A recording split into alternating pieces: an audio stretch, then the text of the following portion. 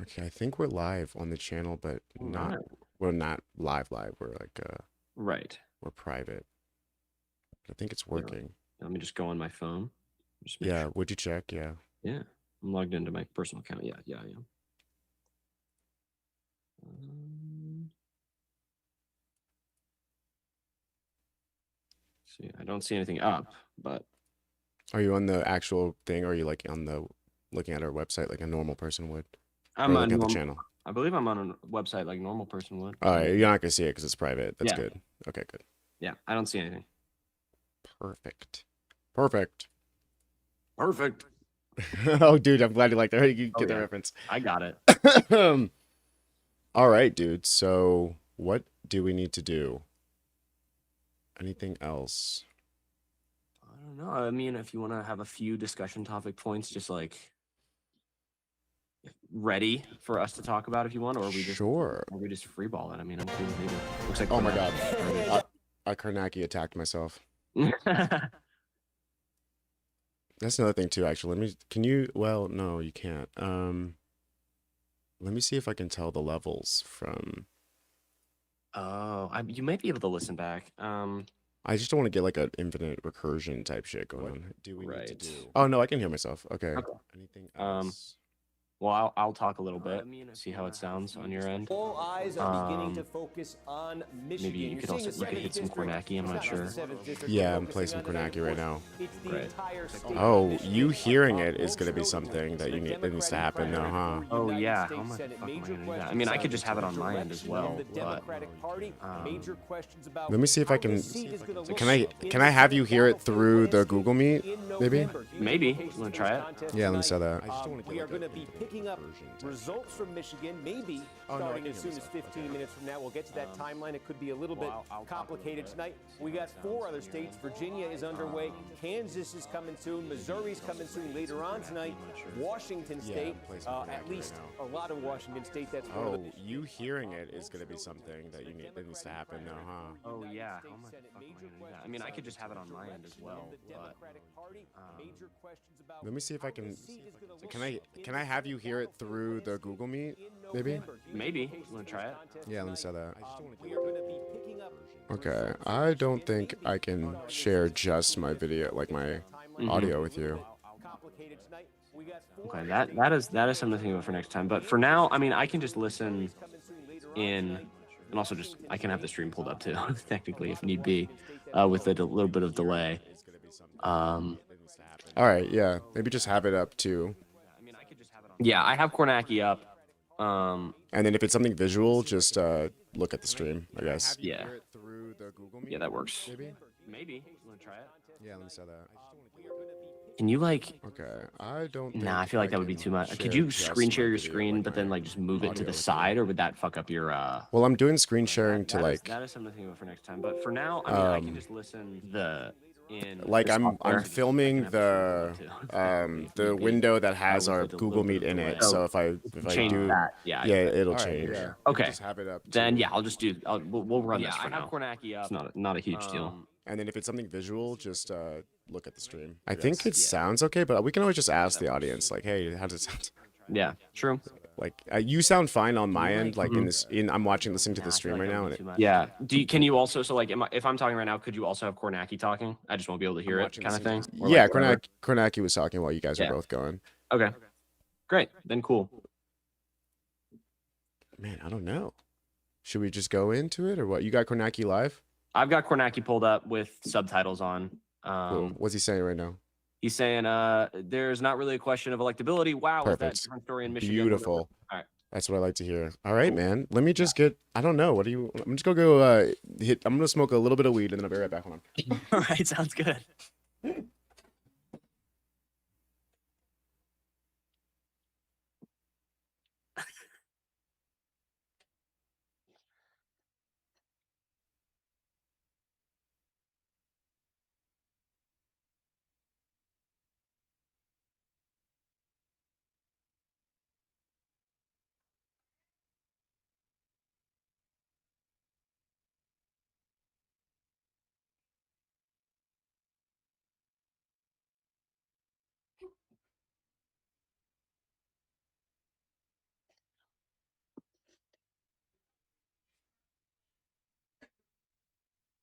fool I was.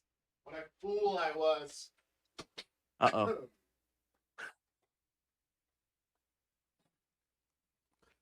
My girlfriend's watching fucking School of Rock. I'm kind of jealous. Oh. Damn. Great movie. I haven't seen School of Rock in so long. Yeah, dude, it's awesome. And it's like, we were just talking about how, like, it's one of those movies that makes you think school's gonna be great. And then you go to school, you're like, oh, this is nothing like School of Rock. All right, dude. I don't think there's anything else to do except for go into it. Let's just run it. Let's see what happens. I'll pull it up on my phone. All right, let's do it. In changing to public in 3, 2, 1. Yep. We're public? Yep. Oh my god. All right. Let's go. I know, this is so exciting. I mentioned doing some live streaming in a couple of videos now, and people seemed to be interested. Mm-hmm. So I'm hoping that we can get some people in here. Also, I'm meaning to do like member streams, maybe. I know you can do member chat, but I feel like I want to talk to everybody, you know? Yeah, not put it on members only and paywall it. Yeah, I just like, I don't know. I just like, this is a community. We're socialists here. So I guess we're back. I guess let's pull up. I'll have, of course, NBC. The polls are not quite closed yet. Nope. We're a little bit early. That is okay. This is fun. I'm That is looking at like why we're here. the chat controls. This is exciting. Let me do so when somebody jumps in that there's like something to look at. I'll put this in the corner. Let's make it a little bit bigger than that. What are we looking at? So I got pulled up the today's races to watch.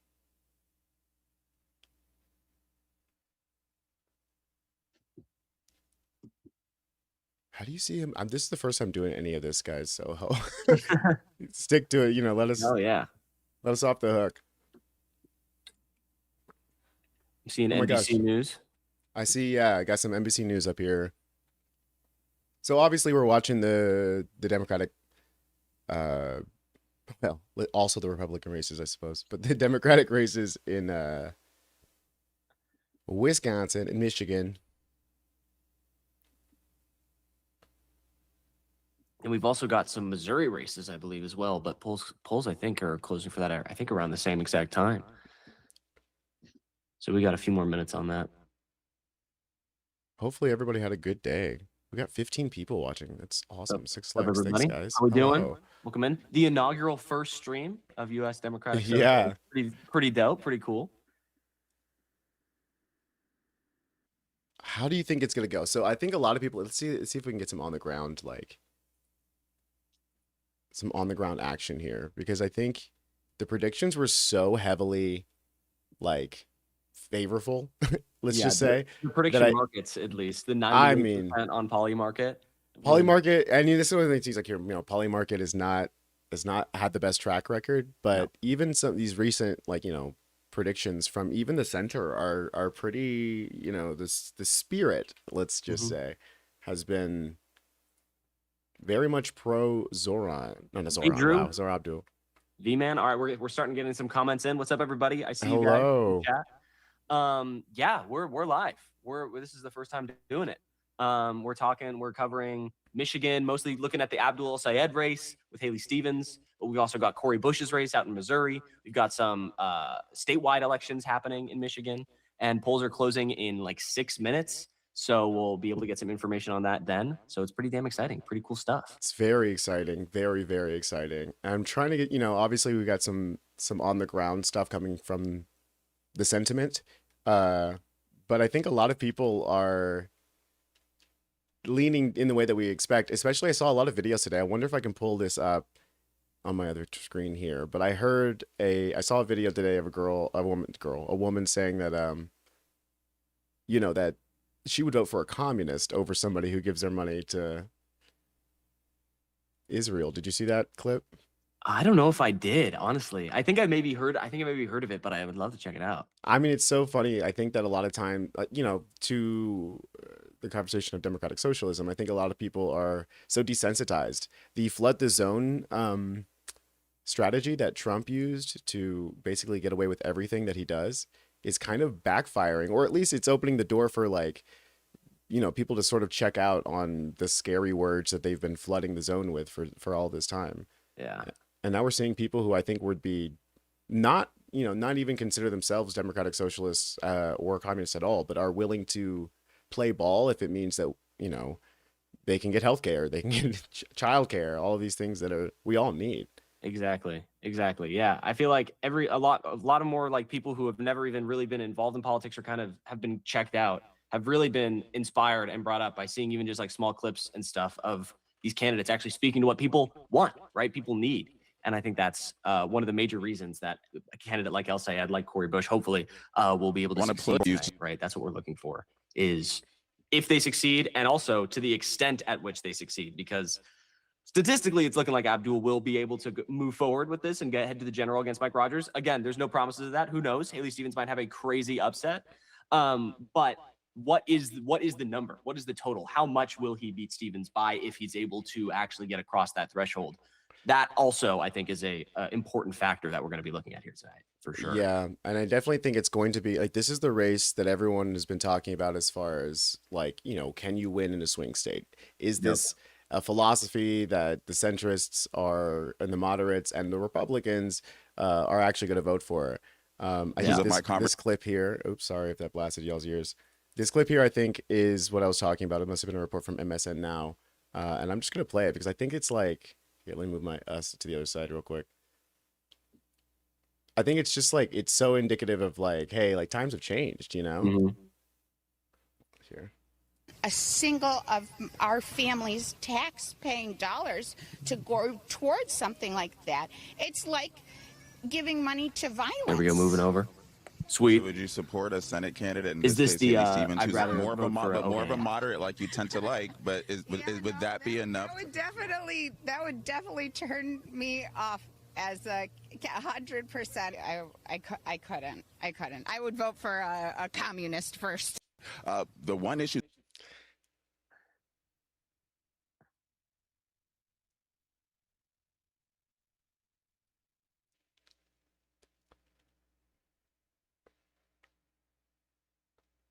There's a bit of a delay.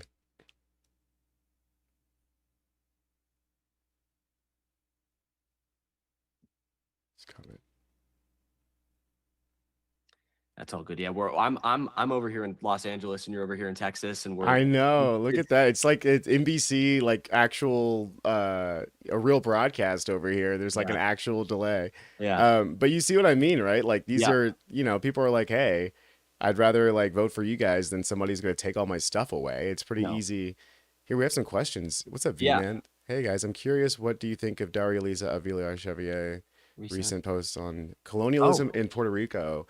Yeah, I mean, I think that like, I think like, I mean, I think this is really her opinion too. I think at the root of it is that like, they should decide what happens. You know what I mean? Like they should decide. And from what I understand, is Emma Vigland, is she on right now? Sweet. That's sick. Hell yeah. From what I understand, like I think there's like I'm not in New York, like I don't know anything about New York, but I hear there's like some, I guess the Puerto Rican diaspora in New York is pro independence, and that's maybe a minority opinion. It's an interesting issue because a lot of people have different takes. I'm half Puerto Rican. My mom was born and raised in Puerto Rico, and I feel like half of her family have different views on the whole thing. Some of them want statehood, some of them want pure independence, and then a lot of them, most of them don't even live in Puerto Rico anymore, right? The diaspora Puerto Ricans, more Puerto Ricans live in the continental United States than on the island now. But it's a very interesting question. And Daria Lisa, I mean, she's a great candidate with a lot of great policies, and she's just expressing her opinion and beliefs on this issue. And I do think I agree with her that it's up to the people in Puerto Rico to decide their future, and I think that's kind of what the attitude has been for a while. Yeah, definitely. I mean, I feel like it's even to like the DC question and the Hawaii question, and I'll definitely like I think when we have the really tough question in America about what to do when it comes to like the Native American genocide. Like Mm. there's a lot of, I think there's a lot of moving forward. There's a lot of different relationships that can exist and structures that can exist that I think we shouldn't close the door to. But at the same time, it always should stem from like self-determination, right? I saw a question here with Drew. How do y'all stay chill with your old family Democrats who don't even know who Mamdani is, dude? Like, I don't. My family's MAGA, man. I'm from Texas. My family's Republican, like Republican. So it's tough questions. My mom, she's from Mexico. She's a born and raised in Mexico. And I remember in college, she was like, I came home from college one, for Christmas or something, and she was like, AOC's crazy. She doesn't know what she's talking about, blah, blah, blah, blah, blah. And I was like, Mom, you're AOC. Like there's no daylight between the two of you guys. It's insane that you have that opinion. But that's what Fox News will do to your family, man. They'll just like trick them and lead them down a crazy. Yeah. Yeah. I'm split, some of my family is MAGA, some of them are pretty progressive, and then I've got like an 83, 84-year-old abuela who's like loves Mamdani, she's a fan of his. She's like, I don't agree with everything, but I like it. It's really interesting, to have this tide shift that happens where even though they they don't like Mamdani, they can't even like hate on him too much because he's just such a likable figure. Exactly. They can't even like, what can they dog? They dog on his policies, right? And then that's it. They move on, and then they sound terrible because they're like, oh yeah, I hate dumpsters being put into New York City instead of like leaky trash bags on the side of the road. That's just good policy. That's just good. I mean, it's sometimes they're like, oh, that's good. I guess that's good. I guess that's good. It's the best they'll ever give. You know what I mean? Exactly. And it's right. Like the comment about uneducated Democrats in the center, they'll also feel the same way. Like, it's good to see you too, Andrea. I think like it's difficult to have those conversations, but it's important to have them because it's like, who else is going to break them out of the Fox News brainwashing, or even just like, you see the way CBS is going, like, it's a hard one. And like my family's, they're not from Puerto Rico, they're from Mexico, from Chihuahua. And my grandma just got her citizenship, right? And she voted for Trump because Trump's name was on the like papers when she got like she became a citizen during his term. And you know how he likes to put his name on everything. And I was like, when I found that out, I'm like, why did you do that? And she was like, well, he's the one that gave me citizenship. I'm like, dude, yeah, that's not exactly what happened, but and it's like not exactly what happened at all. And like that was really like a radicalizing moment for me, my own. But I was like, yeah, I have a responsibility to like grab my family by the shoulders and be like, what are you doing? Like, take your life into your own hands. But also, that's part of the conservative project, I think. You know what I mean? Yeah, it's exactly. It's totally this. I mean, I feel like there was a clip of James Tallarico today talking about culture war nonsense being the dividing thing that really separates a lot of people. And Fox News has been leeching off of for so long, right? It's just been this culture war, all of this divisiveness instead of actually focusing on the issues that people really do care about, Right. And then that leads to, how you feel about a trans person becoming this major factor in how you vote. And it's like, what are we doing here? Come on. Like it's somebody, I go to I have family in small towns, and like they go and the first thing out of their mouth is something about Jews or something about trans people. And I'm like, guys, there's like, for one, there's like a Jewish family here who you guys like, we like them. So I don't know what your problem is. And two, like, you don't know any trans people. So I don't even know where you got this opinion from, because you're so afraid of something that's not even affecting you, nor is it an issue. Like if you,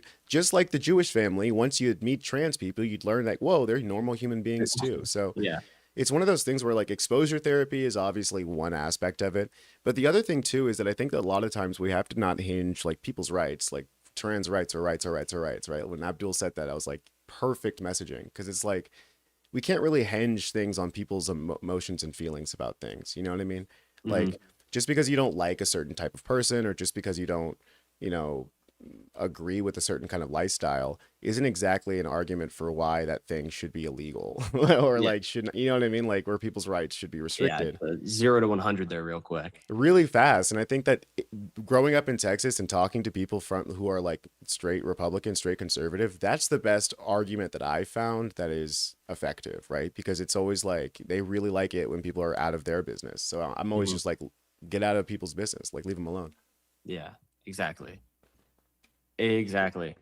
It is 5:05. Have any of the polls closed yet? I believe we I'm have looking some at Karnacki, here. so let me pull up Karnacki and see what we can do here.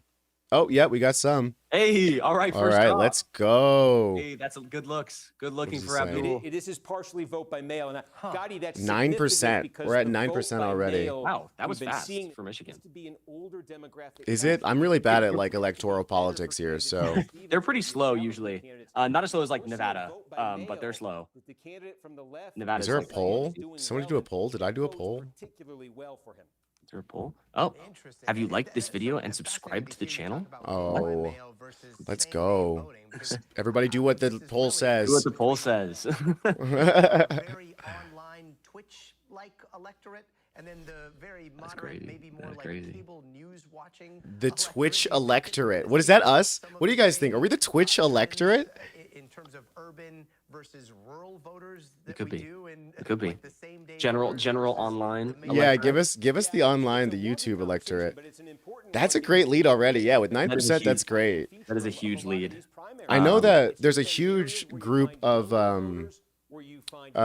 Stevens voters in Detroit, right? She did a lot of her work in Detroit, a lot of her campaigning. She wasn't on the ground very much, but Nope. Mallory McMorrow or Mallory McMorrow with 407 votes. okay, McMorrow heads go crazy. Interesting. You man, I would have told you guys had universal health care. That's insane. Yeah, like that's I agree with that. Like I think the idea, I think it's always like I think we should take an economic argument when it comes to like that'll be I think in a conversation for next year once these election cycle is over. But like when we talk about Medicare for all, I think it's just a dollars and cents thing, guys. It's like look how much you were spending on insurance. It'd be cheaper if we had a Medicare for all, a universal healthcare system. Yeah. You know what I mean? Like just Yeah, we already we spend the most out of any OECD nation on our healthcare, and we're the only OECD nation that doesn't have universal healthcare to some extent, at all, and we spend more than everyone else already. yeah, and we already spend so much. It's like, you know, and I think the other thing against you know, it's very relevant to this race is like people are so upset with Israel in general that like the concept of sending money to another country that has universal health care is so upsetting to the voters like across the spectrum, I think. Mm-hmm. Oh yeah.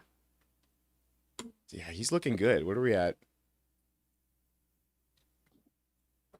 What's Kornacki talking about here? Let me turn it on. At your fingertips. This is wild to just see you work here. Thanks. This is it. Look, Trump has won this 2 out of 3 times. Remember, before Trump came along, Severs, thanks, appreciate it. Thanks. Since 1980. I don't even know what to say when people say thank you. I'm always just like, oh, Hey, thanks guys. oh, Thanks, shucks. appreciate Don't that. worry Thank about you. it. No. Where, the Stevens You joined your local chapter. That's awesome. I actually started joining my local chapter too recently, and my local chapter, I love them. Nice. Yeah, and honestly, yeah, you mentioned Mamdani in that about opening your eyes, you know, to a lot of that. I think Mamdani is like one of the, if not the most important elections we've had in the past 10 years for a successful progressive, right? I feel like it was like AOC back in 2018, I think, when she first joined in, and then now Mamdani has just spurred this whole new movement of progressives realizing that, oh, a politician can actually work for me, do shit for me. Yeah, that's the thing, you know. And I think that it just opened up so many doors for what we're seeing right here, right now. Exactly. Got 100%. Like it's one of those things where I always thought, like growing up, you know, not to upset any JFK fans out there, but like I always thought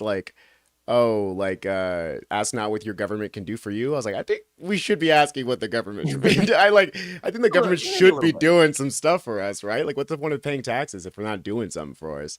And I think in a lot of days, like both sides of it all, like, you know, I don't know. I always think about that South Park joke about like the difference between like a turd sandwich and like the other one or whatever. It's like basically both suck.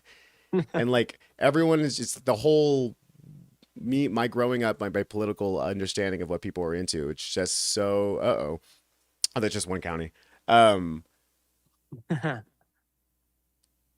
It was just so checked out. Most people are checked out. Like a third of the electorate doesn't even vote at all. So I think there's a lot of room for Mamdani proving to people that the government can do things for you.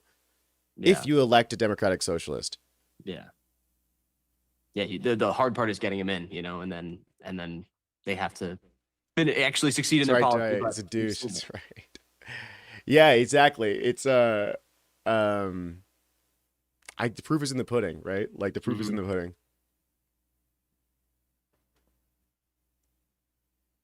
What's Kornacki looking at here? I don't know. I'm about to go look at. Here, I'll put on Kornacki, and then I'm going to. You guys let us know if the volume's wacky or anything like that. But again, just those two small things we've seen so far are things that Al Sayed would want to see more than Stevens would want to see.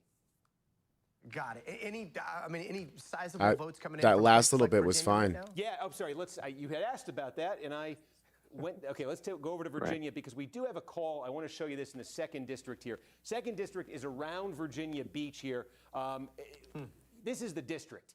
It's basically dead even in the presidential race. Now, this is interesting. Elaine Luria won this Democratic primary. That's no surprise. Elaine Luria is a former member of Congress. She was defeated for re-election by Republican Jen Kiggins. Kiggins unopposed for renomination in the 2nd District. So this is going to be a rematch. Two candidates who've represented this district in Congress. And again, the backdrop, this is as dead even as they come. This is going to be one of the most closely watched congressional races in America this November. This is going to be, kind of one of those bellwether districts. Yo, you can't hear it all. Oh, am I the only one that can't hear them? Oh, what's going on?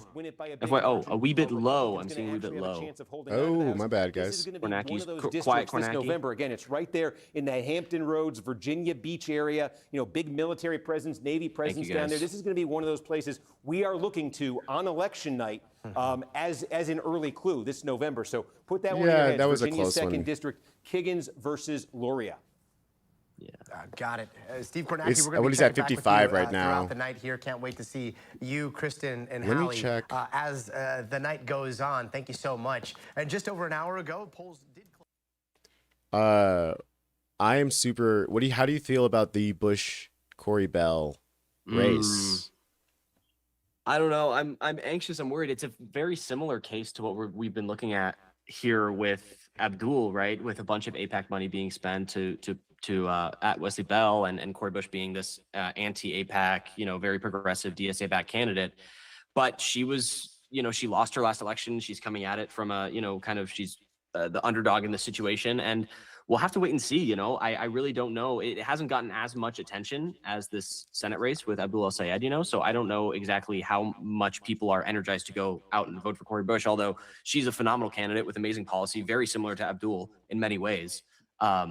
But that one is one we're going to have to definitely wait and see. It's not as clear really who's going to take the victory there. And I think the last time I looked, Wesley Bell was actually pulling ahead. I know. I think that the polling is a little bit sparse on that one, and I think I'm actually super surprised too. I think that I saw some posts talking about how they're surprised at the primaries today.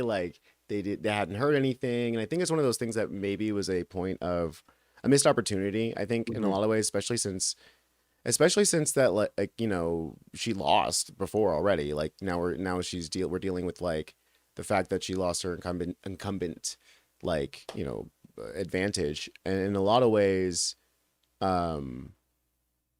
she has such a large name recognition that it should have been relatively easy for her to prove that Wesley Bell is the same level of attack that Abdul had on Haley Stevens when it came to AIPAC. Here's another perfect example. The last election was so horrible as far as dark money coming in, flooding into the election, that I don't know where the disconnect went there as far as comms and focus, but it might just be a situation in which because Abdul is so phenomenal and such a big deal that it just took more of the energy away. But I really do hope that people came through. The ground game was tight, and that we're just gonna watch another. Because the same thing could be said for Maylot Kiros. I think Maylot Kiros is a great example where there was not a ton of attention on her until right before her election, and she managed to surprise everyone with how much. That's true. You know what I'm saying? And I think that this will be the second, the third, I guess. Yeah, 3 times a pattern. So yeah. Yeah, we'll have to wait and see. Chuckling at something. What are you chuckling at? I'm chuckling at Moto Centric's comment about Danny DeVito. The accuracy. The accuracy.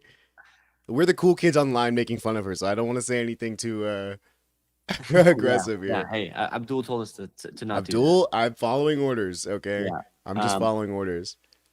Yeah, the accent change is something I did notice. But you know, Haley Stevens I give her credit where credit is due in the fact that she has said if she does lose this race, she's not going to put up a fight. She's going to support Abdul, and Abdul has said the same thing about her, which is great because right, the eyes on the prize is really the main thing here of Mike Rogers, right? He's the guy Right. to beat.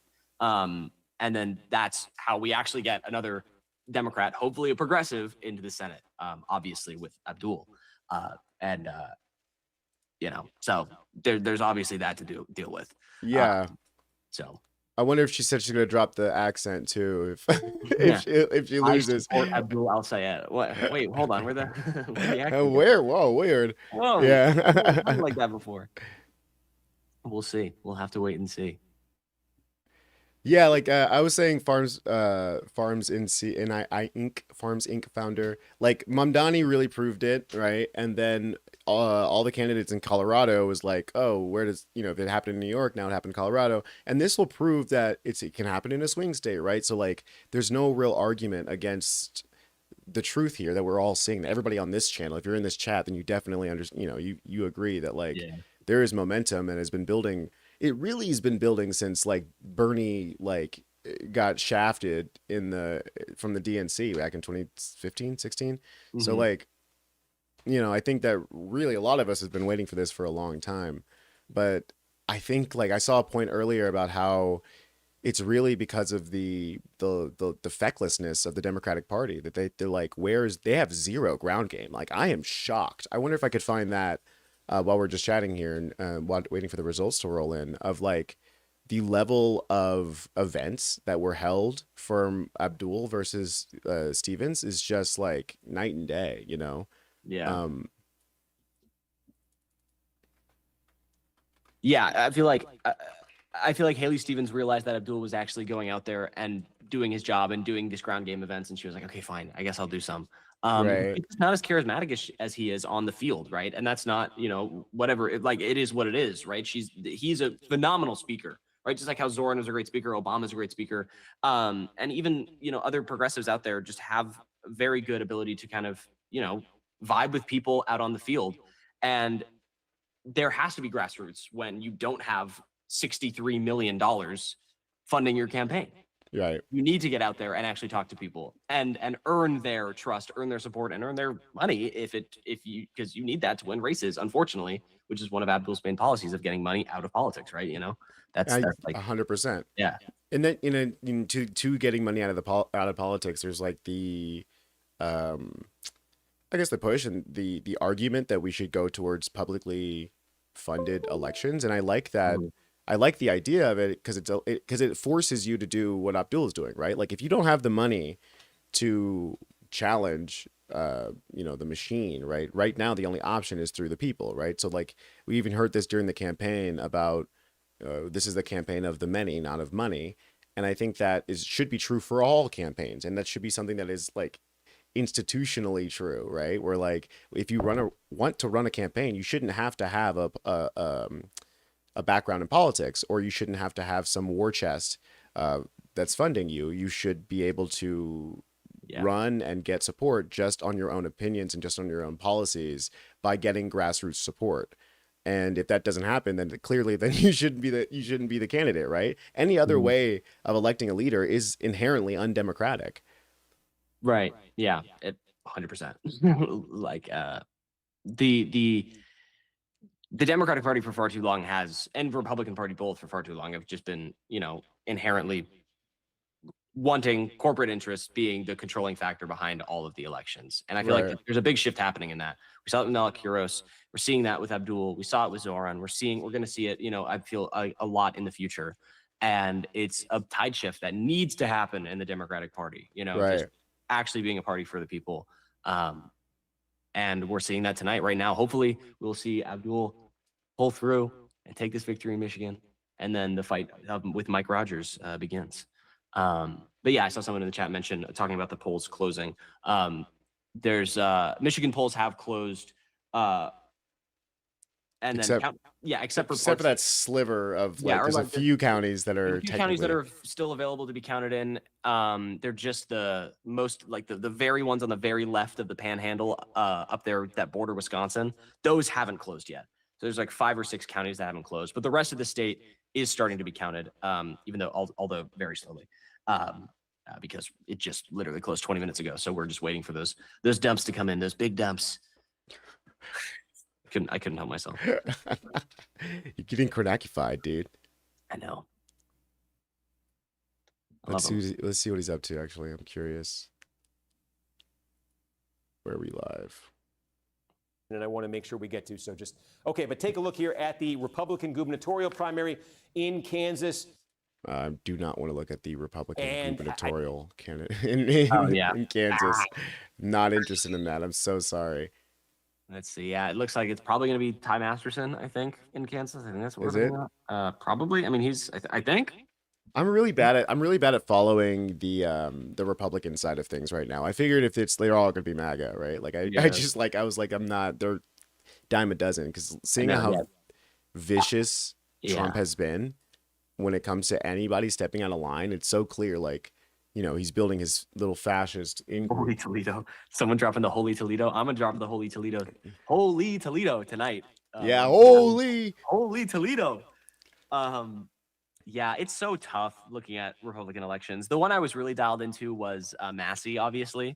The Thomas Massey election that also a very similar story. A bunch of APAC money comes in and corporation money comes in, and he loses. So that was like the one Republican election that I was really looking at because it was a test to see if being anti-Trump is actually possible in this day and age. And it turns out, man, not really. Not so much. Still not so much. Even Yeah. though Trump is more unpopular than he's ever been ever. He's like right on the edge of the Bush line every single day, being like 36% approval rating, and still Republicans, by and large, are supporting MAGA candidates, which is it's frustrating. And it's one of those things where, like, I mean, okay, so let's get, this is a little bit out of left field, but how do you feeling about the Mitch McConnell, Andy Bashir situation, right? Because I think that, like, that's a great example of, like, well, like, the argument is that being one senator down is like good or whatever, but I think it's like it just points to the fecklessness of having like a Republican, any kind of challenge to the Republican system is gonna like trigger the cultists. Yeah, like Card Collector just said, it's a cult. It's a cult. It is a cult, and it's become more of a cult. I feel like ever since Trump 2.0, right? Like obviously this entire time there was like this cult of personality around Donald Trump.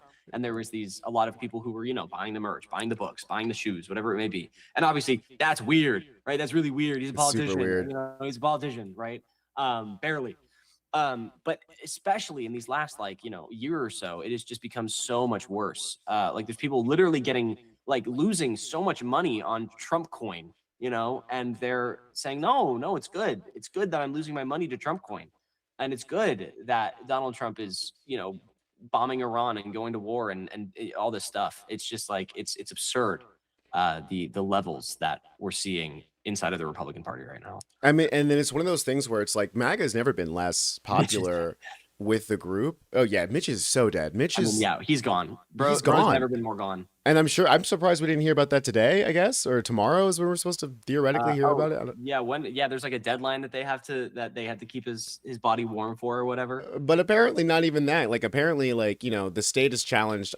From what I looked into, like the state changed the rules so the governor can't elect or whatever, but that might be against the Constitution. And the point that I'm trying to make is that like if you've got fascists, unprecedented. If you've like levels that we've never seen before, if we've got like a fascist cult in office, then challenge it. Even if they're gonna drag you to court, then get dragged to court. Okay, then do it. I don't know what the difference right? is. It's worth going to court for this. Like it's fine. That's what this whole thing is about. The judiciary and the executive and the legislative balance each other out. I thought that was the whole point of this thing. That's literally the entire point. And you hear from the Senate. You're hearing from the Senate. Who was that? It wasn't Thune. It was somebody from the Senate being like, well, we can't rein in Trump can't be reined in or whatever.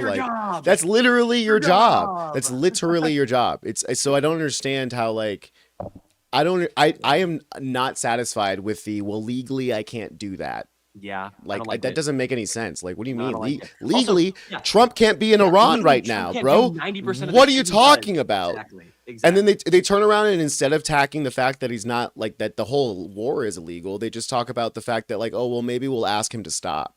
Like, Yeah. bro, like I'm so done with like we're gonna keep playing by the decorum games, and until they decide that they're gonna start playing along. It's just so like, yikes. Yeah. It's this like old school, like, we have to be so polite and treat the Republicans with decency when they never give the same level of decency back to the Democrats ever.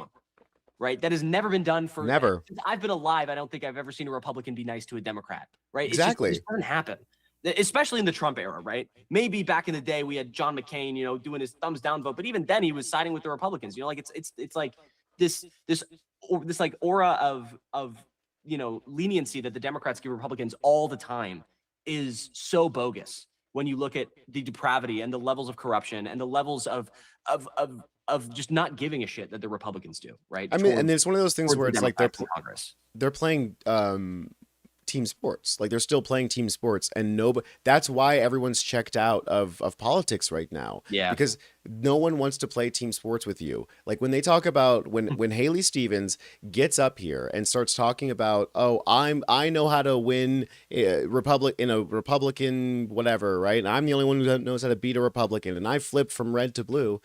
What's the difference? Yeah. You flipped from red to blue, but you did it by passing Republican policies. Like, so who gives a shit, right? And then it's the same problem with realistically with why Kamala lost. Like, if you have to be a centrist to win an election, then you're not really winning, are you? Like, there's no real difference. Mm-hmm. And so I think realistically, like you're saying, it's like people if you get down to the issues, and you can win on the issues. And so do something, literally just do anything that we've been asking you to do for a long time, and you'll start winning these elections. Like, it's very simple. And we're seeing it, right? We're seeing the candidates who are actually listening to their voters, and their voters are pleased when they do the things that they say they want them to do. Exactly. Surprise. And that's shocker, so radical. Yeah. It is so radical to do such a thing. It's just one of those things where like it's hard to be the momentum that people feel when they think about like Obama or whatever. They always think like that should just be how politics is all the time. You know what I mean? Like it's the voters' fault for not like being engaged with civics. No, you got to give them something to be engaged about. Give them something to be excited about. And I think that's a big issue with a lot of politicians generally nowadays, even on both sides of the political spectrum, is there's nothing to vote for. It's just something to vote against. Right. And I feel like the Democrats have been especially guilty of this in 2024 and in 2022. Just like we have to vote against Donald Trump because Donald Trump is the worst. I feel like 99% of Democrats across the country know that Donald Trump is the worst. We get it. We've been there. We know that. We know he sucks. Why are we voting for you besides Donald Trump sucking? Because that's not enough to get a lot of people off the couch to go vote. Right. Are you going to make, I don't know, my healthcare cheaper? Are you going to make my groceries cheaper? Are you going to make my housing? Or like, what are you going to do to actually benefit me and, put pressure on the corporations, on the actual industries that are making my life worse? Exactly. And they call that stuff radical, man. They call it like pie in the sky. Oh, we can never have it. Like I'm having flashbacks to Neera Tanden at the 2016 DNC convention talking about like, oh, like I've tried so hard to pass Medicare, ACA, and they spent a lot of money to try to stop us. It's like, okay, so what? So that means we shouldn't try? Oh, Tony, I got a message from Marco. He's interested in joining us. I don't know. Oh my God. Yeah. Let me send him. If you're able to figure that out on the back end here, but I may have another guest joining us here, folks. Marco Foster is the best. If you don't know, if you're on Twitter, you've seen Marco. And if you haven't, you need to follow him. He's the best. To be fair to the population, the media, it does block out progressives. That's true. But I do agree with that. I think mainstream media, a large part, does have a large part to do with blocking progressive momentum. But now it's almost impossible to ignore. So the media has been paying attention to it because this insurgency is so much bigger than it ever has been. Right. Like, and that kind of started with Bernie in 2016, where it was impossible to ignore the size of Bernie. Right. And how much he had. But then he lost to Hillary because the Democrats kind of screwed him over twice. And so they're like, well, it doesn't work. It didn't work with Bernie. It doesn't work. And then we saw it lose in 2024. We saw it lose in 2016 against Donald Trump and barely squeaked. Well, 2020, Joe Biden did a good job, but that was COVID, right? That was like the most insane election that any of us have lived through by and we may not ever get to that point again. It was just like absurd levels. Yeah. Of And political they engagement. might have fucking cheated. Like, Yeah. who knows, right? Yeah, who knows? Well, here's one thing. Here's one thing. Like they cheated in the way that like they cheated against at least for sure, provably, they cheated against the spirit of an election, right? Because like the whole point is that like, when you have all of this money coming in from like Elon Musk and Jeff Bezos, and like they're hyping up this and lying, straight lying to consumers. Like to Drew's point, there's only so much you can blame the population for being lied to and believing the lies of people who like, have been told that they need to trust authority figures. That's part of like, how our society functions. And so Trump straight up said, no new wars. I'm going to lower gas prices. I'm going to put more money in your pocket. He said all these things that sound good to people. And so they believed him. Right. And I think that like, obviously we can laugh at gullible people, but like also, like I just said earlier, my grandma is a gullible person. So at some point it's not funny anymore. It's just sad.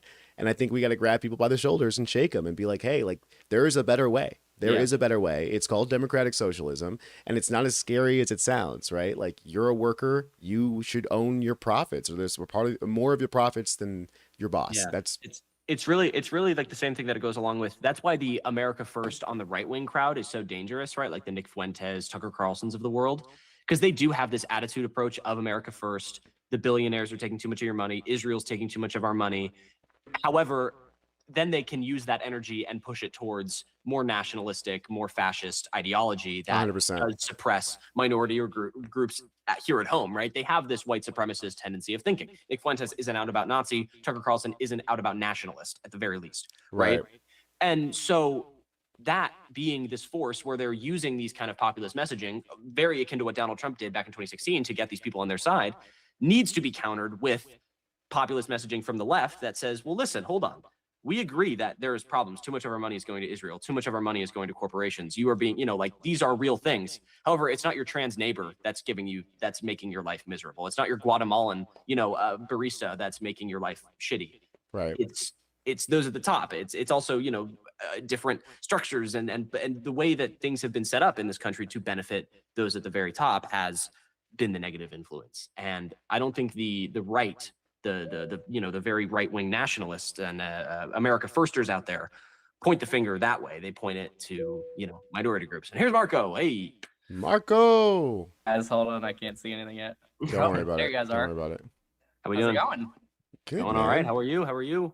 I'm good. Hopefully this looks good on stream. Just here in I'm here in Mom Donnie's stand. Hey, let's go. Let's go. You got the merch on and everything. Hell yeah, dude.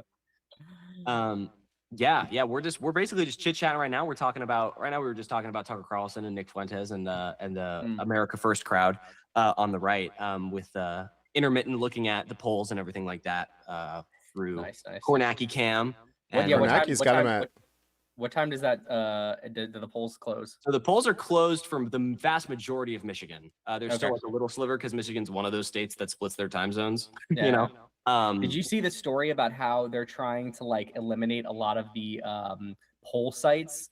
I don't think it's for today. I think it's for the midterm itself in November. They're trying to cut in like one of these districts, like the number of poll sites, like in half. That's my fucking hometown, Fort Worth, dude. It's my fucking home. I sent it to my parents, like, do not let this happen. You need to go downtown and you need to figure this out. Yeah. Speaking, I think we just got a new drop actually for Abdul, and it's looking pretty good. It's looking amazing. Yeah, Washington County, 22% in, 69.6% Abdul, 28.5 Stevens.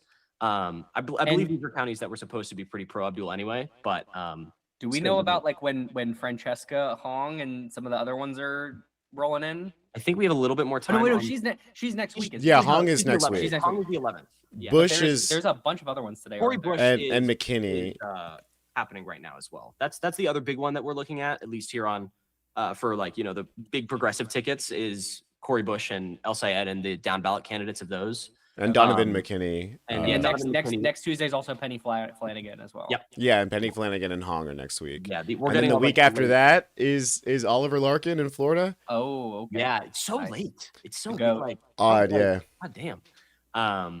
The goat. But yeah. Yeah, my king. Let's go. I mean, I think I saw him earlier with like. Yeah, let me see if I can pull it up on the. Or just a scapegoat. Yeah, card collector. You're right. It's totally just like scapegoating. You know, like it's ridiculous. Yeah, we got a Momdanistan. Hell yeah. God, I hope Stevens goes this whole night without ever seeing 50%. That would be absurd. I mean, like there'll probably be a county or two where she does pretty well. You know, I would assume. But I mean, we'll see. You know, like that. Marco, Tony, and I were talking earlier about, you know, statistically speaking, numbers wise, Abdullah's probably going to win tonight. However, pretty much, definitely, yeah. Obviously, but he's probably gonna win. But the level. I'm scarred. I'm scarred from 2024. I'll never say something is definitely gonna happen again. But like, how much, right? How much is he going to win by? How much is this going to be? Well, I just have one thing to say, okay? Israel, come to me in my dreams. Yeah. Come on, Israel. Yeah, that clip is so bad. Oh my God, dude. It's baffling. It's crazy, like that how much of like a defining thing that became. I think it was so dirty too, like the way that she used not her. I mean, it was AIPAC and all these, you know, shell corporations that were doing these campaign ads that were doing this like shit about how Obama endorsed her the first time in whatever 2018, and they're running these ads of like her and Obama. Dude. And these like old black voters in like these street interviews. They're like, yeah, you know, like I see Obama fucks with her, so I guess I'm voting for her. It's like, cool. This isn't anything about this race at all. Like she worked with him in 2018, and even today I think she posted about his birthday or something. I think it's his birthday today. Happy birthday, Obama. Oh, is it really? I think she posted. Yeah, he's 65 today. Yeah, it is. Shout out. But like that's like apparently maybe some strategist came to her and said, "Listen, the Obama thing is kind of working." So she's like, "Okay." When they had all these mailers and shit too with that, like. Yeah, with the quotes that were like that were outdated. I mean, look, I'm glad that these fuckers just lit $60 million on fire for. I know. It's like, almost 54 now. I think is the total. You'd think they'd look at Elon Musk losing that like Supreme Court, Wisconsin, and then be like, oh, maybe money is not enough. Because like we mentioned, we were talking about it earlier, like social media and stuff. Like, 10 years ago, they could have. Ads was everything, but I think like realistically nowadays, like there's free advertising and just TikToks on people's posts on Facebook, like what we do here. Like they can't hide the information anymore. And also like the thing is, all the ad spend stuff is just purely manufactured. Like it's purely just like, here is us, just like one person spending an inordinate amount of money to push this agenda. When you have social media, it's the people that are organically all rallying around a candidate or around an idea, you know. And when it's ad money, it feels like it. You know, you can feel the inauthenticity. Right? It just doesn't. It's like, what is this? You know, this isn't this. What I will say though, it's what is fucking crazy to me is seeing some of the moderate Democrats and the diet MAGA, you know, blue MAGA Democrats who are like, oh, like I'm either gonna stay home. I saw one dude like a thing from like Poll Tracker that was saying like the guy's gonna vote for fucking Mike Rogers, and I was just like, what, like. And it's just crazy. Like, it's crazy to me that like, it's so frustrating because like, I'm someone, I don't know if you know my background, but like that, like I, for a long time was like a more moderate Democrat, like earlier in my youth, like even like 2016, I was a Clinton primary voter over Bernie personally, but I am now like fully radicalized leftist democratic socialist. And as someone who back then was very frustrated when people were like, you know, like we're not going to vote for Hillary or we're not going to vote for, you know, Joe or Kamala, anybody, like to me, it's always the worst Democrat is still always going to be better than the best Republican.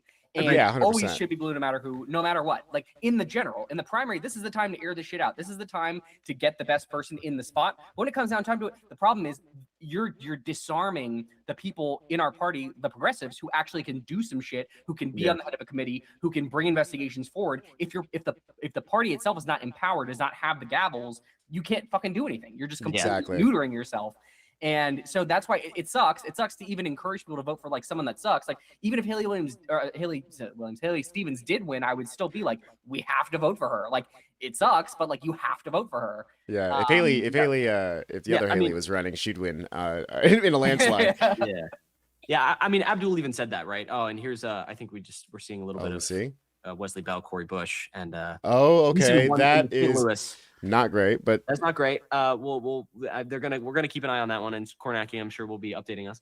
What's he saying? Hold on, can I hear what he's saying for a That second? Bell was going to do better, much better Hold on, let me, in St. Louis adjust County, the, and he was going to do much better with the early vote. So this is as good as it can get for Bell, just in terms of the type of vote we're talking about. We're talking about early vote in St. Louis County, but we're talking about nearly a 60-point margin over Corey Bush.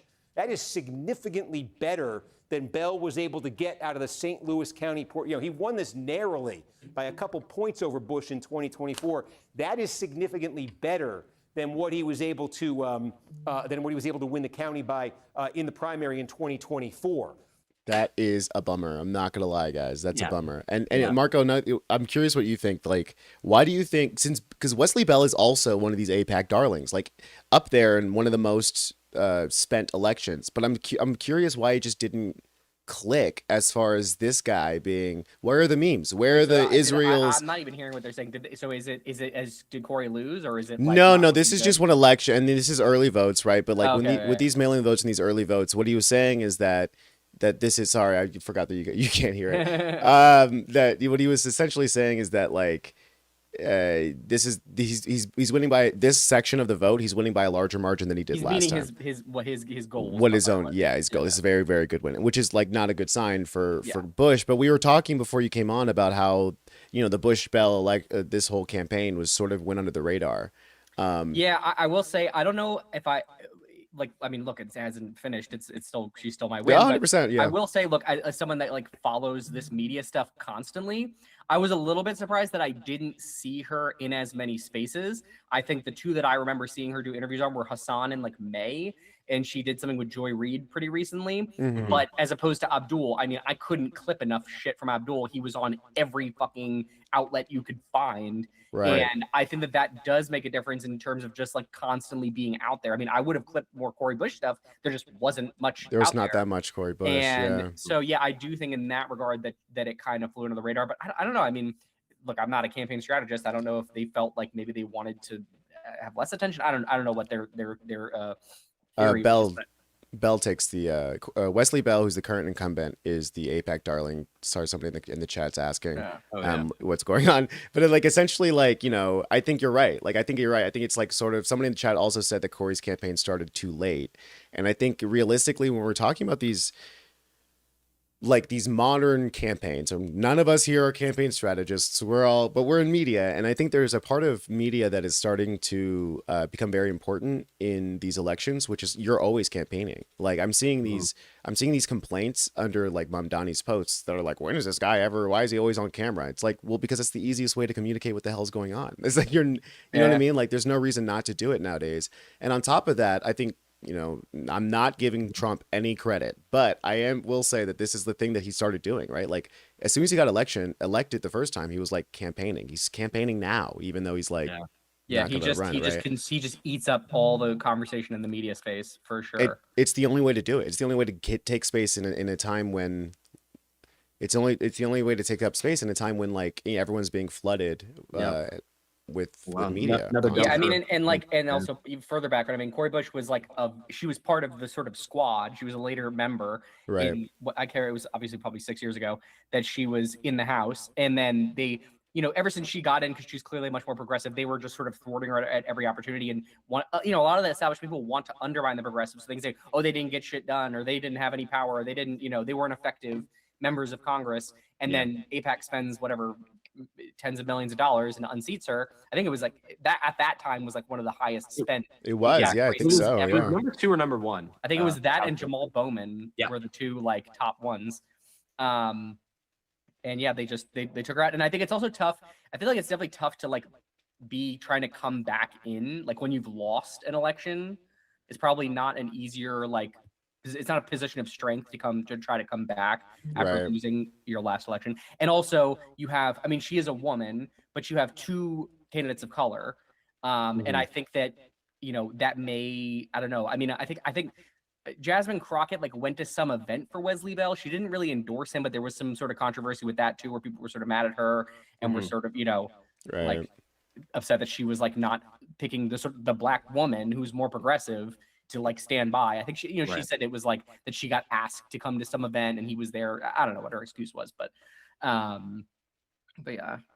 Yeah, I think you're right. I mean, I think that like being in front of the camera is a big part, but I think that like there's a little bit of a tension right now, even amongst all the caucuses, right? The Hispanic caucus, Black caucus, like progressive caucus, even there's a lot of split between how much of the door do we open to these out and about socialists. Like, do we let them in the that's the big conversation right now. Or how big is the party? How big is the tent? But realistically, I think what we are seeing is that the momentum is behind our side. There's no momentum in the standard status quo. And so it's seeming like the new regime is really like starting to prove itself here, where if you don't, I think there was a little bit of controversy around Hassan saying that the 2028 presidential candidate is definitely not going to be pro-Israel, right? Yeah. Mm-hmm. And that is like such a good, like obvious. It seems so obvious to me, but it's surprising that that's not something that the media is picking up on yet, Yeah, I mean, I think it's gonna be interesting to see how it shakes out because even recently, I think like even like Ossoff has sort of like wavered on this, and he's someone that I think is going to be a formidable candidate in 2028. Newsom had a bit of a moment, and then he walked back. Oh, well, it's not really an apartheid state, and he kind of wavered on all. He said it once. And he kind of went there, and then he was like, "Oh wait, no, actually, no." It's like, I don't disagree that. I mean, it's going to be definitely like a huge fracture. I think it's just going to get even uglier than this cycle was. I mean, 2028 is going to be like just total madness with that. But it's just crazy. It's crazy to me. Like Kyle Kalinske will talk about all this all the time. I'm just like, we're in like living under like the fucking Fourth Reich in like the most insane shit that we've ever seen in our modern times. And you have fucking Bill Maher, who's like, well, I'm not going to vote for a communist. Don't get me started on Bill Maher, dude. It's like, you just become a fucking Republican already. Like, do it. Just do it. You and Fetterman should hold hands and gallop into MAGA-land, brother. He's so trying to like build up this why I left the left thing, or why I'm a Republican now. Like, the left has gone too far. It's like, shut up. If you will even consider voting for JD Vance, who has been the number 2 under all of this shit, and even said that like wouldn't even say that Trump didn't lose in 2020 and that he wouldn't have certified that election. If that's not a red line for you, all this shit, then like go fuck yourself. Yeah, leave. I mean, it's like join the Republicans, right? Like, and I feel like, and it's this threat of moderates like Bill Maher, that they're like, oh, the left has gone too far, and you're gonna lose voters like me. It's like, okay, go. Yeah. Go. We like the amount of Bill Mahers that we lose, the number of Bill Mahers we lose will not be the same as the number of young people we get, right? Or progressive. It'll pale in comparison. You know what I mean? I think Bill Maher, he got this like Mark Twain prize from the Kennedy Center from Trump. I think that literally he's just a Republican now. Like, and it's so funny because if you listen to him, he would bitch and moan all the time. I've been nominated for 30 Emmys and I've never won. They would never give it to a guy like me. And then, oh, they gave him an award. Oh, it's what I've always wanted. A fucking bullshit piece of metal that like tells me I'm great. And like now he's just like fucking MAGA. It's crazy. Yeah. It's so easy to like it's like, I mean, to both of y'all's point, if we don't want somebody in the party who's going to be that easy to buy, right? Like, and if JD Vance, who said that Donald Trump was literally Hitler, can change his mind, and then that convinces you that like that's somebody who you want to vote for, right? The man who Peter Thiel, like maybe the most evil person to ever walk this planet, has like personally like shaped groomed and like spit shined and pushed into the fucking office. Like, if that's not a deal breaker for you, then we are not in the same party. Like, you should just leave. Like, I don't understand why anyone would be on your side. Going back to Abdul and Carville, even like Carville. this other woman in the House, Hillary Schlotton. Have you seen her? And she's like, I won't even endorse him if he wins. Yeah, it's which like, is. Well, she's having an affair with a Republican. So it's not even what Haley Stevens has said. The woman that she's endorsing, right, that she's campaigning with, has said, I will vote for Abdul. The goal is to get Mike Rogers out. And I will give Haley Stevens credit for that, like, forever, right? Like, Abdul and her have both said, we will support each other, whoever wins. But then this other, the state rep is like, no, I'm not going to support Abdul. What are you doing? You're giving the game away, right? You're totally just showing who you actually are and what's actually important to you. But like, and then don't even get me started on like fucking Josh Gottheimer and these. Oh my god! Other fucking assholes. Oh my god! Like, It's so clear, right? It's so clear, like what they're afraid of, right? Because it's like it's all about the money. It's all about the donor class. If they're afraid of, and it's like to proudly proclaim you're a capitalist at a time when like wealth inequality has been the worst it's been since the Gilded Age is Worse. It's 10 times worse. Than like it was. read the fucking room, room. dude. But I think it is like a complete like I think the people always have been drawing the line between the United States and like the fall of Rome, right? But I think there is something true about the distance the aristocracy is from the people, right? Like these we have to remember that like Chuck Schumer is friends with Thune and stuff, right? Like these guys hang out. Like they're like a completely Schumer's different piece of shit too. Yeah. They're all like fucking like they're all cowards and they're all like I mean, bought. Schumer like earlier this year did the speech where he's like, my number one goal is to like make sure that Israel gets as much money as they possibly can get to keep the left pro-Israel. It's like, well, fuck you. I don't know what to tell you, man. Like, I really would like them potholes fixed, right? Like an infrastructure. What's up with that? And that's why I think it's so dangerous to have the Democrats not take the advantage of like the America First crowd becoming the right-wing psychopaths like Nick Fuentes and Tucker Carlson are taking that mantle and being like, well, I'm America First. Well, it's like, yeah, I think the left is America First because we want to help people, you know, and not give our money to foreign governments and corporations. See, but the difference is they have a They different mean idea white. of America. America They as mean it white is- guys. That's the difference. America as it is a multiracial, multicultural melting pot of many people. They're like, we want white America. We are white America first is really all they are. I mean, it's not, it's not, you know, it's we want a return to 1950s where like the woman would do what I told her to do. And, you know, and, you know, the black people would just not be in, I would never see them because we were segregated. And, you know, it's like, they're over there. That's what they want. That's what they want. And yeah. And that's what make America great again means. Right. And I think that realistically, like when we're talking about, you know, and the Malak hero stepped in it the other day when she was talking about, when she was talking about Israel Palestine and centering, you know, the feelings of the Palestinians, but it's often the same way like when we're talking about or the feelings of the Israelis, and it's often the same way when we're talking about America First, right? It's like, oh, when they say America First, they mean this kind of America that is inherently white supremacist, and and you look at their policies and that's clearly what they're doing, but they've gotten so good at speaking out of the side of their neck that they can convince people that they're actually mean America means all of us, right? But it's just isolationist. Even if isolationist, racist, nationals, you know what I'm talking about, white nationalist policy hurts Americans. Like this tariff policy bullshit that they've somehow convinced is America First to these, you know, the 25% of America who's MAGA is like, it's insane that you can pay more and they still convince you that you're America. It's America First. You know what I mean? That proves it's a cult. But and what's crazy too, I mean, like going back to the sort of racism of it too, is like, I saw someone say, I can't remember who it was, but was like, they don't want everyone to have healthcare because then that means that black people have healthcare too. Like they don't want 100%. everyone to have these programs because it means that everybody has to have them, and they don't want those people to have them. They want them to suffer. They want people that are not white to suffer. So like they'll throw aside the poor white people as long as all the other poor people get thrown aside too. 100%. Exactly. Thanks for coming to a member, John Deere. Appreciate you, dude. That's awesome, man. Thanks, guys. And billions back to the corporations who passed down those changes. Yeah, exactly. Yeah, 100%. Right. It's just about really serving the oligarchy, right? So like at the end of the day, when we're talking about socialism and capitalism here, the reason why Gottheimer's like proudly proclaiming that I'm a capitalist is so that he can virtue signal to, or vice signal to his donors that, hey, I will always fight for your best interests, not the best interests of my constituents, not the best interests of the people in general, just you, because I'm a capitalist and I believe that protecting your profits is more important than giving people health care. Right? Yeah. Oh, north side of Chicago. I used to live in the north side of Chicago. Let's go. Yeah, I mean, yeah, you're exactly right. And, you know, bringing it back to Abdul a little bit here, and that's what we're seeing here in this race is people over profits for the first time really on a statewide level in a swing state that's showcasing this can work on a national level. This can work beyond just New York City, which has been the argument for right-wingers and centrists and all the James Carvilles and Bill Maher's and everything like that. They said, okay, well, it's not going to work in Texas or whatever. And it's like, shut up. It can, and it will. And this is just the first proof of that is going to be in Michigan here, I think, tonight.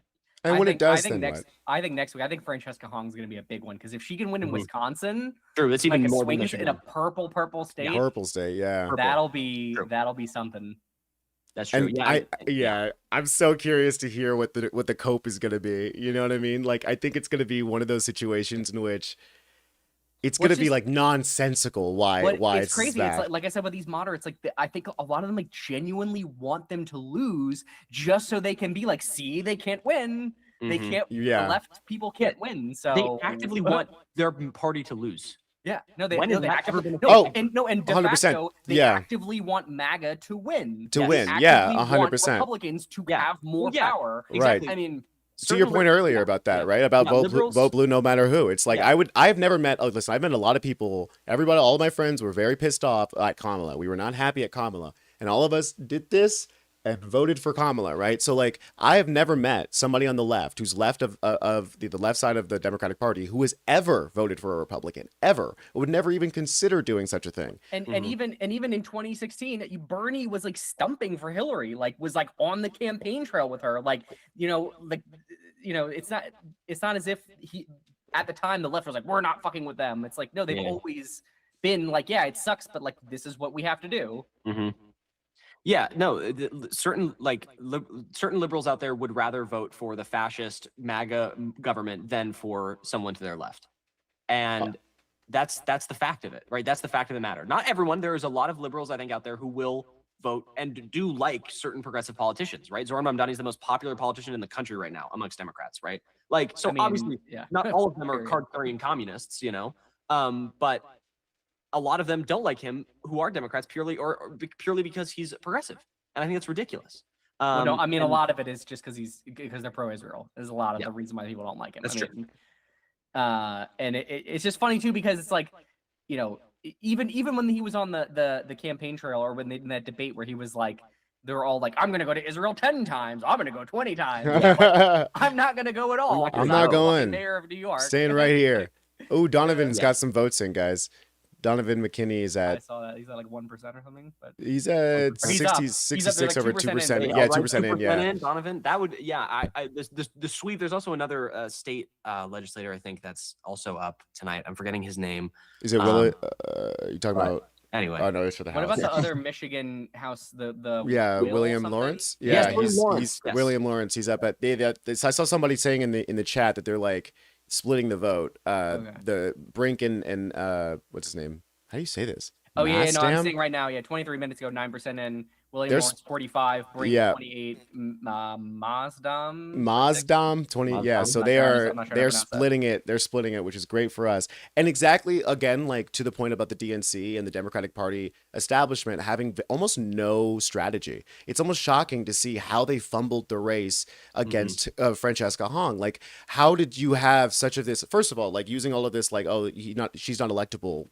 For your main argument against all of these candidates is that they're not electable. Yeah, and then they go to prove that they cannot pick an electable candidate to save them. Even in fucking Maine, they picked Janet Mills, the 78-year-old governor, to be like the establishment pick. And it's like, are you guys joking? Like, yeah.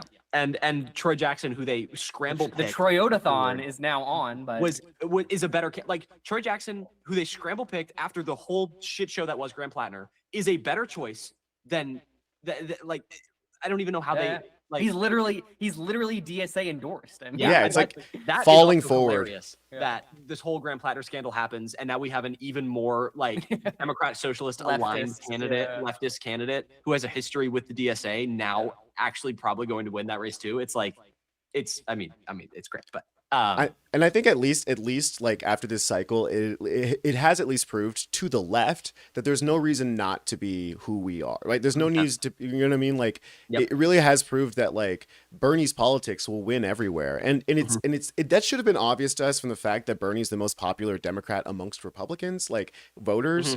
Like Bernie is always consistently polled furthest. So I think that like realistically, it's a bit of a self-confidence problem that we've had on the left. We're a bit like the beaten younger brother who's like too scared to stand up for ourselves up until now, until we have somebody like Zoran who's broken through and has been like, oh wait, governance is actually not as difficult as they've been pretending it is, right? Because like they're part of the uniparty. Yeah. It's motivating in a way that I think they're not ready for. Mm-hmm. Yeah, I mean, I think if, like I said before, it's like also if you just see like it's been a reaction for me personally. Like I've gone more to the left because of just how fucked up this second term of Trump has been, and it's like I want to shove leftist policy down their fucking throats now. Like I want, I want to like make them pay for it. I don't want a return to normalcy, and also. Normalcy is like what got us here in the first place. Yes, 100%. Like the status quo and the establishment shit is what led us. Yeah, it didn't work because it's cozying up to these billionaires and just be, oh, they're not that bad and they're just making money. But yeah, no, they're just. It's like it's the same shit with like trickle down economics. If you leave them to their own devices, they will do the worst possible shit. Period. Like absolutely. They don't. It's so crazy too. Like the way there's like this manufactured consent around like they've created this boogeyman out of both government spending, and they say it's all fraud with the medically stupid guy Nick Shirley who goes around banging on the doors of child daycares and asking to see children. You have that guy, and then you have like Doge and all this other shit where they try to, and JD Vance going out, oh, it's fraud and it's fraud and it's fraud, while they're fleecing everybody out of billions and billions of dollars with all these corrupt deals and the fucking insider trading and the shit coin and all this other shit that they're doing.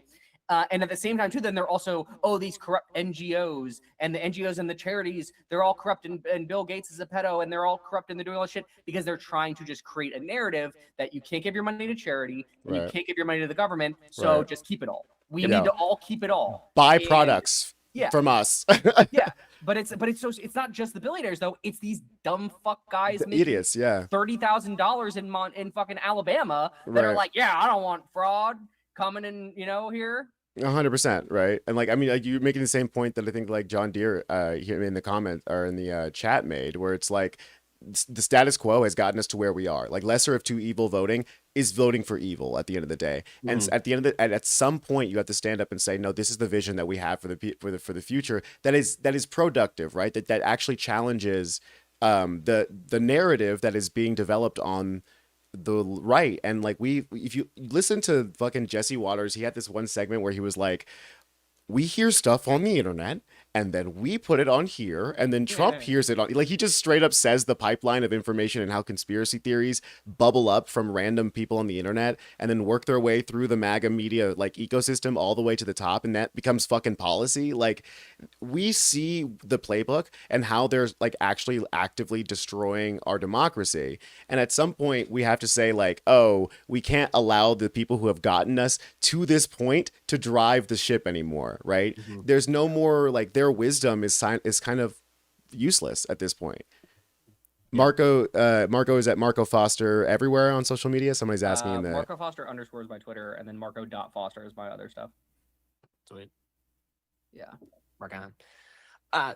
Yeah, I mean, it's a new age, right? I feel like it's becoming a new era of politics in this country, hopefully, where the Democratic Party needs to take notes from the left, and I believe it will. And I think we mentioned earlier about Hassan Piker, that moment where he says, I don't think I'll have to worry about the Democratic nominee in 2028 being pro-Israel, right? That's not even a consideration for me. And that upsets a lot of people who aren't as keyed into the leftist momentum that's happening right now. But it's true, right? I think that if you look at the numbers, if you look at the where the energy is in this base, a lot of people do not want the candidate to be pro-Israel. And if the Democrats were smart, which of course we've seen that they haven't been for a number of years, they would never pick someone with a extremely pro-Israel messaging who wants to fund Israel more or even give them money, right? Like we saw over half of the Democratic caucus in Congress vote to cut aid to Israel for the first time ever just a few weeks ago, including Nancy goddamn Pelosi actually voting to cut funding for Israel, right? The tide shift is happening. And a lot of people are upset by it. A lot of people don't even know it's happening though. And I think with more and more elections like we've been seeing, like we'll see tonight with Abdul, I think people will wake up to the fact that progressive politics, it may be the future of the Democratic Party. 100%. Oh, it definitely is. I mean, yeah, I mean. What's up, Kenny? I see Kenny's in the chat, y'all. Hey. What up, Kenny? The Hassanator. The Hassanator. Yeah, I mean, it definitely is the future, and also just like it's where the energy is. I mean, like, whether you like it or not, like you need to like have like whether you obviously. Oh, Bell's. Sorry, real quick. Wesley Bell's projected to win. R.I.P. But yeah, you can't win them all. Can't win them all. That's a have to real. keep moving. It is a bummer, but I'm That is a not bummer. surprised with what we're talking about. Momentum is everything these who days. called it? NBC is calling a projected winner. Okay. That is that's going to be something to talk about in the next few days to see the I- difference yeah. between this race and Abdul and just the strategies moving forward. And I'll say too. I mean, I like Cori Bush, but I kind of wonder like where she kind of goes from here. If after you lose 2 straight elections for the same It might be seat. organizing. I think Yeah, she'll probably do realistically, something like I think there's like a huge. I mean, honestly, it's another conversation to have too about like the out of the like the mainstream. What all the work that's done behind the scenes, right? And I think if you that look at like realistically, Kat Abu Ghazaleh, Yep. like that she's Perfect created example. this whole machine now. Yep. To help organize and do all this shit. Yeah, I mean, or even just look at Hassan. I mean, Hassan can just like move mountains on just the having someone ground. on Yep. on the ground or just. It's so funny. I remember I was watching his stream the other day and like there was it was when Carville was saying all this shit. And Hassan's like walking through some alley and like runs into some guy like With the tomatoes. Yeah, and he's like, oh shit, Hassan, you think that guy would have been like, oh my god, James Carville? Like, yeah, you know, 100%. No, I'm 100%. Like Andrea, I saw in the chat was talking about like the how motivating it is to see everybody like Avengers Assemble showing up to each of these elections to like motivate people to do the canvassing and then do the work on the ground. And I think realistically, we have these almost these, I don't know, you can think of it like almost like characters that is for example, Cori Bush. This loss means that she's not successful as a politician, maybe so, but it doesn't mean that she's not successful as a motivator necessarily, right? Like there's maybe more service to be done, not in the traditional sense of a successful political career, because like your example, like Kat is more powerful now than ever. Like losing election may not be something that is actually the most important thing anymore. Yeah, literally, be careful.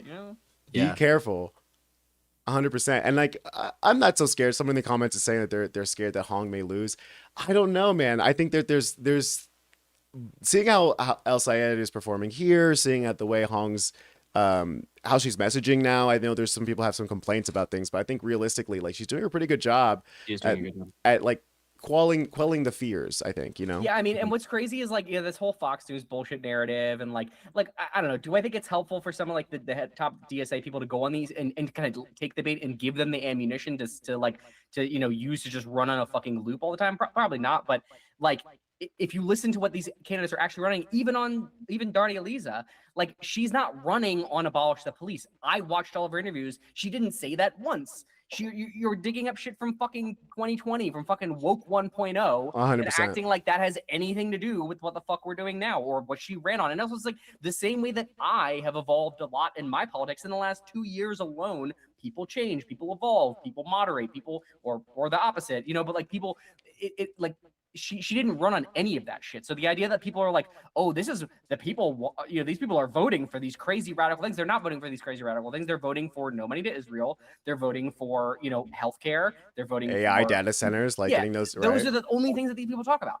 Right, 100%. What the fuck are you guys talking about? And we have to remember that they tried this with Mondani. Like they did the same exact playbook, right? Like look at Hassan, he's on with Hassan, or look what he tweeted, and New York's globalize the Intifada. New York's going to be crime ridden, and it's the safest it's ever been in the first 7 months of the year, ever in history. It turns out that targeting the source of crime, the causes of crime, is actually more effective than just locking people up and throwing them away, right? Mm-hmm. And so, unfortunately, I've seen some people asking about Hong. Her election is next week. Next week, 11th on Tuesday. Next Tuesday. The primary election. And I think that realistically,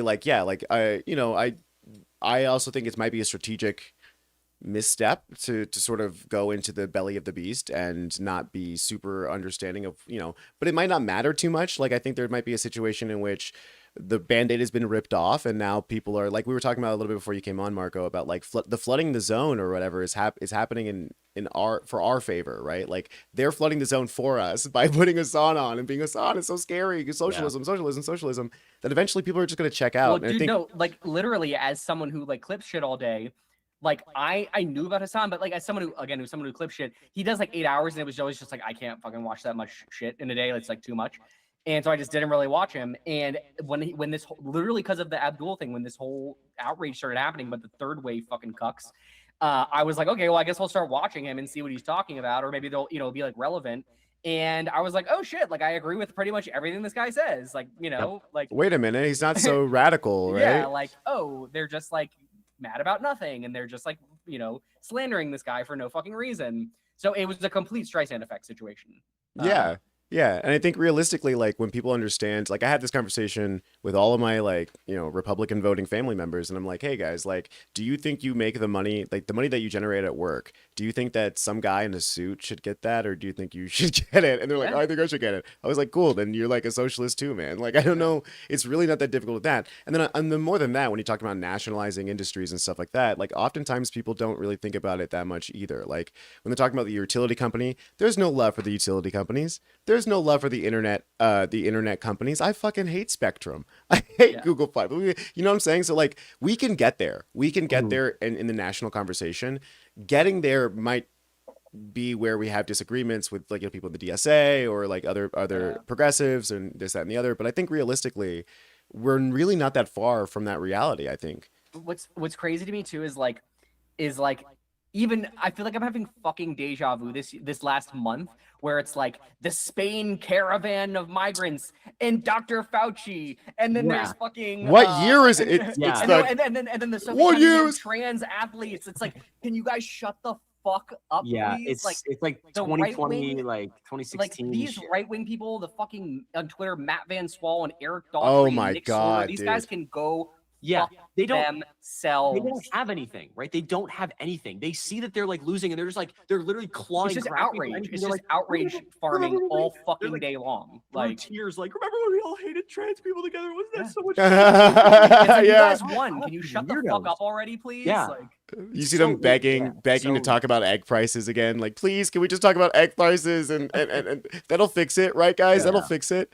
Yeah, it's clear what they're trying, right? Like they're attempting to try the culture war narrative again because it worked back in Gamergate in 2016 and it worked before. And it's not gonna people have grown up. We've seen this before less than 10 years ago. It's not like they're trying a strategy that like hasn't been tried before. It worked successfully for a long time, and then people realized how bullshit the entire thing was, and how crazy it was to blame trans people or Guatemalan migrants for our problems. 100%. Problems that we caused, right? I posted this thing of Hassan the other day, had like 1.5 million views, where he was like, oh, you did it. Like, you did it. Trans people have been like vanished from our society. You won. Good for you guys. Are you better off now? Yeah, did you get more money? Did anything in your life improve, or do you just like, do you get joy from other people's suffering? I think that's 100%. Just ultimately what it is. Like, and then you see that, like, I just saw a clip that I saved it because I was like, this is gonna irritate the shit out of me. But it was like, Hispanic business owners in South Texas being like, I regret my vote for Trump because, they voted because of immigration. They love closing up the border, and like being a Hispanic man from Texas, like the most anti-immigrant people will be people who just became citizens. It's the craziest thing ever. But realistically, it's this idea that if they don't work for it, if they don't earn it or whatever, then, I'm on the in crowd because I did it right. You know what I'm saying? And then you hear them talk about, wait, they're just like, racially profiling all of my workers, people who did it right, people who have green cards, people who are nationalized, they're getting thrown up and brutalized by ICE. That's not right. And it's frustrating to me because it's like, we told you, you know what I mean? I told you this was going to happen. What the fuck? What do you think that fucking means, brother? Like that, you too, homeboy. And it's frustrating when you see the same thing happening in every other minority group, right? When you see like the Blair Whites and the Brianna Woos who are like trans people who are siding with like the right as if they aren't going to be thrown in the Hague too, or the concentration camps too. The gay Republicans, which is about 30% of their entire constituency, but it's like, seeing all those guys, it's like, I mean, there's also a certain, like, with Lindsey Graham types with, RIP to I was gonna say like they probably are with those types where, like, it's like a self-loathing thing. It's like they hate themselves so much that they want to inflict pain. It's almost like a sadistic thing where like they want to inflict pain on other gay people because they hate themselves and they think they all deserve it. Exactly. And it's those are the kinds of people. It's like, at a certain point you have to let them touch the stove, but the important part to me is like, how can we take advantage of the situation that everything is in shambles right now to build the world that we want to build, right? There's that like saying about like, in hard times, like is when monsters are made or whatever, or men turn to monsters.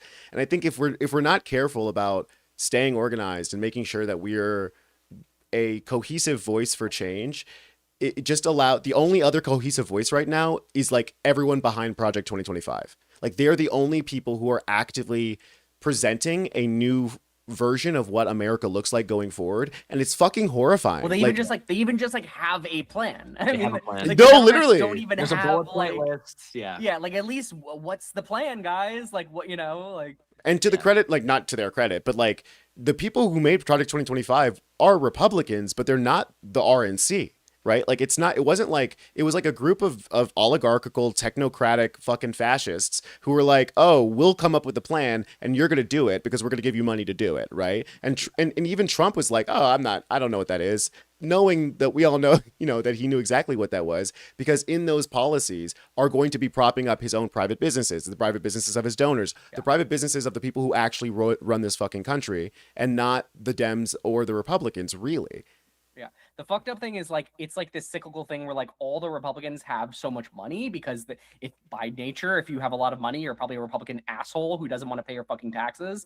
And so then they have so much money just to throw all this shit into, manufacture consent with all these different things and all, and create these narratives and fund these influencers. And I mean, the level of fucking astroturfing that goes on in the right-wing sphere of politics, it's crazy, absurd, is nuts. I mean, like even just look at like any of them, the fucking Benny Johnson getting $500,000 a month from these like, Russian fuckers. For Tim Pool getting paid. Like what the hell? Like there's a lot of money in it. Ben Shapiro, and that's the shit. That's the shit we found out about.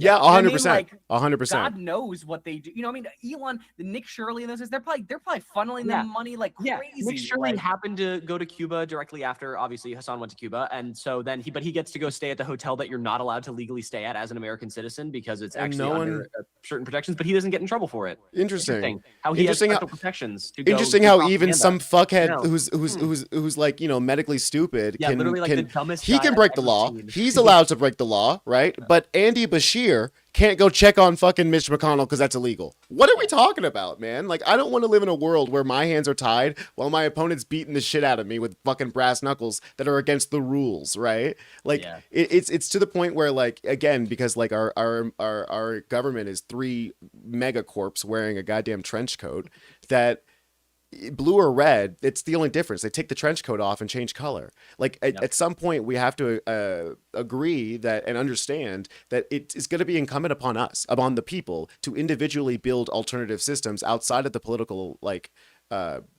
establishment that provides for all of the needs that we were looking for, right? Like I think that talking to Cori Bush, like it's a shame that she lost this election, but again, like this primary, but again, historically, that would be the end of her political career. But when politics, when politics are more than just a single election now, this is just the beginning. You know what I mean? Yeah. Yeah. Someone just said Stephen Miller lurking under the pool. God, Stephen, I mean, that's a whole nother demon right there. I'm gonna go to the bathroom. I'll be right back, guys. Yeah, sounds good. Yeah, someone also mentioned, Cori Bush losing this election. It is really unfortunate. But we have to keep our eyes on the prize and also realize that we were talking about Abu Ghazaleh earlier. Saying that like she lost her election and she has now become one of like the best organizers out there for putting progressives in positions of power and giving them a platform and giving them like this grassroots organizing. And Cori Bush losing tonight obviously is not what we wanted to happen, and it will be very interesting to see how Abdul does in this race. But Cori Bush is someone who does have influence already from her time in office and then even out of office, even though she hasn't been in office now for years. I still think of Cori Bush as a progressive leader, right? And especially in, like where in Missouri, she has influence there, right? And I think she can use her grassroots organizing, her campaign, her strategy, her, whatever it may be, to clear the road for other progressives in her state. And obviously, Missouri is a very different environment than, a state like Michigan. But obviously, she's only running for one seat. But she's running against, obviously, it's a Democrat versus a Democrat, and the Democrat's going to win, right? It's kind of what we saw with Zoran in New York against Cuomo. A lot more money, a lot more power, a lot more influence. It's like, a David versus Goliath story. And Zoran had to beat Cuomo twice. He had to beat him in the primary and in the fucking general. Yeah, because Cuomo's a sore loser. Douchebag, ran as an independent. Yeah. So Yeah, on that, because like obviously, yeah, we're looking at Abdul tonight and Michigan, and Cori Bush was kind of the one big election in Missouri that I think we were kind of looking at, and it ended pretty quick, which is very unfortunate. Like Wesley Bell again, but had a butt ton of money behind him, right? Yeah. That Cori Bush did not have, and that a lot of progressives don't have. Abdul has gotten national attention. Obviously, it's a Senate race, so it will. But his case is almost unique, right? Cori Bush is not a unique case. We've seen this a lot of times where the Democratic Party will push a candidate with a bunch of money, a bunch of APAC money in Wesley Bell's case, to get them to past the finish line and to get them past the primary. And that's where progressives have, Mark, you were talking about this earlier, that's where progressives have the ability to win and to really take control of situations is to win the primaries. Because in the general, we just have to get the Democrat in, right? Like I ain't never voting for a Republican. And not voting is letting them win. So it has to be the fucking Democrat. Because like I said, it's not about if that person is going to do shit. If it's a person that you don't really believe in, that's one thing. But you are kneecapping the people like AOC and the people that are in the system that are actually going to fight for shit. If they don't have power, if they don't have any leverage to do anything, then you're completely just fighting against the entire bigger picture. Yeah. And I think in the case of someone's talking about going back to Cori Bush again, I think she wasn't as out there as Abdul was, right? She didn't have as much publicity. She didn't have as much campaign organizing. She didn't have as much publicity out there for her name. Even though she has good name recognition, she just wasn't. I think the new sphere of online media and advertising, getting your name out there is where it's at, right? I'm honestly a little surprised because people. I mean, she could have come on with us. She could have come on. Yeah. I'm sure she would. Like, I don't think anybody would have said no to her. She could have been on Majority Report. She could have been on Breaking Point. She could have been like that. And that's what Abdul did. Abdul went on every single outlet. I'm telling you, like, because I was covering it. Like, he was everywhere. Like, I mean, I've been doing. And what's honestly another big thing is like. The first time I heard about him was, I think, pretty sure when Bernie did a Fight Oligarchy rally with him. I'm pretty sure is the first time that I ever heard. First time around, the first Fight Oligarchy tour with AOC, like he did a bunch with them. Like the early, it's all been under that banner, but yeah. The one, I think it was in November or something. I think I know which one you're talking about. Yeah. But so, yeah, I mean, I think it's definitely important for the candidates to like just be like if you're running for this shit, like you said with Mom Dunny, it's like every day you need to be like out there, getting your name out there, doing shit, or just getting people talking about it. Yeah.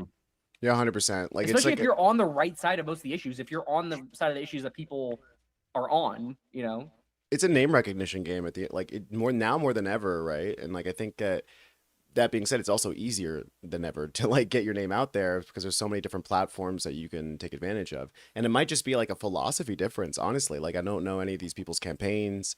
Like I'm not sure what their actual strategy is, but it seems like we're in a transitionary period in politics right now where there's sort of an old guard, both in how we organize and how a campaign should look. And this sort of new idea, like the campaign that Mamdani ran, that the candidates in Colorado ran, like Maylot, and Colorado's a great example because like look at Julie, right? Julie Gonzalez, who also unfortunately lost in Colorado, but like she pushed, was a little bit more apprehensive of calling herself a socialist because she's not one, but like, associating herself with the left, and her ground game was lacking, right? There was a little bit less, she went on Hassan's stream, but there was a little bit less of a presence, at least online, and especially I'm assuming on the ground. And so like, I think that this is kind of a wake up call, even for people on our own side, that they have to run this new kind of campaign. I don't think the old style is going to work. And you have to fight 5 times as hard as your opponent, if not more. You know what I mean? Because you don't have the money of APAC behind you, or corporations, or Chevron, or Blue Cross Blue Shield, whatever it may be. So it's all on you and your campaign to get out there to do your own advertising for yourself. Because you won't have a bunch of PACs doing it for you, pushing out ads that have been field tested and all this other bullshit. And I think we did see that with Malak Kiros. And we will be seeing, I think, more of that. And I think that's what we've been seeing with Abdul in this race is Haley Stevens was barely campaigning because she thought she had it in the bag. She was like, I got so much money behind me. I'm a name in Michigan politics. I've worked with Barack Obama, all this kind of stuff. And Abdul, he's, he did the health stuff, whatever. Right. And so she thought he wasn't even a competition. And what's pretty crazy with Haley too is that she had Gretchen fucking Whitmer, she had Gary Peters, the incumbent, she had the whole of the establishment around her. I thought the Whitmer thing was gonna be like a pretty like a gut punch when that what first a happened. nothing burger that actually turned out to be. Yeah, it was like kind of an ego blow to Whitmer. And, right. Yeah. Like, you're like, and honestly, but I think since that thing with her in the White House, and then did you see the thing of her too, where she was like caught on tape about the data center thing, where she's saying, we just do it anyway. We'll just do it anyway, even if they don't want it. It's like, yeah, that was weird, man. Well, I was, when she came on the scene, I was like, wow, she's got the look, like we're finally gonna have a female president. Like such a lie. And it's one of those things where it's like you can't trust, like the DSA has been very, very good about their vetting process, and I think they can look at Maine as a perfect example of why, like, that is why it's so important to have like almost like a community-led vetting process, right? Not somebody just walking in and checking people out, and not just assuming that whoever the establishment puts in front of you is going to actually like even believe the things that they're saying. Because like who she was in that little conversation that she was talking to, who she's talking to, like a CEO of like one of the AI companies, I think. Who she was when she was talking to him versus who she is on camera is very, very different. You know what I mean? And like to all of these DSA candidates, and the Democratic Socialist, and Progressive Abdul also is very authentic, and that's what people want. They want somebody who's going to be authentic. Yeah, but people, especially young people, I think, I think we're so keyed in to authenticity. We can smell bullshit from a mile away, and politics for so long has been, field tested, bullshit, and that can't happen anymore. And I think authenticity is one of the most important things when it comes to being a candidate. Also having just good policy positions, right? Like I looked to Spanberger out in Virginia, who people were like, oh yeah, she's moderate. Right when Mamdani was winning, and they were all calling it. They're saying, well, yeah, okay, progressives can work in big cities, but here's a statewide election where a moderate wins. And now who's talking about Spanberger? Well, I mean, another big thing too, I think, was like McMorrow. Like, if you look at the fact that like McMorrow, McMorrow. I mean, a few like she would have been a woke 1.0 like queen. Like, she would have been, like, if she ran in like VP contender for Biden. But it's just like if you try to moderate, if you try to be like, well, like I believe this, but I don't. It's like if you try to be in the middle, if you try to please everyone, you're gonna please no one. Because even the moderate, what was did you see the thing with Gillibrand was saying privately to somebody that McMorrow was basically DSA? Yeah, and that's what Gillibrand was saying, and it's like sank her election or sank her campaign. She wasn't. So it's like this is also what Hassan and Kyle Kalinske will say a lot too, which is just like they're gonna call you a fucking communist no matter what. They're gonna call you that shit anyway. They call fucking Schumer a Palestinian. Trump calls Chuck Schumer a fucking Palestinian. So they're gonna just call you the opposite of what you are. So who gives a fuck? It's always the moderating to the fear of the Republicans, right? Like it's always like, oh well, they're gonna say this, so we shouldn't do that. Which is what I was saying about like the DSA going on Fox News and just saying what they believe, right? Like they're not electeds, and I think there is a sort of like Hassan is so good at this, right? Be like, I'm not a part of DSA. I'm just a guy, and I'm just like I align with them, but I'm not part of DSA. And Francesca Hong is doing it to her own success, being like, my group, I'm like my local DSA chapter. They endorse me, like they agree with my politics. What the national DSA does, that's on them. Like, and I do think this level of decentralization when it comes to the way that American parties work. And the organization, the DSA organization, works in our favor in this way, right? It does. It totally does. And it's so silly when they try to get gotcha questions for people who have been DSA backed or part of the DSA, saying, "Well, this is the DSA's policy positions," and they throw them up on screen, and 80% of them are like the most popular policy positions, like super popular. And then even the ones abolish the Senate and like get rid of prisons, and even then, when you actually look into those things, people agree with him. And that's the thing too. It's like the other comment from Hong that I think is really good is being like, I'm not going to govern by slogan, right? There's a difference between it's one of my most annoying woke 0.0 things that we still have because we don't like clock the right for doing this is like, you can't take something that somebody shouted at somebody shouted during protest or tweeted in protest and say, well, this is your policy. Like you said, this is your policy. Right. And like, at the end of the day, you can say ACAB or defund the police or, abolish prisons. And those are not policies. When you get down to the policy, I have yet to see somebody who agrees that the prison system should have 70 to 80% non-violent fucking offenders in there with murders and stuff. Like, no one believes it. No one thinks that. Prisons. Yeah. No one thinks that. Like, literally. I agree or I think to an extent that like the slogans are not helpful in the sense that like people obviously latch onto it and prescribe their own meaning to it, because it's never what they're actually saying. When you say abolish prisons, they're not saying they want like everybody on the street, criminals on the street. Right, exactly. They want to reform. They want to reform these systems. They want to reform the police. They want to reform the prison system and make it a better system. Yeah. And ironically, the Republicans are the ones who don't want to put pedophiles in prison, who don't want to put January 6th insurrectionists in prison, right? Who don't want to put crypto fucking people stealing billions of dollars in prison. Like they're the ones that don't want to fucking arrest people. Yeah. And I think Yeah, Sorry. no, I was just about to make a good, because you had a there in there, you got a little Trump in your marker there for a second. They're the ones who are trying to make sure that nothing can happen. But you're so right. I mean, like, you're so 100% right. But Tony, you were about to say something. Sorry. No, I just think that like when you get down to the policies, like also the another point of attack that we have as being a decentralized like movement is that like we can come out and accurately say that democratic socialism is the political ideology of law and order, right? Like, look at Mamdani. He's reducing crime. Like, look at it. Like, look at how he's working with the police to actually like solve crimes. You can't say that we're anti-police, right? Like, look at the fact that we actually want pedophiles to go to prison. Look at the fact that we want to actually charge a white collar crime, and we want to make sure that people who didn't commit crimes are out of prison. You know what I'm saying? We want to save money, because there's nothing that costs more money than keeping somebody in prison who doesn't need to be there, right? So all of these attack angles that are accurate, there's no way, you can't argue against them. But what it also does is it takes some of the energy and it takes some of the fire away from their number one attack ads. Yeah, this has been a thing for a long time. I feel like with like defund the police. Someone in the chat mentioned defund the police is a great example of this, because the slogan itself, people get attached to, and they get pissed off about it, and they say, okay, you don't want police, you actually want criminals to run rampant in the streets. It's like, no, obviously not. That is not what we want. And it's been an issue for so long, and it's just because they want to make a culture war narrative out of everything. Exactly. But actually, we just want to give some of the money that goes to these inflated police budgets and give them to social services who are trained in different types of crisis response management. 100%. That's what that slogan means. But it's a slogan, right? You can't, like, saying all of that, people get bored. People get distracted. Yeah, and even then, no one's saying like Ted Bundy just needs a fucking therapist. Yeah, no one is saying that. Literally no one.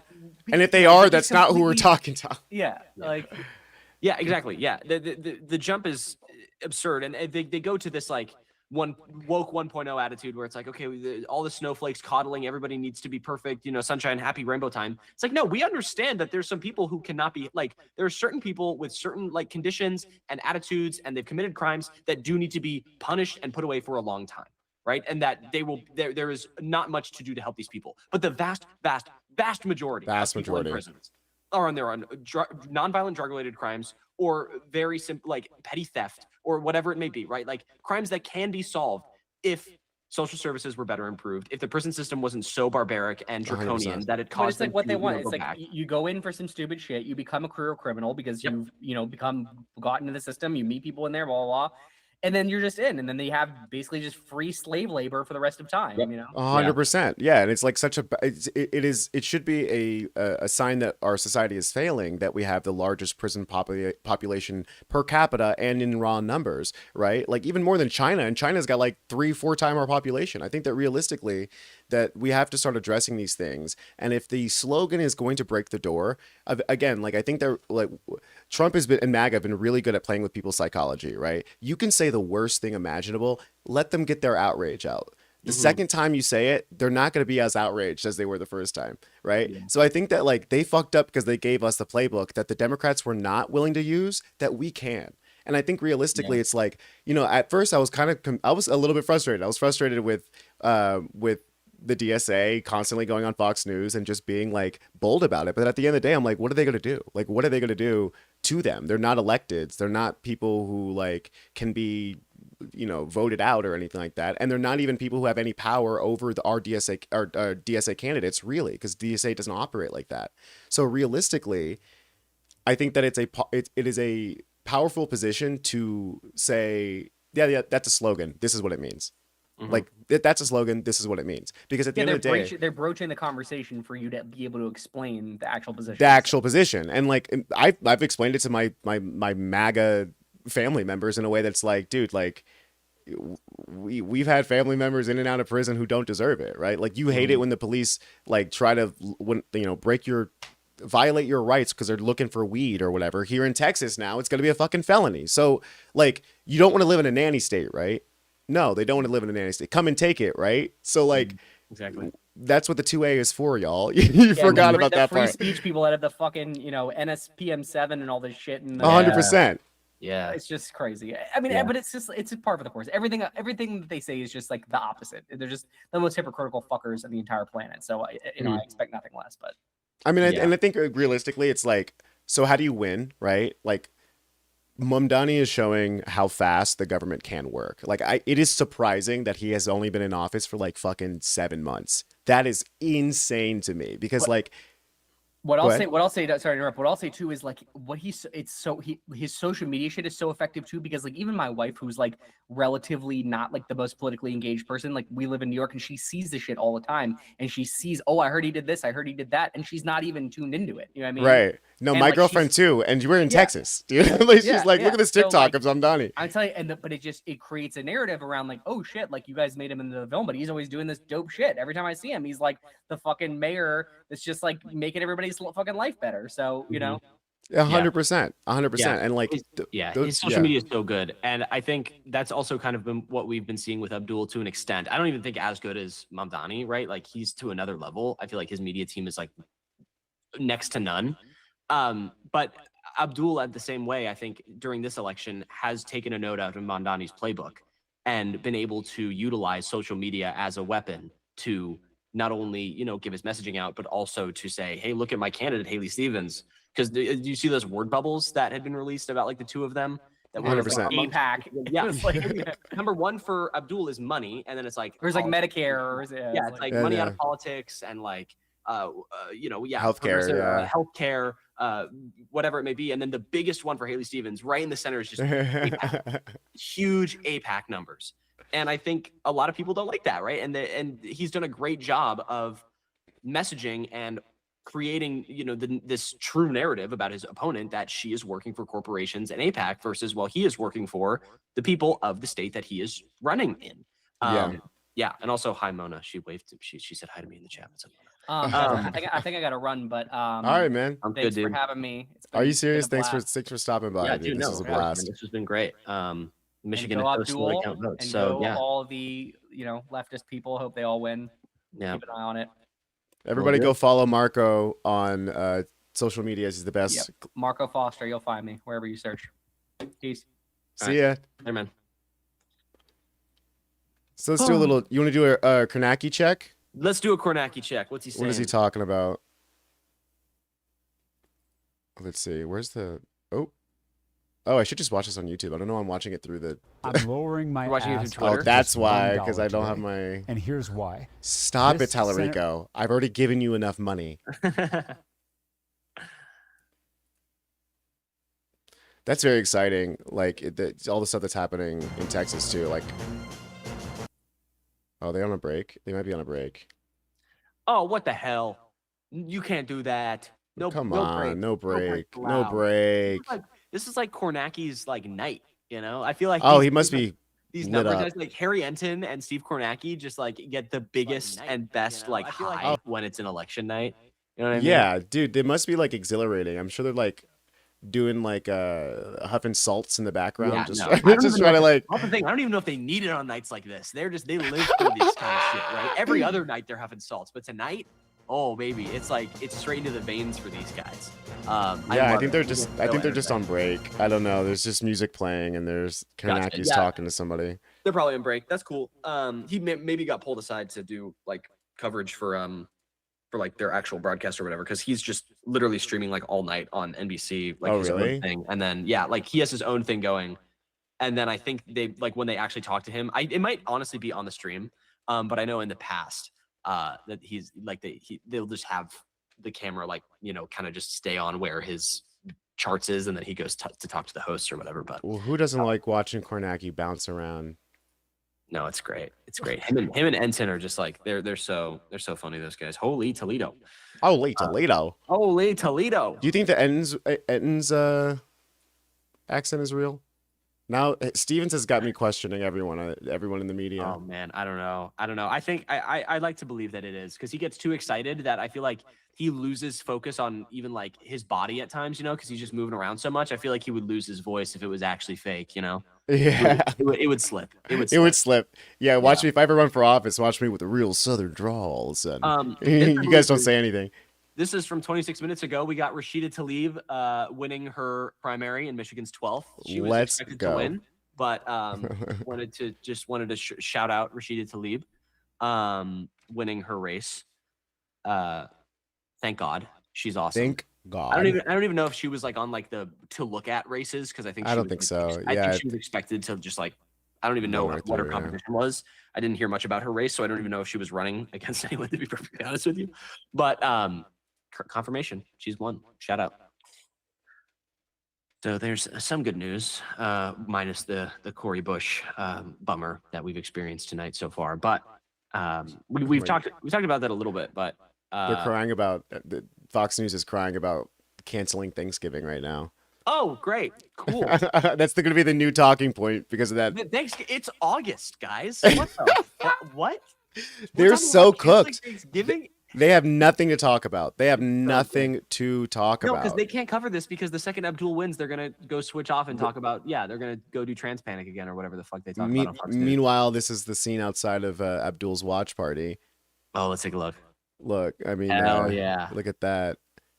Oh, I cannot wait for the clips. The victory when like it's gonna go crazy. Remember, like the New York primary clips when like Daria Liza and Brad Lander and Claire Valdez all won, and just like the energy in those rooms was so electric, and all those clips were just like they were feeding my soul for so many days. Yeah, dude.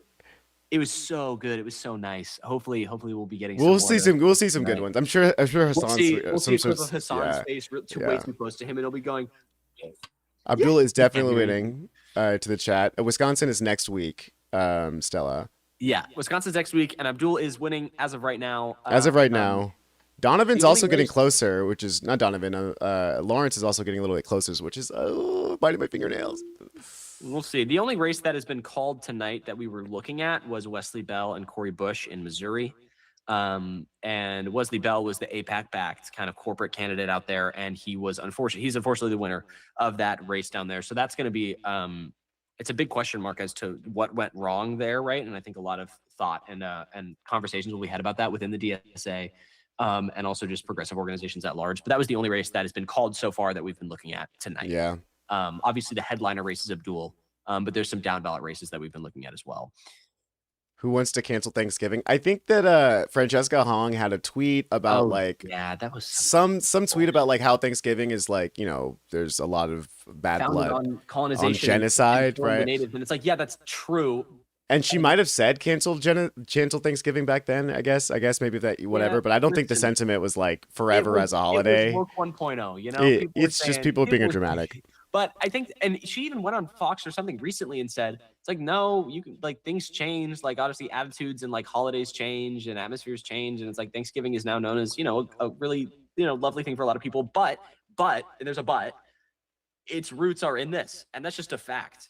It's right? just So true. it's We can just be honest with that. Thanks, Yeah. Heidi. Thanks for sticking with us. You know, it doesn't need to be a big, you know, like it's fine. It's not a big deal. Like we know, like the history's awful and terrible, and she's just reminding people of that. And Fox News gets all up in their feels because they think America's a perfect country that's never done anything wrong. Yeah. And that's just not the case ever at all, right? Like, Yeah, I think it's a bit silly, and I think it's one of those things where like some people have already laid out the play there, right? To be like, you know, Thanksgiving is a time where we can come together, and right now, unfortunately, families are not going to have Thanksgiving because gas prices are through the roof, right? Because grocery prices are through the roof. Because look at what Trump is doing, and I think realistically, it's like, hey, we should be giving thanks to the people who actually, you know, sacrificed a lot, and like, we can talk about genocide if they want to talk about genocide and all this stuff, but canceling holidays is not anything that a governor can even do. So that's a silly thing for her to fucking have to answer. But it's also dumb. It's silly.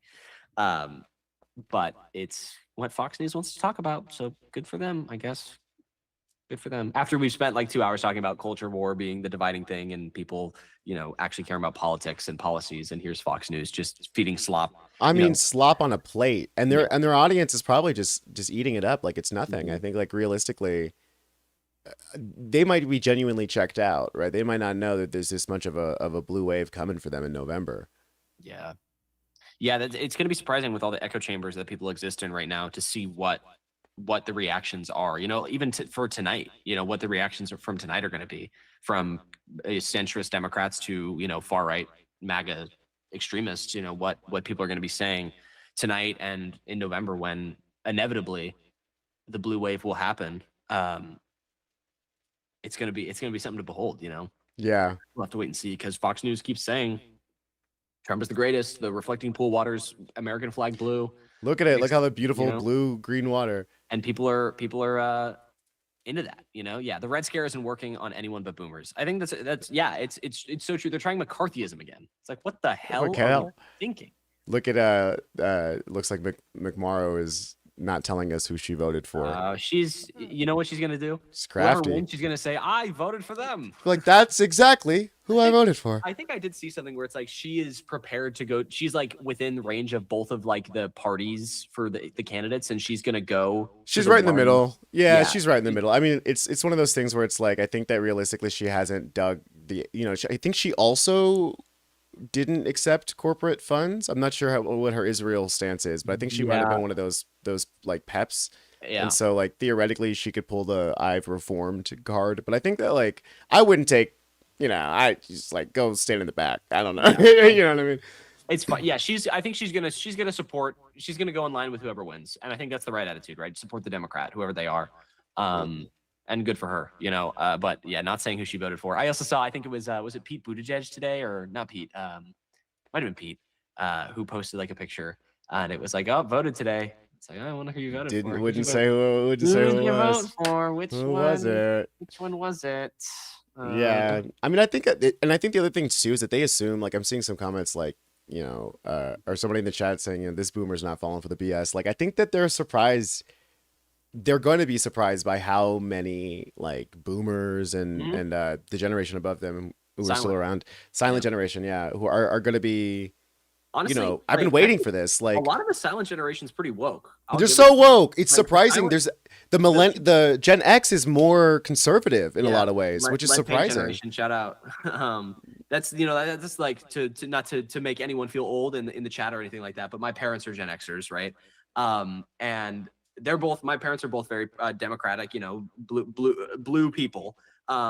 But they know a lot of people who are not that way, right? A lot of their friends are not that way, and it's a common trope amongst Gen Xers they're a pretty conservative generation, and so are boomers at large, right? But not entirely, of course. Nothing's a monolith. But the silent generation, the people like I think are like 80, 81 or 82 or older right now, are very progressive folk. Surprising. Very, at large, I have I mentioned this at the beginning of the stream that I have an abuela who is 84 years old, and she is like. She says she'll pull out like a quote or like she'll say something about politics. And I'm like, damn, wait, what the hell? She's like, yeah, I think that, that Israel is committing apartheid and genocide. And I'm like, what did you just say? That's awesome. What, it's like, where did that come from? It's like, well, I'm looking around and seeing the world and I don't like it. Yeah. I mean, she's seen enough to know, like it's that.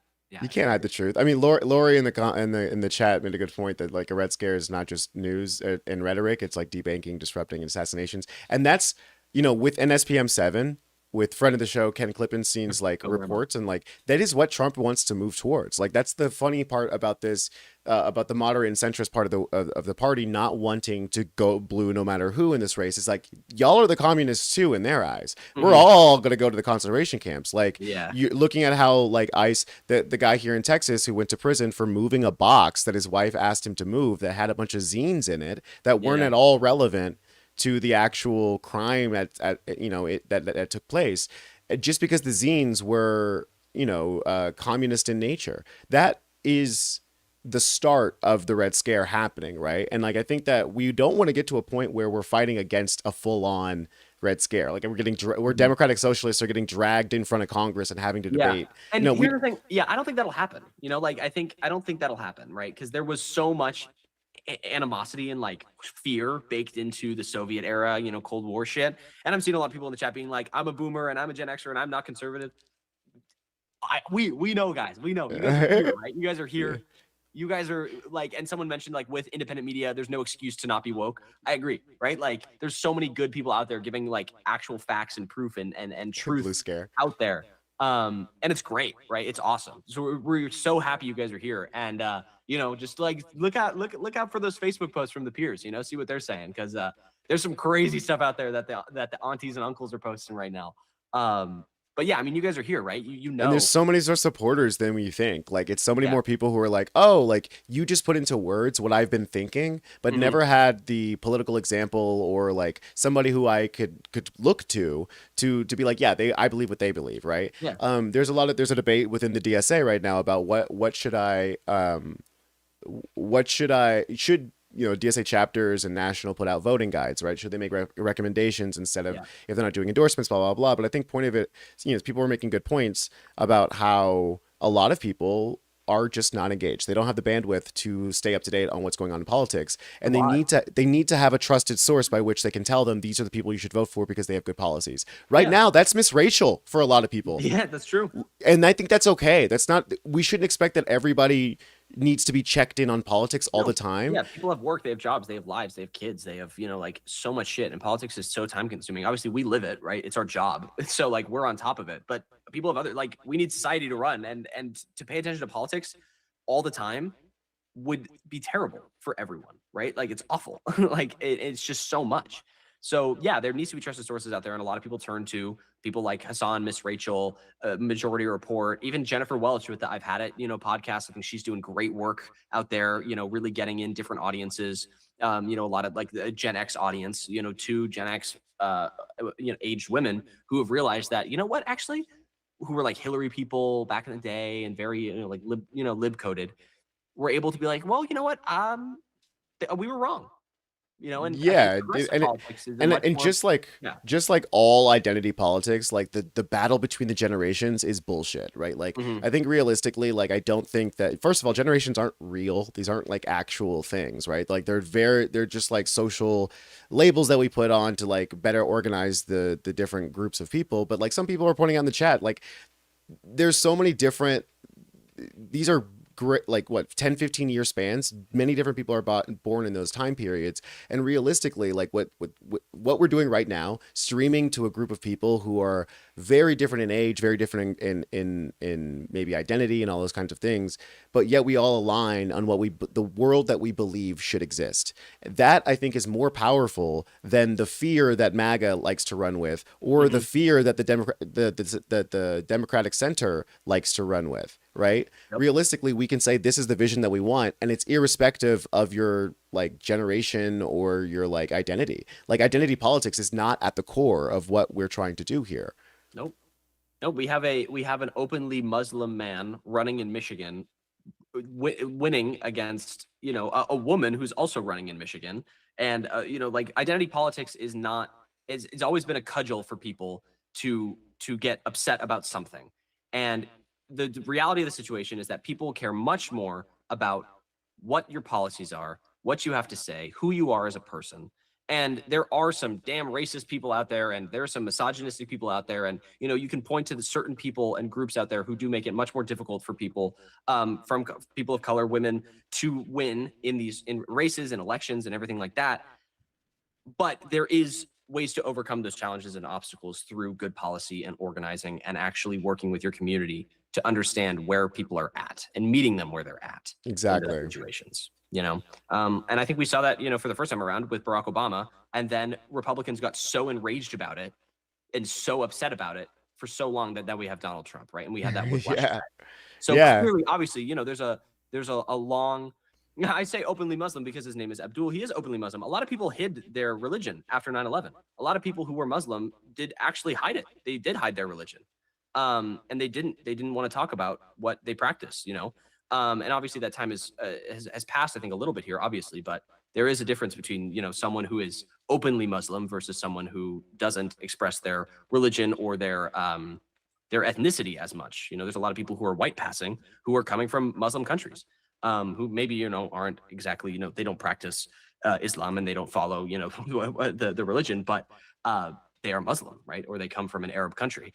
And so Abdul El Sayed, even in his name, is a very Muslim name, and that is a candidate who is getting a lot of support in Michigan, right? Yeah, I mean, just look at the New York Post trying to spin up a fake story about Zoran being banned from the 9/11 memorial because the families of the survivors or the families of the people who passed don't want a Muslim presiding over 9/11, like the anniversary, as if that's something that people actually give a shit about, right? Like, I think there is a dying, who was it? I think it was AOC, right? Who said that MAGA is the last dying breath of the Confederacy. Like, at the end of the day, they believe that there is this, you know, they're unfortunately they're racist and they're stupid, and they believe that there is this truth underpinning their like their politics, that there is a difference between the races, and that when people see a Muslim like presiding over a horrible terrorist incident that like took the lives of Americans, then their conscience will be shocked,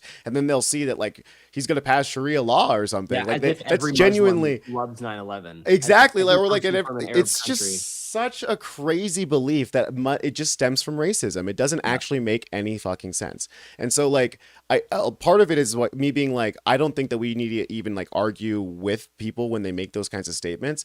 I think younger generations and older generations, like at this point, because of social media, maybe like there is not really a huge group of people who all believe that and are going to get radicalized by that, except for people who could do like mass shootings, right? So like that's the Groypers and others people out there who are doing those kinds of things. Like they're not going to vote anyway. And so like I don't understand why the Democrats are concerned with like, oh well, we don't want to offend that subsect of MAGA, like it doesn't, or MAGA in general, that subsect of conservatives. And you brought up social media there, and I think it's an interesting factor that the Republicans have been using for a long time. Their social media game has been better than Democrats for a long time, and I think that's finally changing. But their like social game of propping up figures like Ben Shapiro and Charlie Kirk and these other figures to like promote online conservatism was extremely successful. Yeah, 100%. Extremely successful, and the left didn't have that, right? Apart from, you know, like Pod Save America and like, you know, maybe some very like not even out there, you know, like Hassan was the biggest name in leftist politics and still is, but there wasn't that much, right? Like online leftist politics was not mainstream, and it wasn't supported by the Democratic Party at large. Not at all. It still isn't really, right? It still isn't. Whereas Republicans will throw money at whatever talks that benefits, you know, their corrupt worldview. Right. The least amount of brain cells, the better, right? And that's exactly. And we've been seeing that time and time again. And you know, now of course you have, but people I think are kind of sick and tired of the influence of these corporations funding, you know, even online news. And like we've seen the fall off of Ben Shapiro and the Daily Wire losing so many subscribers, and you've seen the rise of Candace Owens and Nick Fuentes and Tucker Carlson and these very fringe conservatives who have this authentic feel, like we were talking about earlier, because they're just like, oh, I say what I want, no bullshit. Israel doesn't pay us, and it's like, well, okay, maybe that's true, but you're also a bigot and a psychopath, and your worldview is absolutely dog shit insane. Whereas you have people on the left saying similar things about not being funded by Israel, not taking corporate money. However, we just want to help people, you know, not die, and give people free healthcare, and no matter what your skin color is, no matter what your religion is, no matter what your creed is. Whereas for conservatives, there's always a litmus test you have to pass, or there's always a certain, you know, tone your skin has to be for you to get the benefits. A walk you have to walk, right? You have to come from a certain background and be a certain person. Like look at JD Vance. That's how he sliming his way up to the top. He slithered off the couch and slithered right into fucking Peter Thiel's office, and that's how he got into Ivy League schools, and that's how he got where he is, right? And like I think people are tired of being ruled by an elite Epstein class, for lack of a better word, who clearly has no vested interest in anybody's well-being except for their own. Yeah. I think that like just just how social media has made the genocide impossible to hide. Yep. It's also made the circumstance, the living conditions in America impossible. Like you were just talking, and I was just thinking to how a piece of footage that I saw on the internet. I can't remember where I saw it from, but this woman couldn't afford healthcare, so they just dumped her on the sidewalk, still in her hospital like gown, right, with all of her things just like there on the side. It's just disgusting to see. And that kind of stuff has a psychological effect on the population, like to be like, I live in this country. Yeah, it's depressing. And like there's no putting that genie back in the bottle. Like there's no way. And unless you have a billionaire like Peter Thiel or Larry Ellison buy up your media and then censor what's actually going on. Exactly. Like we've seen with TikTok. I think the reason that people know about the atrocities that happened in Palestine is TikTok, and of course YouTube and other avenues. But being able to basically give freedom and democracy of information to people online through algorithms like TikTok that was not controlled by an American company. It was a Chinese company, right? ByteDance owned TikTok for a long time. Actually allowed footage from the genocide to be shown to people on their screens. And so it could not be avoided. You mentioned it. It was impossible to avoid. And so people woke up to the reality that, holy shit, our tax dollars, our money is going to fund bunker busters in Palestine, is going to guns that are being used to slaughter people, right? And so, people get upset at people for criticizing Israel. Like, why do you criticize Israel so much? Why do you specifically point on Israel? Because America is directly funding them. We're funding them. Right? Yeah. What do you mean? It doesn't matter, right? It does not matter whatever country it is that is doing this atrocities. Our tax dollars are going towards a country that is committing a genocide against another population. And the truth of the matter is like what we have to understand is that this is the first step in harm reduction and stopping the harm that's happening right now. Right. And then it's like truth and reconciliation for so much harm that we've done around the world, that we've done internally to the Native American population, to the indigenous populations of South America, to the populations of pretty much every place that we've ever colonized. Right. And I think that like when we're looking at Puerto Rico, we're talking about Puerto Rico earlier and Hawaii. Right. There's a lot of wrong that the United States has done that we should be spending our time focusing on that, right? But the most pressing thing is where our dollars are being spent right now. And I think that at the end of the day is that like if we can move the momentum towards not just thinking of ending the genocide in Palestine as like the pinnacle of the movement, but just the first step in something that even greater, in a new world order that has peace as its main like point of focus instead of profit. Like it's very, very easy to see that wait a minute, profit isn't the reason why we have all these nice things. That's actually not why we have an iPhone. We don't have an iPhone because of capitalism. We have an iPhone because human beings are smart and we invent things, right? Like and we workers put that together, and there was workers did that exactly, and workers were supported by their communities. And there are things that we can do, and we can build a better society that doesn't involve the profit seekers telling us that this is the way it has to go. And I think it's really a thing about education. It's incumbent upon all of us to educate the people around us in our communities about what we're talking about, democratic socialism, right? That there is a better way of organizing ourselves. Yeah, and I think the broad strokes, the Democratic Party is the base wants that, right? Like even if they don't know the term, even if they don't know the names, even if they don't know the ideology specifically to the number, to the whatever it may be, people have been wanting the same thing for a long time. Right. And a lot of that comes down to democratic socialist principles and, using tax dollars to actually support communities and fill potholes and fund healthcare and housing and childcare and all these other things. And there's a home for every single Democrat and every single American in this community that wants this for every single other American. Right. And I think that candidates like Abdul El-Sayed in Michigan are the ones who are making this broadly digestible and mainstream, right? Like Abdul is not, he said he's not a socialist, right? He says he's a capitalist. And that's great. He's trying to win an election, and he does have some capitalist principles, right? And ideas. And I'm sure, if you looked at his track record, sure, whatever. But if you look at his policies are extremely Democratic Socialist adjacent, right? They're very, very similar to the exact platform of the DSA. Right. And he has been able to bring this approach to a large number of people who never even thought about it, who never even thought that this was possible, right? And I think a lot of people don't think it's possible. There's still a lot of people, especially older generations, who are just so black-pilled about this whole thing. And they say, okay, a better tomorrow isn't possible. And I think progressives' approach to this is, no, a better tomorrow is possible. Why not? We've been told our entire lives a better tomorrow isn't possible. Fuck that. Right? Exactly. Why? Exactly. And then, like, and if we allow, like, that's why I'm very interested in having like an economic conversation a lot of the times with people that I talk to who are on the right, right? Because I think that we've let this like sort of narrative slip. Like we've allowed the status quo be the status quo, and the Democrats, even though they've objectively been better for like the debt, right? Like economically, they've had objectively better policies. For whatever reason, the Republicans are still considered better economically, even though they've been in office 10 of the last 11 recessions, even though they've added to the debt way more than in recent years, way more than the Democrats have.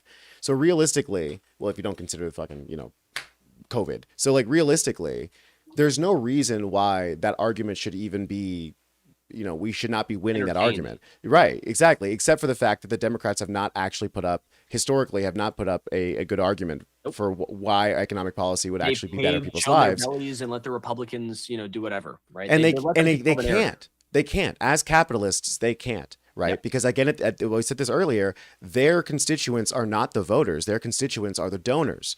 So they cannot actually say, oh, we're going to economically improve your life, because economically improving your life would mean reducing profits for the donor class. They can't have that. Right. So we've just hit a breaking point where wages have stagnated. Production is at an all-time high. Innovation and technology are steaming ahead, and people are looking around and asking, why am I working harder now than ever, and I don't have the money to go around, right, to even pay for groceries, right? And go ahead. No, continue, please continue. No, I was just gonna say that I was just gonna say that, like, I think that, like, with COVID and stuff like that, like, people have, because I just reminded myself of it, that like people saw that hey, wait a minute, when I slowed down and I didn't have to go to work or whatever, like nothing fell apart. You know what I mean? Like we can actually live in a better world where things are slowed down and we still have as many things. It's not capitalism that's making your life good. It is not capitalism. Yeah. No, it's a bunch of money being spent to make it seem like this approach is the only approach that works. Right. And nothing else can work. Nothing else. We have to exist within this thin range of this political spectrum that only moves to the right whenever we want it to. And then the Democrats will have to shift, and then it just becomes slowly more like this, right? And everything is in this window, and nothing can exist over here. Whereas we're finally seeing that change, right? We are finally seeing that change. And I think a lot of voters don't really even recognize that. And a lot of voters are worried about breaking out of that because they just don't think it'll work. They don't think it'll work in a general. And I think that's why a lot of people voted for like Haley Stevens in this election. These aren't bad people. These aren't, horrific like monsters who voted for Haley Stevens. They want the same things, right? They want a better tomorrow. They want, food on the table. They want certain things, but they may have a certain approach to Israel. They may have a certain approach to how they feel about capitalism, right? They may have a certain approach to certain things. But at the end of the day, most Democrats out there, we talked about this a little bit, like about Bill Maher and James Carville, they're the outliers in the situation where most Democrats are going to vote for whichever candidate is on the ballot come the general election. Yeah. And they're going to support their policy because the Democrats, the Democratic Party has a lot of people who are Democratic Socialists in them, whether they know it or not, looking at their policies. But then they just get, they get scared, right? They get worried. So whatever happens in this race tonight with Abdul and Haley Stevens, it's looking like Abdul is going to win. Thank God. But of course that's not confirmed yet. Most of the people who voted for Haley Stevens in this primary are going to vote for Abdul in November against. Yeah, I think that's all of the doom polling before about like, oh, like she's winning by 2 points and he's losing by a point or whatever it was. It's like, I think that push comes to shove, the Democrats are going to vote for Abdul over Mike fucking Rogers. I think that there's going to be a very small subset of bleed over to the red. But I think there's gonna be the independents like are gonna I think come out. They're going to swing to the left for They're sure. gonna swing to the left, and I don't think that it's gonna overshadow We for have to sure. remember in this race too, and this also kind of applies to Zoran's race. This is a Democrat versus a Democrat, right? And one of them has $63 million of spending behind them to Right. smear and slander and lie about the candidate that she's running against, right? So Abdul has been called, an anti-Semite. He's been called a misogynist. He's been called a radical extremist. He's been called, friends with a terrorist sympathizer, talking about Hassan Piker, right? So all of these things have been talked about Abdul. So, and people just see what they see. And if $63 million up against, I think, $7 million was Abdul's end total for this primary cycle, of course they're going to believe certain things. And someone just said Abdul was at 63% earlier. It's getting tighter. It is getting tighter, but the counties that have come in are largely favored to go for Stevens anyway. But it is getting a little tighter, that's for sure. But the first Abdul drop was just really good. I believe he's still overperforming the I believe he's still overperforming. Yes. But and that also applies to what Zoran happened. People were like, oh, Zoran only barely won his election to become the mayor. He was running against Cuomo, another Democrat, right? He was running as an independent, but he was running against, it was like 2 Democrats and a Republican. So obviously, Mamdani wasn't going to win with major numbers because he was going up against another Democrat. So people want to vote for the candidates that they support and they like and they feel happy about. But when one of them is funded so much more, they're going to have more publicity out there. That's just the fact, right? 100%. See, apparently CNN, Van Jones is dooming on CNN, already congratulating Abdul. No way, really? Yeah, I hope it's true. Wow. I'd love to see that clip. Yeah, let's see if we can find it. Let's see if we can pull it up. I'd love to look at that. Yeah, I think that people talking about because I think a lot of times I see some stuff in the chat like capitalism is okay, we need socialism too. I think a lot of times what people are saying, when they say they want what they like capitalism, the things that they like about capitalism are not unique to capitalism, right? Like they like a market and they like, being able to own property and stuff. Like these things exist within a democratic socialist system, right? It's mostly about like where the profits go and what industries might be nationalized depending on how, if they are basal, right, to the means of production. But realistically, I think a lot of times that people, what they envision when it comes to democratic socialism or when it comes to capitalism are things that are not actually capitalism. Like business is not capitalism. Money is not capitalism, right? Like these things are not actually, what capitalism is, but because the narrative has been so twisted and because the education system is so like defunded and pro-capitalist, that's what they want us to think. So they think when they hear socialism, you go, oh my God, that's a completely different thing. When in reality, it's not, right? It really isn't. I sent you a Van Jones clip. I don't think it's the one you were talking about, but it is something about Haley Stevens spending so much money to get whooped like she is right now. Let me check it out.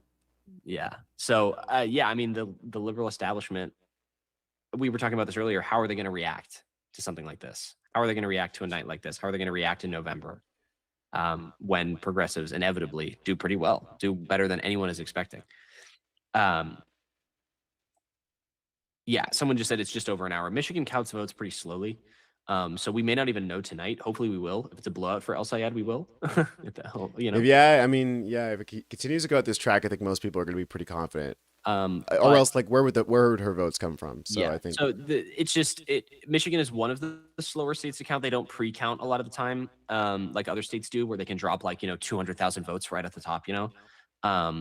They're not Nevada, which is like the slowest state to count votes. I feel like it took them months to finish the 2024 election. I think it did take them months, technically. My home state, by the way, I don't know how long it took my vote to get counted there. God knows. I did mail-in, so it probably wasn't counted for years, whatever. My vote still hasn't been counted for the 2024 election, I feel like. But Michigan is slow, right? And but we'll see how much Abdul wins, because again, if he's ahead by so much, then they'll call it, right? I really think that I just want to know what the narrative is going to be. I think that realistically, they're going to be like, well, he's cooked, right? They're going to be like, oh, he's cooked. what we're completely forgetting about is the fact, same thing with Hong, right? I think like she's probably gonna win, and then, well, not probably, she's gonna win. All right, I'm gonna put my number on it right now. She's gonna win, and then they're gonna be like, well, now you cooked, you did it, congratulations, you cost us the election. And like, what are you saying? That Tom Tiffany and Mike Rogers are good candidates? Are you joking right now? Yeah, you got to suck up your pride and vote for the Democrat, like you've said to do for the past 20 years, and you force socialists and progressives to vote for your shitty milquetoast candidates. You got to do the same thing. You cannot put money. And how did you not learn this? How did they not learn this lesson from Kamala's race? They put so much money into that. They had astronomical amounts of money, right? To the point where they literally bankrupted the DNC. Yeah, they're like the DSA has more money in their coffers than the DNC does. So like they didn't win. It wasn't enough, because at the end of the day, you cannot buy an election. You have to have people. People vote. Money doesn't vote. So with all, and that's why like I do think that at the end of the day, I believe in democracy, because that's how powerful democracy is. That's how powerful it is when you actually motivate people based on what Andrea is saying here, like leaning into our diversity, our care, our concern, and commitment, taking care of each other. These are the things that are forefront in all of the Democratic Socialist campaigns, and that is what is motivating people to actually show up and defeat these $60 million from AIPAC. That's insane. Yeah, it's ridiculous. And yet we're seeing a candidate who was outspent 10-1, 20-1 in certain counties, still leading. And I think that the moderates out there are going to whine, they're going to complain, but the vast majority of them are going to vote for the Democrat, no matter who they are. But it's really unfortunate. It's really annoying, and it's kind of almost infuriating in a way that they have this approach to this to progressives that have bit their tongue and voted for Kamala, voted for Biden, voted for Hillary, and it never worked. And Bernie was supposed to put on a smile and be the take losing with grace, when these guys can't lose with dignity to save their goddamn lives. No, 100%. Yeah. And the left has been doing it since 2016. It has been 10 years. And I don't think we have the left we have today without Bernie Sanders and what he was able to accomplish through his organizing. But he got screwed, right? Like we know this. We've known this for a long time. And they're trying to do it again. And I just don't think it's going to work, because the attitude isn't there anymore. Right? No, it's just completely like the powers have shifted away from it. You look at Ken Martin, right? Like Ken Martin really tried to go on Pod Save America and act like he was the big dog, right? Act like I'm gonna put you guys down, and like you're lying and this, that, and the other, and he just looked foolish. It's like you're not motivating voters to actually follow behind you, right? Yeah. Like, and look at like Carville is a great example where it's like, oh, look at my history, I know what I'm talking about, because in a day before Trump, in the political era before Trump, I used to have all of this knowledge and all of this wisdom that no longer applies. It doesn't work anymore. Yeah. It doesn't work anymore, right? So instead of trying to figure out what we look like post-Trump, the DNC is quite literally just sitting there. Yep. They don't know what to do. They're paralyzed. They're like, we don't know what to do. And they're seeing this left insurgency come up, and they see it as a threat to their status quo. And so they go, oh, I see a pump of a fist. What was that? McMorrow, I saw a comment that says McMorrow's closing the gap. Hey, let's go. Let's go, McMorrow.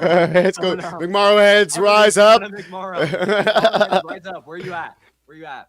She's my Odysseus. Yeah, drop a heart for McMorrow. Oh my God. But yeah, I don't even know what I was saying. I got so distracted by Mallory McMorrow's huge success victory. Shit, sorry. Knocked it out of No, your head. it's all good. It's all good.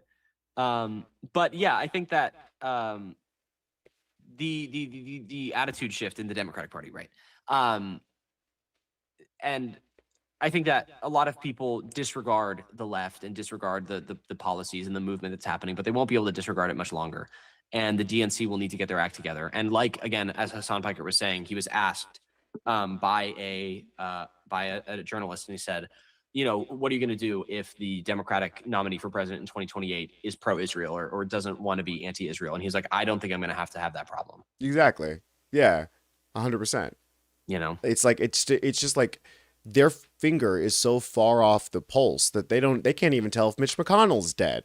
Mm-hmm. Like it's like we see what's going on, and the fact that we're even in this situation, like apart, like across the political spectrum, it is a clown show between what's happening again, literally with Mitch McConnell, where we have a dead senator. We all know that he's fucking dead. He's putting AI pictures out and acting like that's cool. Like that is such a disservice to what is supposed to be a representational democracy, because at the end of the day, this uniparty has really taken over, and even the Democrats in Congress are not really saying anything about it. Like the other Democratic senators aren't like calling him out or anything, and that's when it goes to why people have lost faith in the DNC, in the Democratic establishment in general.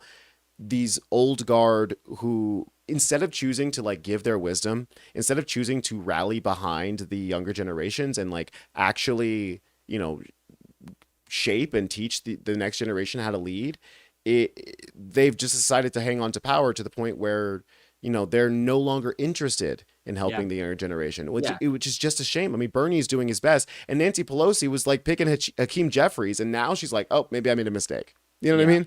The old guard. It's so interesting. This attitude of where we have a gerontocracy of so many old people in power that are unwilling to give it up, that they're literally dying in office. Like there was, I think a representative that it was just announced like yesterday or a few days ago, like she was 83 years old and she passed away in office. And hasn't been missed all of her votes. And I saw someone in the chat be like, retire and go spend time with your grandkids, right? And like, just like, and I think you mentioned Bernie, and Bernie is an exception to this, where kind of, right? But not entirely. Exactly. He's still 85 or whatever, and he's still in the Senate, right? But what's different about him is he is giving this leadership position. It's clearly that he's looking at AOC as his replacement, right? 100%. Leading the national left. And you can feel however you want about that. I know there's a lot of people who don't like AOC. There's a lot of people who like AOC. And there's problems to have with AOC, I think, if you're a progressive. But at the same time, she is a phenomenal progressive leader and a phenomenal fundraiser. Let's put that out there as well. She can rake in the big bucks for the progressive movement. But it's clear that Bernie has an agenda to push a new, younger person to be the leader of the progressive movement, because the leader of the progressive movement should not be an 85-year-old dude from Vermont.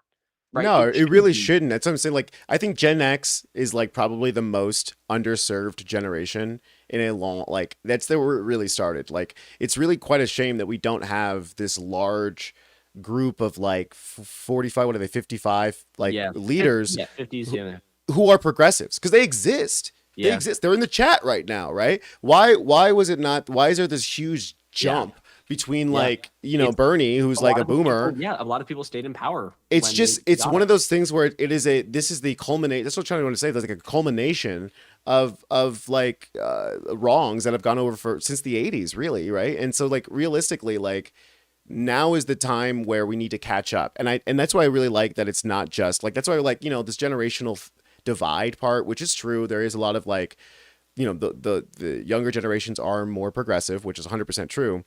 I do think this is an opportunity to like heighten some voices who maybe have been around this whole time, who have just never gotten the chance of actually like being in the spotlight, right?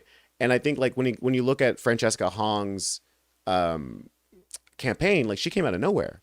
She was a restaurateur, right? Mm-hmm. That's what I would love to see more in I'd love to see these older people than fucking Francesca Hong, even, who's like, you know what? Like, I've spent my entire life like being on their left and like gone and have experienced administration after administration of neocon and the neoliberal and the neocon and the neoliberal, and like now it's time for me to step up because I have that wisdom that we're missing. Like, we're generally, there's going to be a gap like in like 10 years when a lot of like, Bernie hopefully lives that long, but like we don't know. And I think realistically, like, we got to catch up, because it's going to be very easy to not, as the most decentralized the movement is, the better.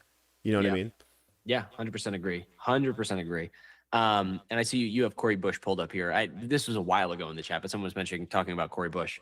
They're saying, people are saying that it's too close to call. I think this is probably, even with 50%. If the people who like study this and actually know what they're talking about have called it, I think it's Jover for Cori Bush. However, it was less. She was losing by more earlier.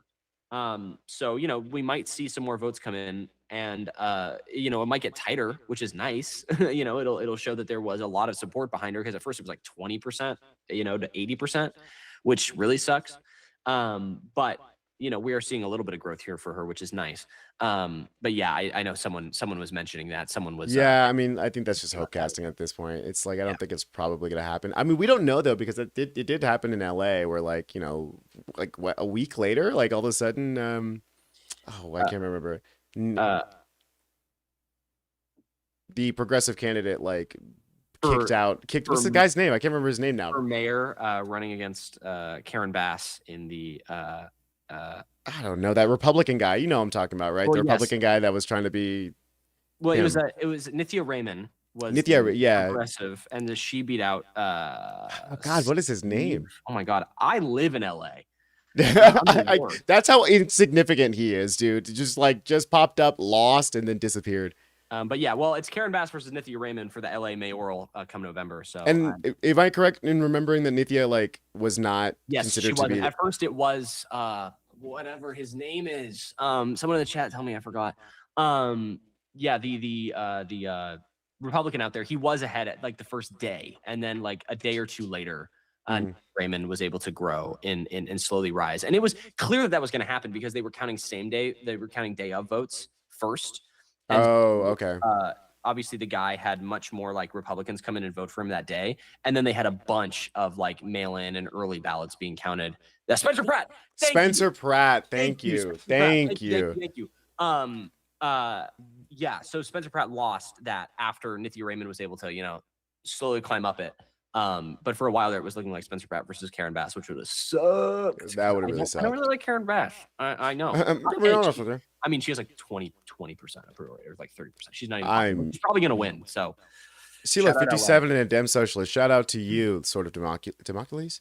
Like that's what I'm saying. That's what I'm saying. Like we need more 55-year-old socialists, 57-year-old socialists who are like gonna run for office. And I think that what we're doing like is like we were opening the door to being like, you don't have to have a career in politics. Like you don't. Like it would actually be preferred if you didn't. It'd be preferred if you're just like just a person who was like, I am going to run for politics because I believe in these things, and I think that I have a good voice to do it, because there's like so many offices that we need to fill, right? Like city council members and like state legislatures and obviously federal elections, right?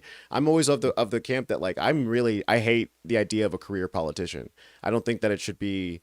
Even Mamdani. I love Mamdani, right? I would love it if he went on to do more things after being in politics. I don't think it's great to have a person be in politics for 50 years, right? Like we have in the Senate, or like we have in the House, and just bouncing around. Like it's just not a good. It doesn't work that way, right? We end up, they get bought out. Yeah, someone in the chat just suggested term limits. You know, like I feel like that should be a thing. Or like, you know, it's crazy. It's crazy how long these people have stayed in power and just hang on to it through corporate donations, through just name recognition, through incumbent advantage that people have in American politics. And someone mentioned in the chat, Lefty Linda talking about how Gen X did get skipped over, but they're saying, go kids, DSA, baby. Pissing on Reagan's grave is on my mind. Hell yeah. Hell yeah, dude. Pissing on Trump's is mine. President. I wish, man. I wish Mamdani could be president. But hey, we could change it. Yeah, that's true. That's true. Everything we've been dealing with. Yeah, so much stuff from Canada. Thanks, guys. Thank you. Of course. Yeah, so we've got a little bit more movement on El Sayed, but not much, to be honest. It's definitely slowed a little bit here. Let me see if I can get news. Like, do you know if where we are in the ballot counting? Like, where they? I think we're like only like 20 or 30% of the way through, to be perfectly honest with you. Oh, well, that's not great.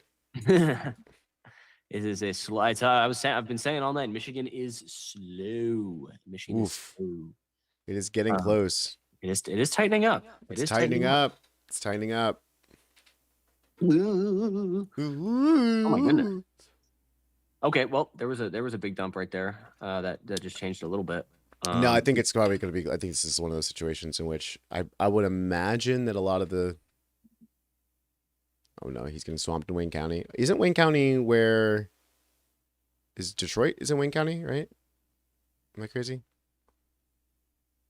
If that's the case, then I'm not super surprised. I'm not super surprised. Detroit is where Stevens did most of her, almost all most of her campaigning. However, obviously that isn't a good side.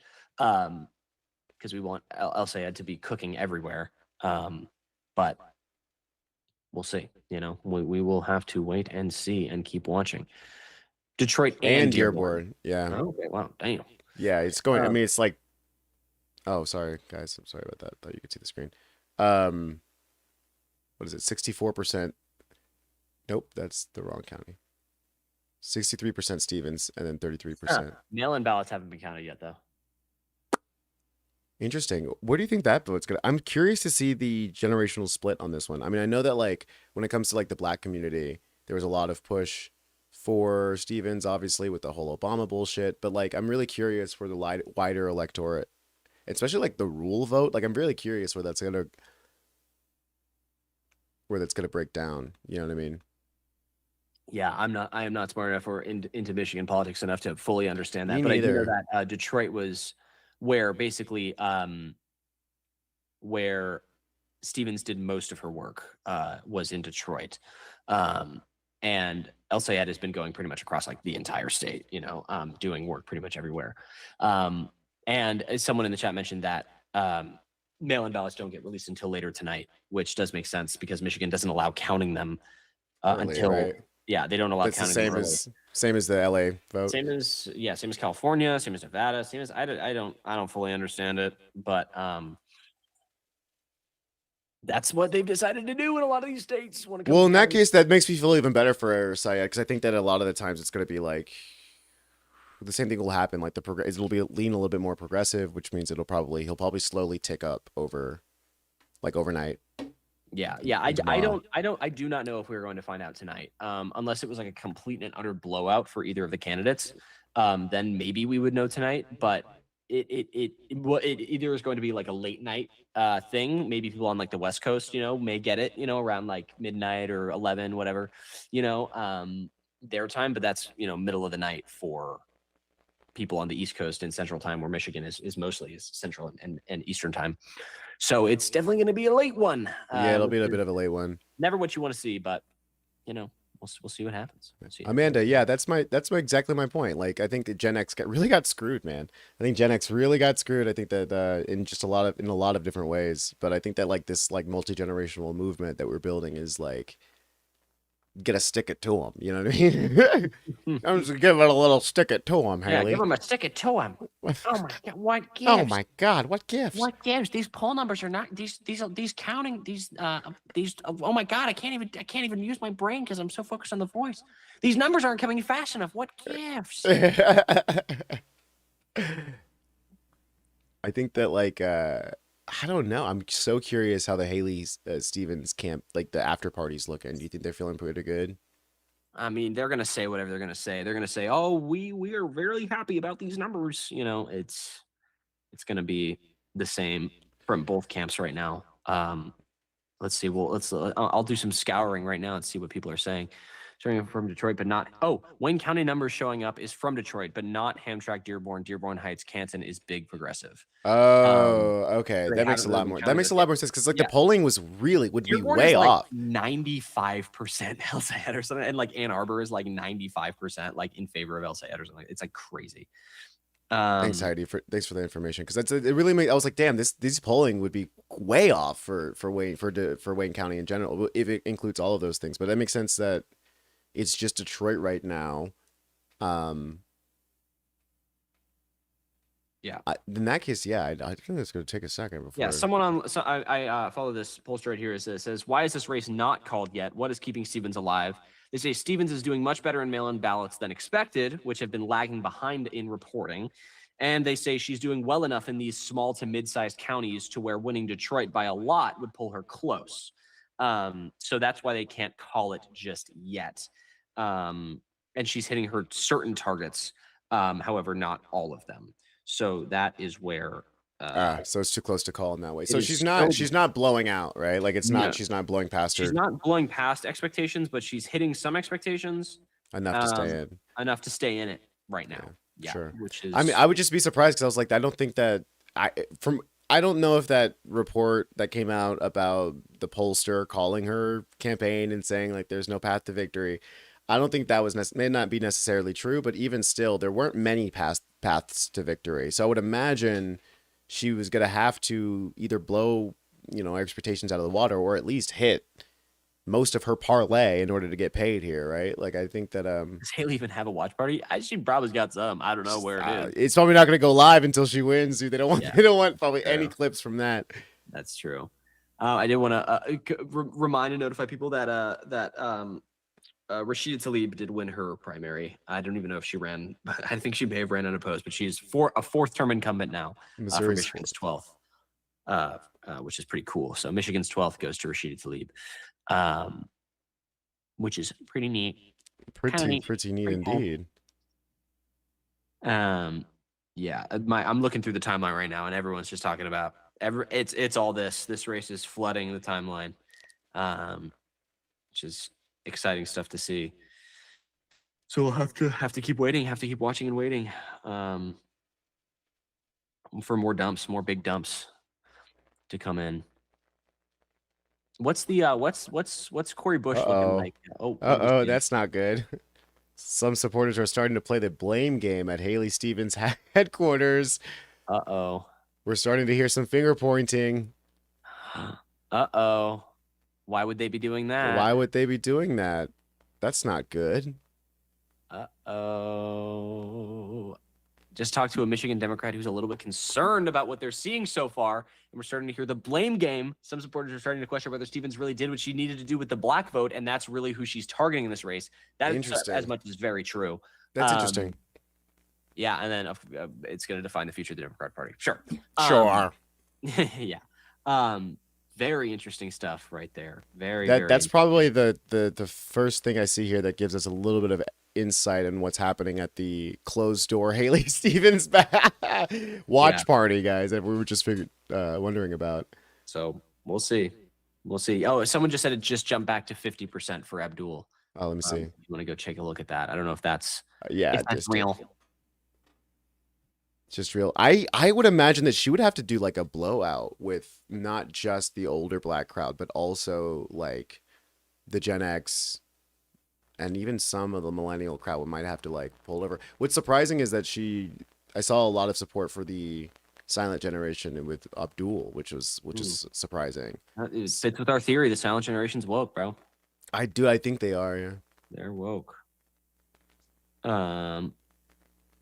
See, we're here. The DSA-backed Yusuf Rabi defeats 12-year incumbent Christopher Taylor in the Ann Arbor, Michigan Democratic mayoral primary. Did they really? Yeah. So that's a very local one, but I'm just kind of checking here, like all of the different small scale stuff, But we will see. Well, we got economists in the chat. Let's go. We are the money party. Oh, bad news for Donovan. Oh no, really? It looks like a big drop from Shri. We got 27% in. Oh boy, come on, Donovan. Did Haley Stevens campaign with Shri at all? I know he likes to stay under the radar for the most part. I don't know, man. That's a good question. I know she's got a lot of sway there. I don't know if she did much of anything. Yeah, Haley did not get out in canvas until Abdul was moving big in that direction. Yeah, she was not out there much on the streets, campaigning and all this kind of stuff. So we will have to see. Abdul 49. Yeah, no one is calling this race right now. It is tight. Yeah, it's super tight. So, we just got a boost. Okay. William Lawrence still holding strong. Shout out. In fact, I think his lead is gaining. That's good. Good for William Lawrence. Nice. Who's in?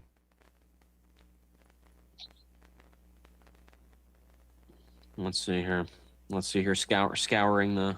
I know. Sound the interwebs trying to get an update. Yeah. I thought I saw.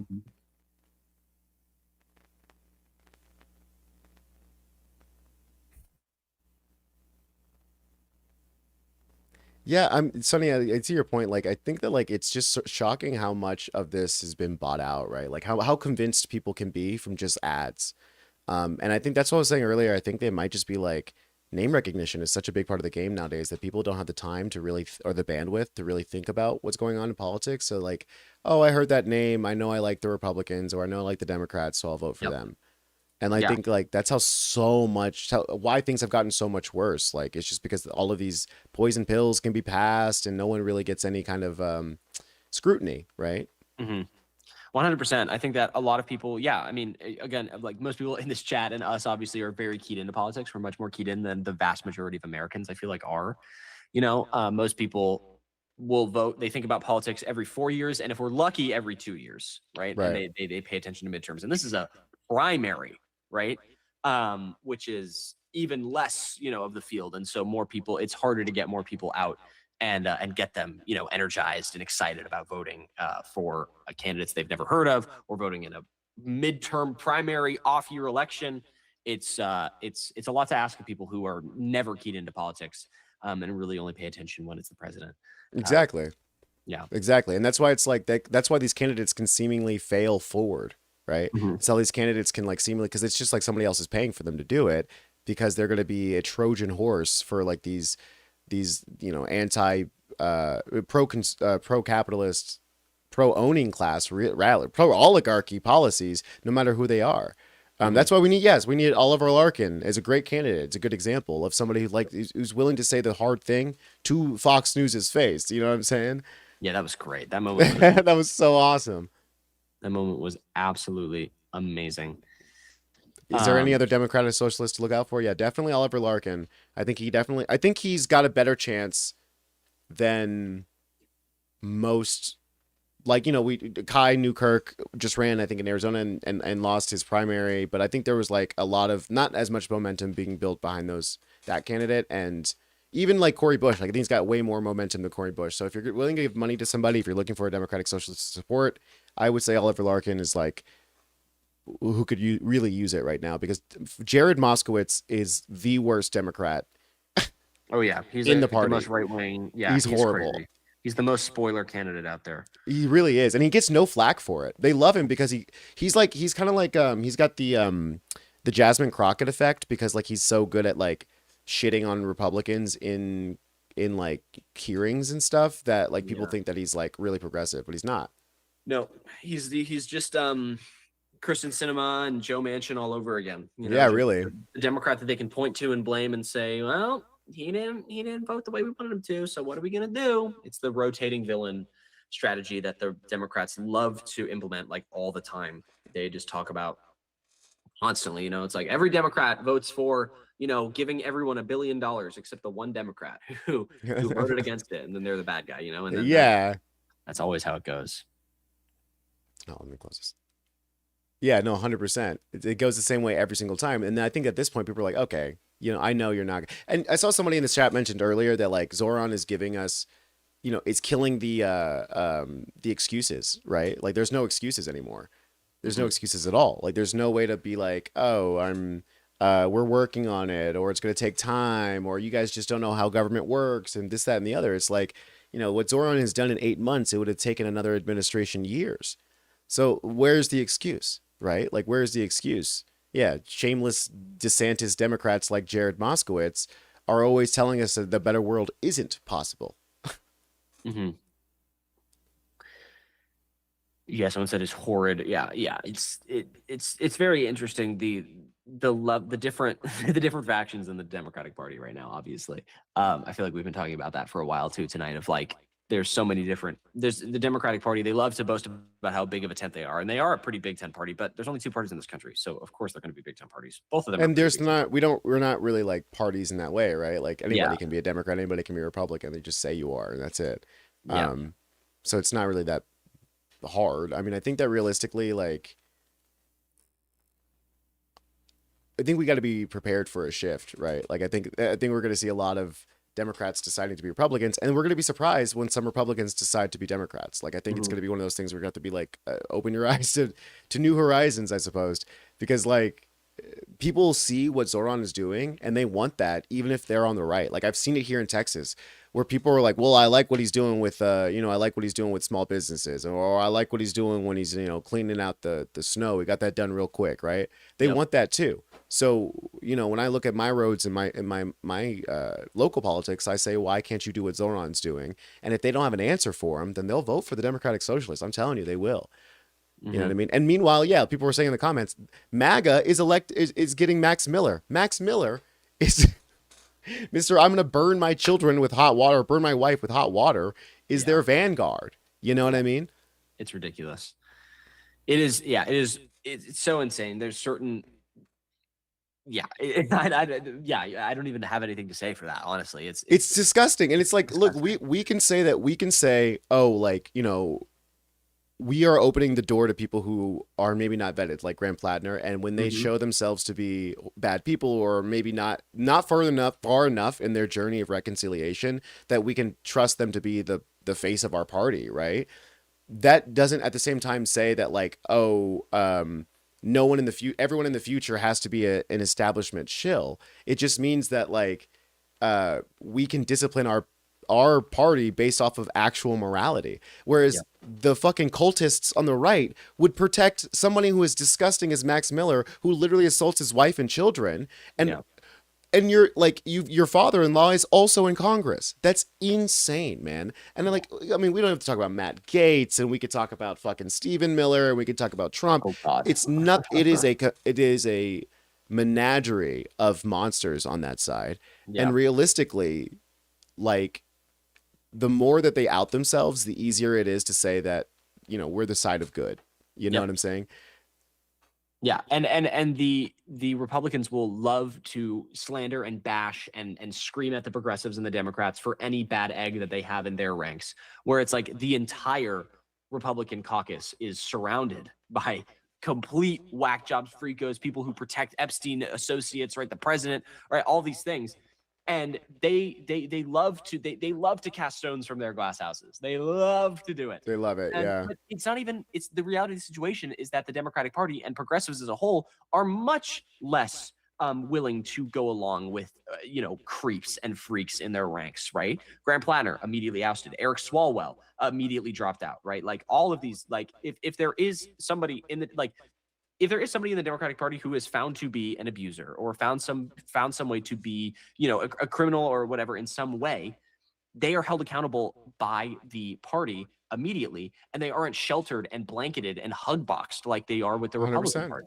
Julie, thanks for joining a member. Appreciate you. That's amazing. Thank you so much. Julie. Welcome. Appreciate you. Welcome, Julie. Thank you so much. Really appreciate it. Thank you for joining us here on our fight at U.S. Democratic Socialists.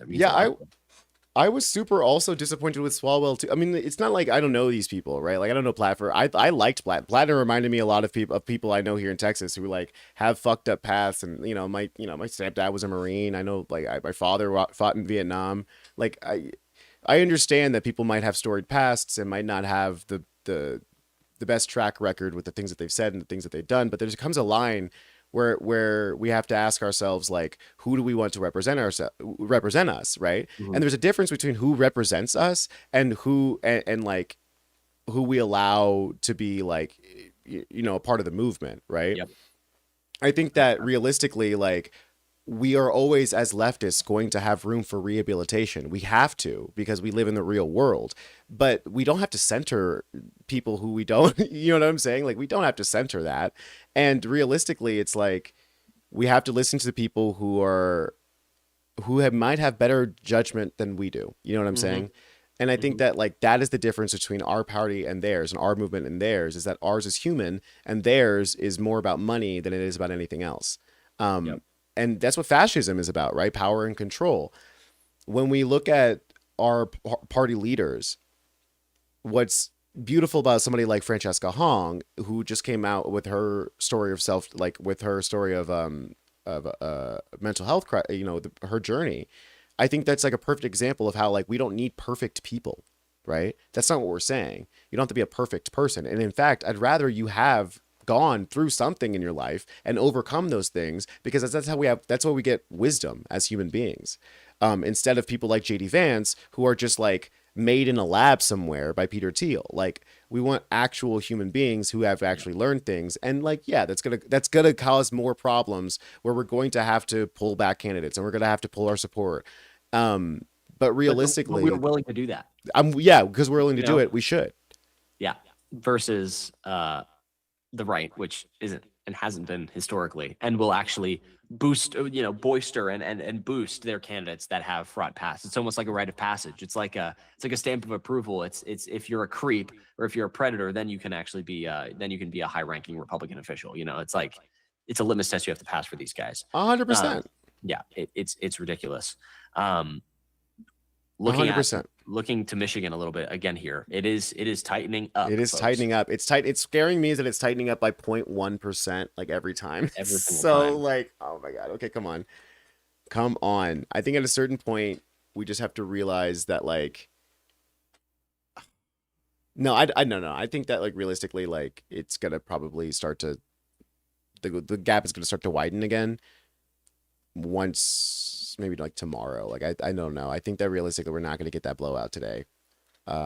Which is already an outperformance for Stevens. Already kind of showing that. Yeah, that kind of is an outperformance. Yeah. Than expected, which is it's unfortunate, but that's why every single time that there's a great poll for El Sayed or there's prediction markets that say he's definitely going to win or whatever, that doesn't mean anything, right? It's always you have to fight until the finish line is passed, right? And that's always been the goal of progressives because we've seen, victory.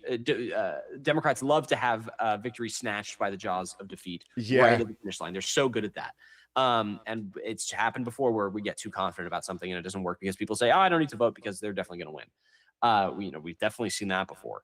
So we'll have to keep waiting. I'll have to keep watching this election and continue to see how it goes. But it is definitely tighter than we expected it to be, at least at this moment right now, which is interesting. I mean, I think that with with learning what we learned about how they count their votes and stuff, I think we can look to the energy at Haley Stevens' headquarters to understand how they're feeling about it, to understand how we should be feeling about it, if that makes sense. Yes. And someone in the chat just said, don't forget that $60 million+ was spent on behalf of Stevens. Very true. Obviously. Very true. And that's why this election means so much. And that's why if Abdul wins, it will be such an indictment on this money and politics things that we've been seeing for so long. And that's why it's such an important election, not only just for the left and for progressives, but for just like the whole idea of money in politics in general, right? And it would be just so awesome if AIPAC and these corporations just torched $60 million by throwing it into this race. Because you're right? Like they're not playing on an even field. If they were, Abdul would be crushing it every single day of the week. And obviously that isn't the case. He's fighting a whole machine here, right? He's fighting a corporate machine. He's fighting an industry machine. He's fighting a party machine. The Democratic Party, I don't think the Democratic Party wants Abdul al-Sayed to win this election, right? But they have to. They will support him when push comes to shove. When push comes to shove, Haley Stevens has even said as much. And Abdul had, I believe, $7 million was his total spending in this race, whereas Haley Stevens was closer to $64 million, right? So we'll have to keep waiting and seeing. Someone also said Stevens took most of the McMorrow votes, and that's also true. That is also true. I think realistically, we can't discount the amount of money that they've spent, and we can't discount the amount of disinformation, how far that disinformation went, right? I think realistically, if Stevens wins, it's going to be because she successfully convinced a large subsect of Detroit voters, largely black voters, that she had fucking Obama's support. And honestly, she might have. Obama was very silent on this election. Who knows? But realistically, I think that it goes to show how important it is to combat where the largest amount of spending is being done, right? This might, like, one strategic thing that I had thought might be a mistake is not targeting. Like, Abdul spent not as much time as he should have in Detroit, trying to combat all of that money that was being spent there, right? We can never know how motivating an ad is until election day shows up, because it's the nature of advertising. So realistically, I think maybe that some of that if he doesn't, knock on wood, he wins. But if he loses, I think that might be the lesson to take from this election or from this campaign is that, first of all, if Stevens wins, it'll be by a nail biter. So that's $60 million that really had to put the work in. You know what I'm saying? So it's still an indictment, I think, on AIPAC spending, and I think it's an indictment on and it goes to the power of like community organizing. But realistically, like, it is something that we have to be aware of, right? Like, where's the money going specifically? What is their strategy?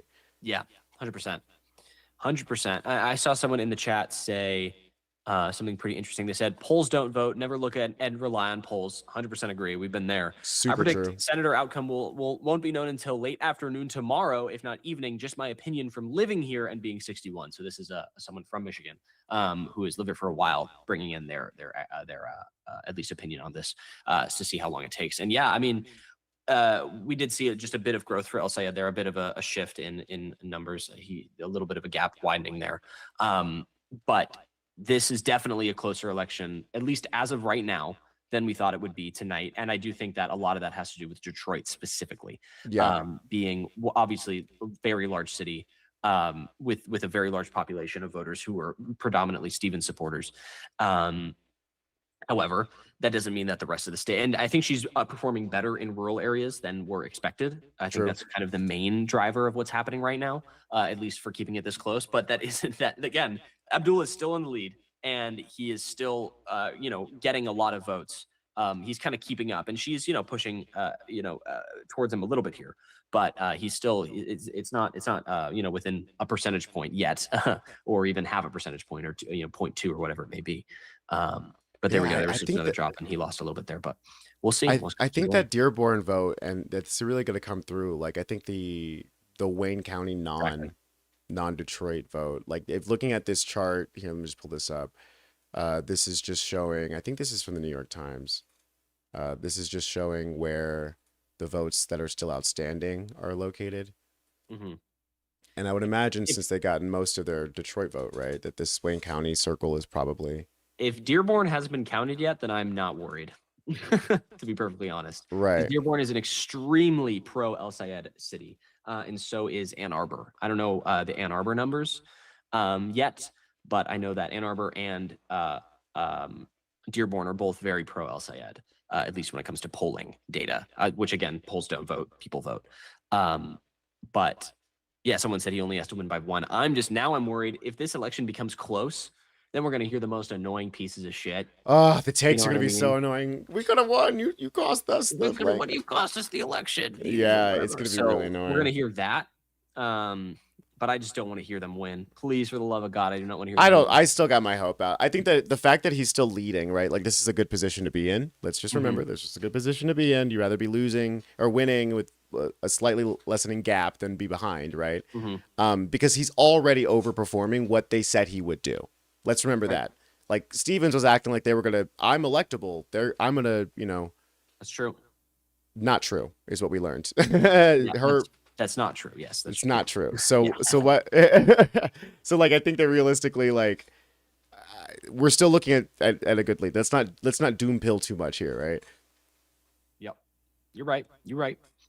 I see another poster here saying the reason this looks closer than it actually is Oakland County, the conservative area in Stevens' own House district, is the county reporting the most votes so far, and she barely leads their 1.8%. So we'll see when other counties start to drop their ballots as well as mail-in votes and stuff like that from areas that haven't been This might be a little bit of a false positive then, huh? Yeah, we'll see. Imagine, that could also be the case. We wake up tomorrow and it is a blowout, right? Who knows? I think we were all just hoping for, like a 9 p.m., 10 p.m. Abdul victory, like we saw, with like New York, where pretty much every single election was called that night. Right. But we're not seeing that here. Obviously, this is a much bigger state, a lot more votes to be counted here, right? This is a statewide election versus a, individual counties, and individual cities being counted. So again, we'll just have to continue to wait and see. But I'm also optimistic. I'm still feeling like Abdul has this. Yeah, I think I'm still optimistic. I don't lose faith yet, guys. I think we're in a good position. Yeah. How is the other races? Let's see. Let's check in on Donovan. Yeah, let's check in on some other stuff. Let's do it. I believe Donovan is closing his gap here. Yeah. All right, let's go, Donovan. Let's go, Donovan. I'm not sure. I'm pretty sure that this was further behind before. Now my memory is failing me. Yeah, Corey Bush lost to an actual demon. I'm surprised, man. He's so unlikable, so horrible. I'm super surprised, but yeah, I think a lot of that has to do with just the attention that race wasn't getting. Some like Corey Bush wasn't out there as much as a candidate like El Sayed was or Zoran was. Right. The publicity just wasn't there. Like we consume politics every day, right? Like we are online, we are on the social medias, looking at clips, looking at news coverage all the time, and I just wasn't seeing much Corey Bush, right? I just really wasn't. And that's not even like dogging on her specifically. That's just like, it's just an unfortunate reality of the situation that people were not paying as much attention to this race as I feel like it should have deserved. As Wesley Bell is also a very well-funded APAC, moderate candidate. And Corey Bush is a progressive candidate, which is a very similar situation to what we're seeing right now in Michigan. Yeah, she didn't get enough exposure. I think that is 100%. Yeah, and she doesn't have the support of the party. She doesn't have the support of any big the DSA supports her, but she doesn't have nearly as much money behind her as someone like Wesley Bell does. Whereas El Sayed, even though he doesn't have as much money, did have a lot of exposure and did have great publicity that made it, I think, a closer race than what we're seeing right now. Yeah. Welcome from Australia. Thanks for. I'm so sorry that our elections affect you all the way on the other side of the world, but that is unfortunately true. Yeah, Donovan is losing now. There was a big drop, but there's only 27% expected votes in for Donovan, and I believe the last vote he did gain a little bit. So we'll see how that goes as well. This may also be another case of election day. Election day coming in and not being. We know. As we know, election day votes tend to skew younger votes tend to skew more progressive. If, given that trend, there's always going to be hope here until all the votes are counted. Yep. Who knows? I think that people on the ground, I'm always looking to the candidates themselves and their own like supporters to see how they're feeling on the ground, because like generally have a better idea. Yeah. Yeah, but I'm sitting in Los Angeles and Tony's over here in Texas, so we need to, the people on the ground is where we will get most of our information from, and that's obviously where a lot of our information is coming from right here to show you guys. But someone just said they're watching from Korea. Shout freaking out! No way! Shout out! Let's go! Shit. Welcome. That's dope. That's so cool. All right, just looking here. Yeah, let me just see if I can find anything on the Donovan race. See how the people are feeling about it. And even Donovan got a slow start. I'm not gonna lie. Like I didn't, I saw Hassan was campaigning with him recently, of his last week or something, but it was a name that was not on my radar until relatively recently. Oh, here's an update. We have a projected winner, William Lawrence. Yes. William Lawrence has projected to win the House District 7, beating out both Brink and Mazdam, who split the vote. Nice. Lawrence this is another one, though. It's not always about exposure, right? Like, I think Lawrence also didn't have that much exposure. Nope. No, but that's awesome, though. Fantastic. That's fantastic. That's a progressive win tonight, folks. There we go. We'll take one. That's one. Let's get some more, huh? Let's get the big one. Let's get the big fish. Right. Yeah. Right here, I'm looking at a decision desk. It's got Abdul right now up about 4 percentage points with 40% in. I'm pretty sure that's kind of what the New York Times was saying. And all the other outlets are saying similar things right now. It's not bad. It's not bad. Not bad, Jack. Jack, it's really not that bad. So we'll have to wait and see. But yeah, Donovan McKinney still trailing Shri, but we'll also keep our eyes on that. Shri is an interesting character. Mm-hmm. Just like popped up and like literally seemingly does nothing but but vote for the worst. Like, it's in those one situations where I feel like education is not always going to be helpful. It's mostly just being like getting our people's names out there, just like out name recognizing people. You know what I mean? Because like Shree's an incumbent who like literally his own constituents don't even know who he is. 100%. You know what I mean? It's like insane. It is so weird. Yeah. And that's why like incumbents obviously have the advantage. And if you've been in politics before, you have the advantage because people just vote for the name they recognize, right? Like that's a lot of the case as well here. It looks like Abdul jumped back up to 50% on NBC's decision desk. Let's go. We love to see that. It might be with 42% coming in. Now he's at 50.1. I think we're starting to see the beginning of a drop, y'all. Not to get too excited here. That's good. Well, that's good news. Because yeah, that's really the big fish this election is Abdul, obviously. Yeah, I just keep going back to Cori Bush. You know, I'm really like flipping through streams. You guys have the best banter. Sorry about that, guys. Hey, thanks. Oh, thanks, guys. Thank you. Appreciate Appreciate it. Appreciate that. Let me make sure I'm looking at the right thing though. You got to scroll up a little bit. Yeah, that's my bad. I was looking at the 50.1 thing. Nice. Race. Yeah, scroll up. Yeah. We got you. We got you guys. Got you, fam. Yeah. Someone in the chat saying like Abdul's gonna win. I do believe he's still gonna win, right? I got you. I'm with you, the American. I got you. I believe in you. You got me feeling the optimism. Yeah. Someone said, how Cori doing? Cori Bush lost. Bad news. Yeah, bad news. Cori Bush lost. She was running against another well-funded AIPAC candidate, Wesley Bell, down in Missouri, and she did not pull it out. They've already called her race. So that again, that is one I feel like we've been talking. That's like the only race we can talk about because it's the only one that has like actually been decided on and has stuff to talk about. But yeah, that's one that will be discussed, I think, a lot in progressive and DSA circles to really understand what went wrong, what happened there, because obviously Wesley Bell is still a Democrat, right? Like it was a Democratic primary, but just like what happened there, because Cori Bush was a representative, and then Wesley Bell beat her after getting a bunch of money from AIPAC, and then it happened insane, again, right? So it happened. This is the second time that's happened. So why? What happened? We've been talking about this a little bit. She could have won, but got no coverage. Yeah, that's mainly what we've been saying is that her coverage was just not there. Her publicity was just not there, right? And so the comparisons between this race and the Abdul race it's very similar, you know, like in structure. Yeah. I do think that, to be fair, like as much as I like Cori, I don't think that she's as good on camera. I don't think that she's got quite as much, like her background isn't as impressive.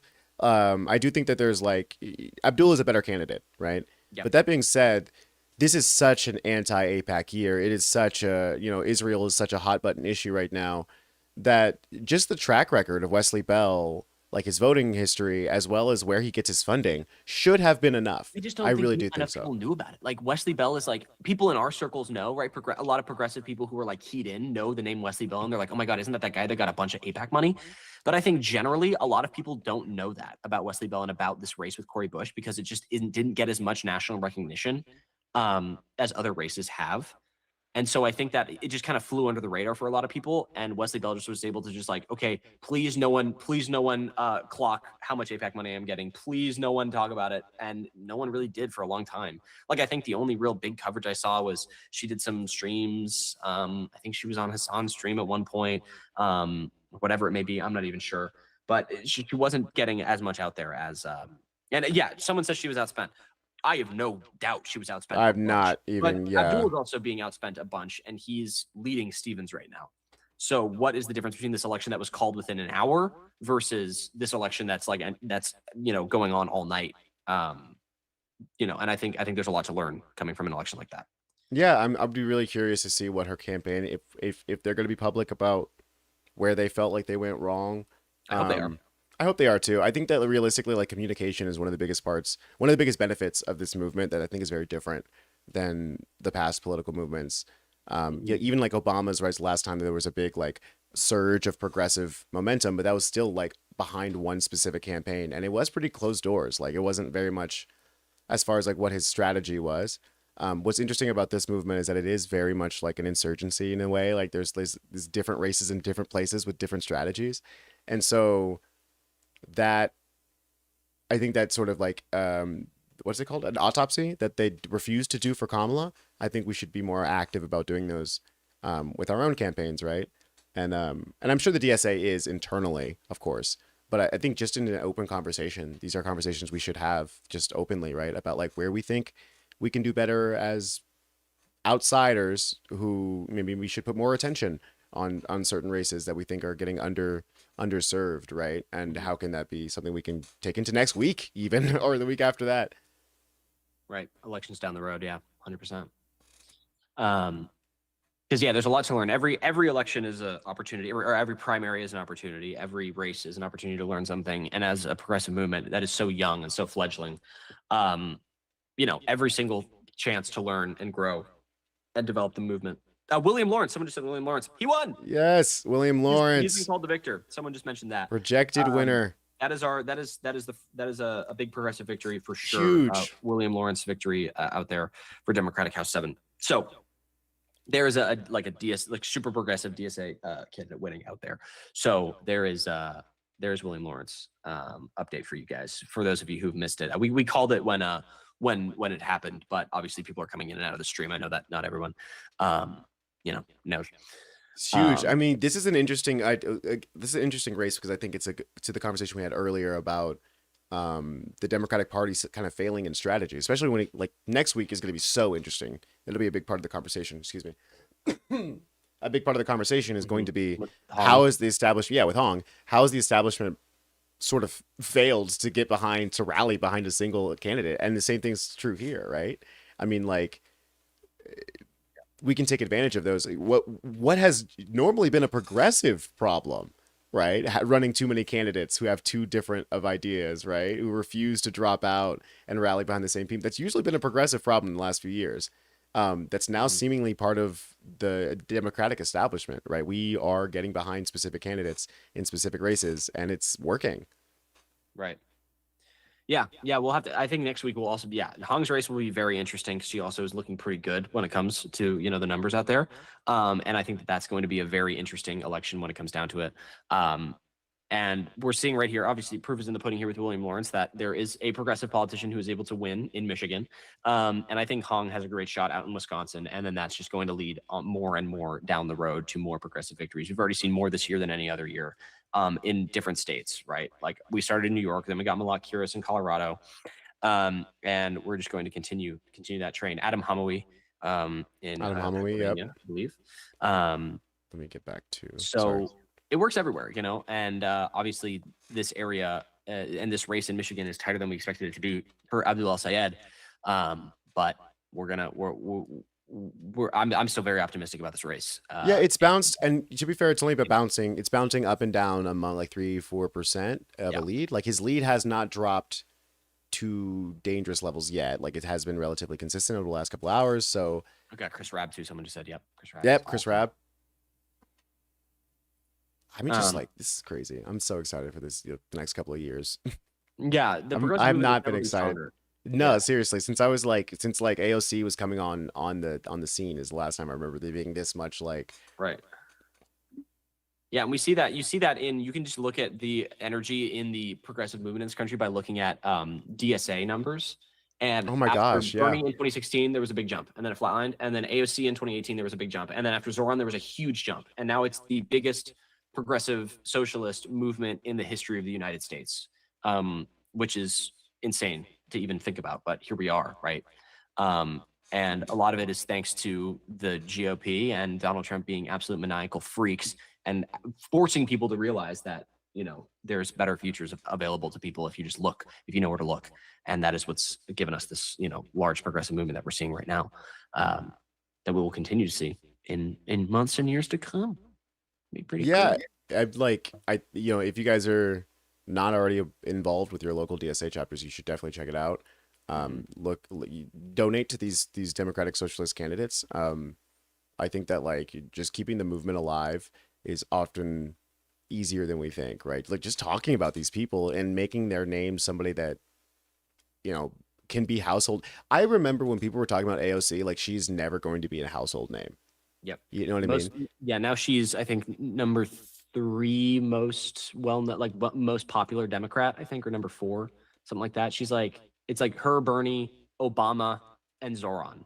Like, and it's Obama incredible. And Obama shouldn't even count because he's not a politician anymore, right? Like, she's like a top 3 name, and she is like the biggest name in leftist politics that isn't Bernie Sanders, and Bernie Sanders is old and it's not going to be around forever. Oh, the American, nice, dude. I'm in Austin, so like maybe we'll do a DSA meetup of Texas at some point. Like, I think McMorrow might hit 30K. Let's go. Let's go, Hillary. Let's go, McMorrow heads. Yeah. If you guys are unaware, we're true McMorrow heads here. So obviously we're saying Abdul. Yes, whatever, Abdul, whatever. whatever. But, we're really making each of those Mallory McMorrow votes count. Which is just that's something to be really proud of. I'm an underdog absolutist. Whoever the underdog is, I'm always rooting for. So in this case, I'm a McMorrow head. And I was a McMorrow head from the second that I saw her because I knew she was going to be an underdog. Mm-hmm. So yeah. Someone mentioned how long will you guys be streaming for? If it goes throughout the night, will you stay up until the winner's called? No. No, we will not. No. It's funny. We did not talk about when we were going to end this stream. We talked about when we were going to start it. Not planned for. But we'll figure it out. Yeah, we'll figure it out. But yeah, if this race continues to stall out and it looks like it's going to be a tomorrow thing, then we probably will sign off. But until then, we'll wait around and hang out with you guys and chat about politics some more because there's still 55% of the vote is still not counted. McMorrow's comeback is real. it's possible. Never give up. Always believe. Exactly. Si se puede. We're true McMorrow heads here. And if you're not a true McMorrow head, get out. How dare you? How dare you? You like Abdul Sayed? What the hell is wrong with you? I'll wait until Kornacki's like, okay, I'm gonna go to sleep, and then I'll be like, all right, Kornacki's. Oh yeah, I mean, how much? I mean, he's running on pure adrenaline of numbers, so who even knows? It's only a little after 8 in LA. Yeah, it's only a little after 8 in LA here, but I gotta eat dinner and I got shit to do, guys. Hey, but you are right. It is not super late, so I'll definitely be keeping my eyes on it for a while. If somebody made a good point, Dadu, if Stevens is going to be pissed at the McMorrow votes, yeah, I think that there's a good chance that like McMorrow has the exact like. I mean, obviously, you know what I mean. Like it's going to be. God. Yeah, if that's the case, oh my God.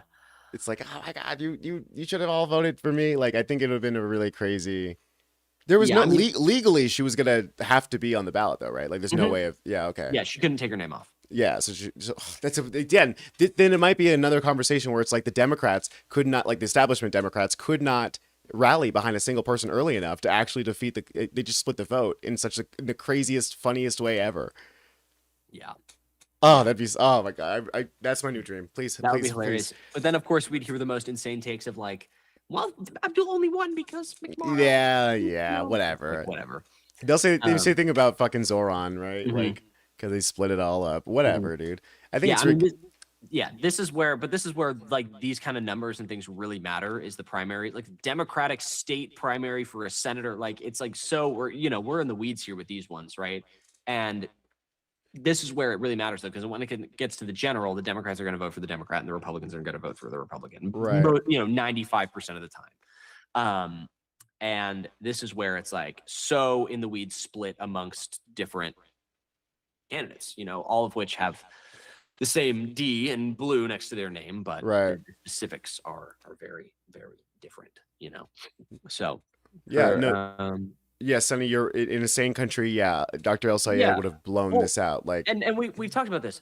Haley Stevens spent almost $64 million on this race. It is one of the most expensive midterm races in history of the United States, right? They've spent more to defeat Abdul El-Sayed than almost any other candidate ever. And he's still leading her. Right? Yeah. So, like, yes, if it was on an even playing field and she wasn't able to spend that money, or if both of them were able to spend that much money, yes, I think it would be a very different situation, right? It would be a very different world. And I think that he would have a much higher, like, it wouldn't even be a contest, right? Right. But he is facing off against the most powerful forces in American politics. Not only the Democratic Party establishment that definitely has a favoritism towards Haley Stevens, even if they haven't said it. Right. But many corporate, institutional Democrats have supported her, like Jim Clyburn, Representative Jim Clyburn, has endorsed Haley Stevens. And so, obviously, in a sane world, it's an easy choice for El Sayed. But we, I mean, even in a world without, even in a world with like common sense campaign finance laws or campaign finance laws that are enforced, even, then Haley Stevens is probably not going to win this race. It's just like it really is like, I think that we always forget, what do they call it? The fire hose effect, or, flooding the field too, like, I guess in a way, where we forget how many fingers are on the scale against us here, right? Yep. Like, we forget just how weighed against democracy this republic has become because of the oligarchy. And like, realistically, this is the most visible it has ever been.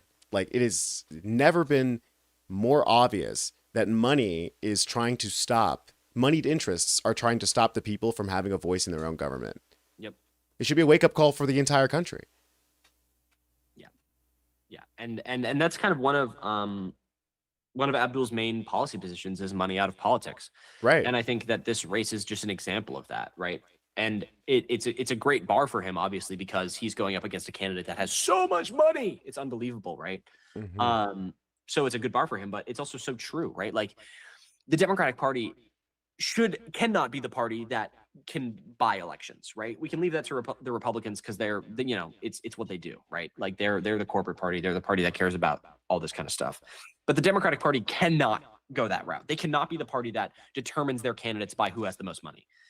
And so that's why I think this race is very important, not only for progressives across the country to have a progressive win, in a race like this, but also just for generally money in politics, Yeah, like at 50% again. Yeah, it's bouncing. It's staying. It's roughly stayed. That's right what I'm saying. it like, it feels it's kind of like moving up. He's moving up slowly too. I think it's roughly. I would be worried if his lead drops below 2%, but I think like realistically, he's looking pretty good. We're using, this is NBC. What's on screen right now is NBC Decision Desk.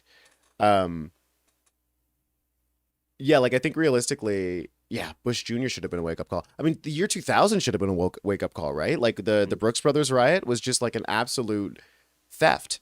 Like, just a blatant theft of an election that people were already sleepwalking by then. Which is what I was saying before, like, the Gen Xers out there, like, you guys got, what happened to their generation happened to the nation in that way. You know what I mean? Where, like, there was a getting lulled into a false sense of security, when in reality you were just getting robbed by like this greed is good corporate class who are pretending that they have their best interests at heart when they really don't. And what they're really, really, really good at is hiring liars, right? Oh yeah.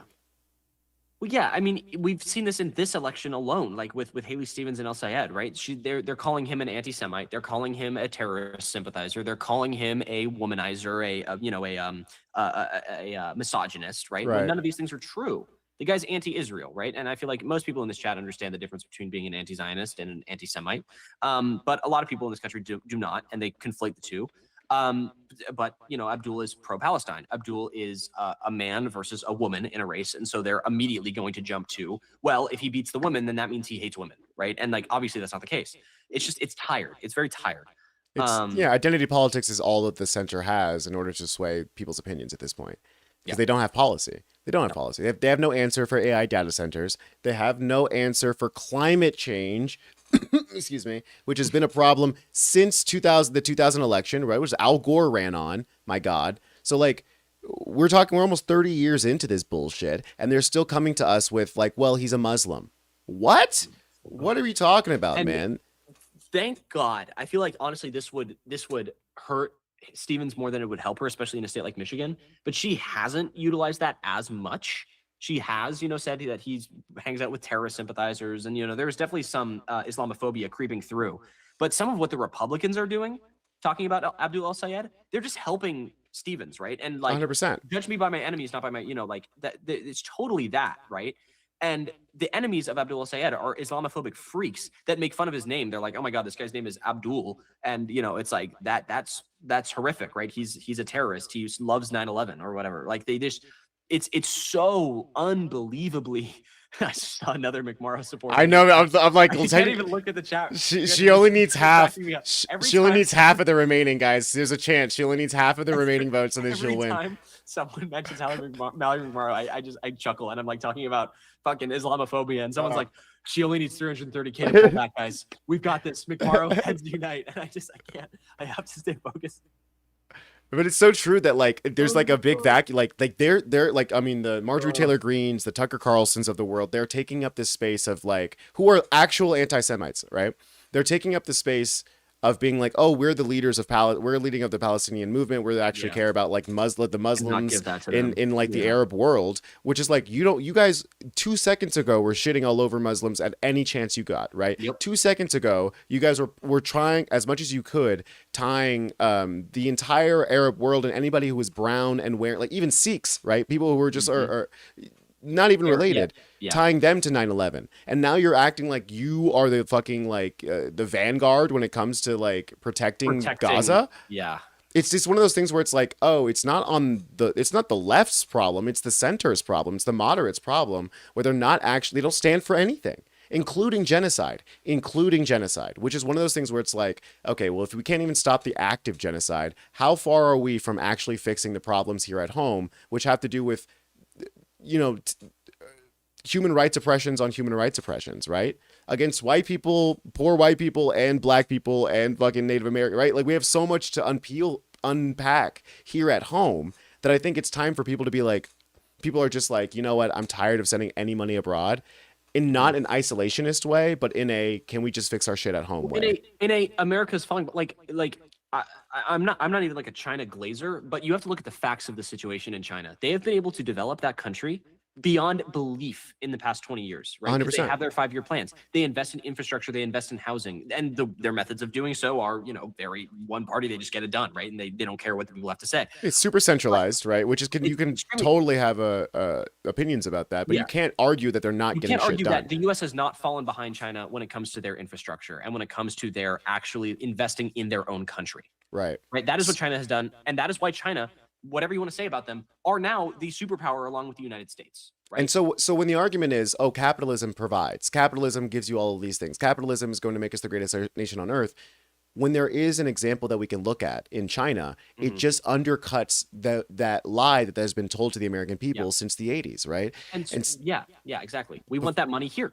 It's we like want it here. We see all this development happening in China. We see this development happening in Norway, and we see what's happening in these like European countries that are actually investing in themselves and not spending $1 trillion a year on their defense department that just goes to bombs to blow up people across the world that we never even think about with an Xbox controller. And instead, let's put that money towards fixing potholes, to making sure that my healthcare isn't bankrupting me, to making sure that my kid's school is actually affordable, to making sure that that I don't get paid $7.25 for a minimum wage. It's like, ridiculous. What are we doing? No, and I think there's lots of ways in which like China can improve, right? Let's not say that China's perfect, right? And there's lots, but the argument again is that if we have a capitalistic economy, then the capitalist economy has to actually provide for people in order to convince them that to keep voting for capitalists, right? I think there's a little bit of a laziness that is sort of it's also late stage capitalism, only right. It's almost like you can see it in the attitude of the Jared Moskowitzes, who are just like assuming that the seat is theirs, right? Like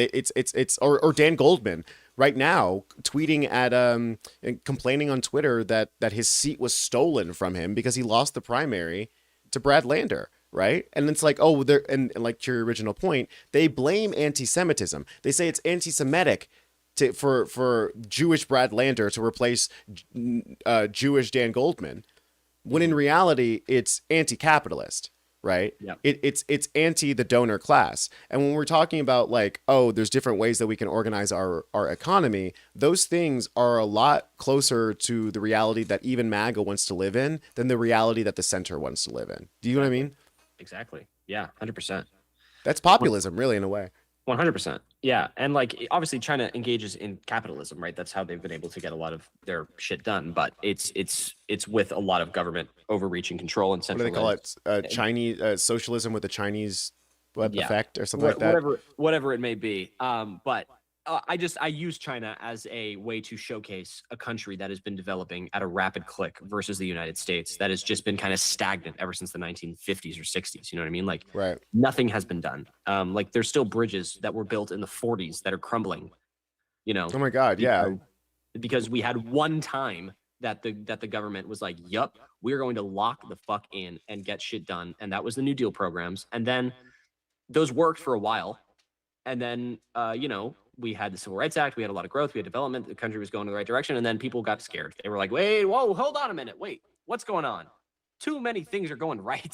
Right. And then again, we can talk about the internal racism in the country, right? Like too many black people. What Marco was saying before, it's like the issue is for a lot of these people is that they've bought into this racialized understanding of the world, and so they don't want social systems because it won't mean that just the white people will have the systems. It means like even immigrants who just got here will have systems, right? Mm-hmm. The out crowd will have healthcare, and that is not something that people are willing to vote for because of all of the, you know, the two and a half centuries of American exceptionalism that's been like beaten into people's brains, right? When even you're presenting a better way to live, like a more democratic, a more American way to live in democratic socialism. But if that means that it's multicultural, if that means that women can like be in positions of power, then the white Christian nationalists out there are going to fight it. You know what I'm saying? Yeah, exactly. Can you talk about running independent candidates be trying to? I mean, that's a good conversation because like there's some places where that does happen. Yeah, that democratic happens. socialists don't always run as Democrats. I made a video a while ago about this candidate. I think it was in Kansas or in I'm forgetting the name of everything now because I'm the worst. But there was this case of basically there was no shot for a Democrat to win in this county, whatever it was, right? Like it was just like it's like 85% Republican or something. And so the person running was like, they're not a Democrat, they were an independent. And I think looking back at their race, they had to drop out for health. Their father had health reasons or something. But it was a case of, yeah, I mean, sometimes running independence is the move, right?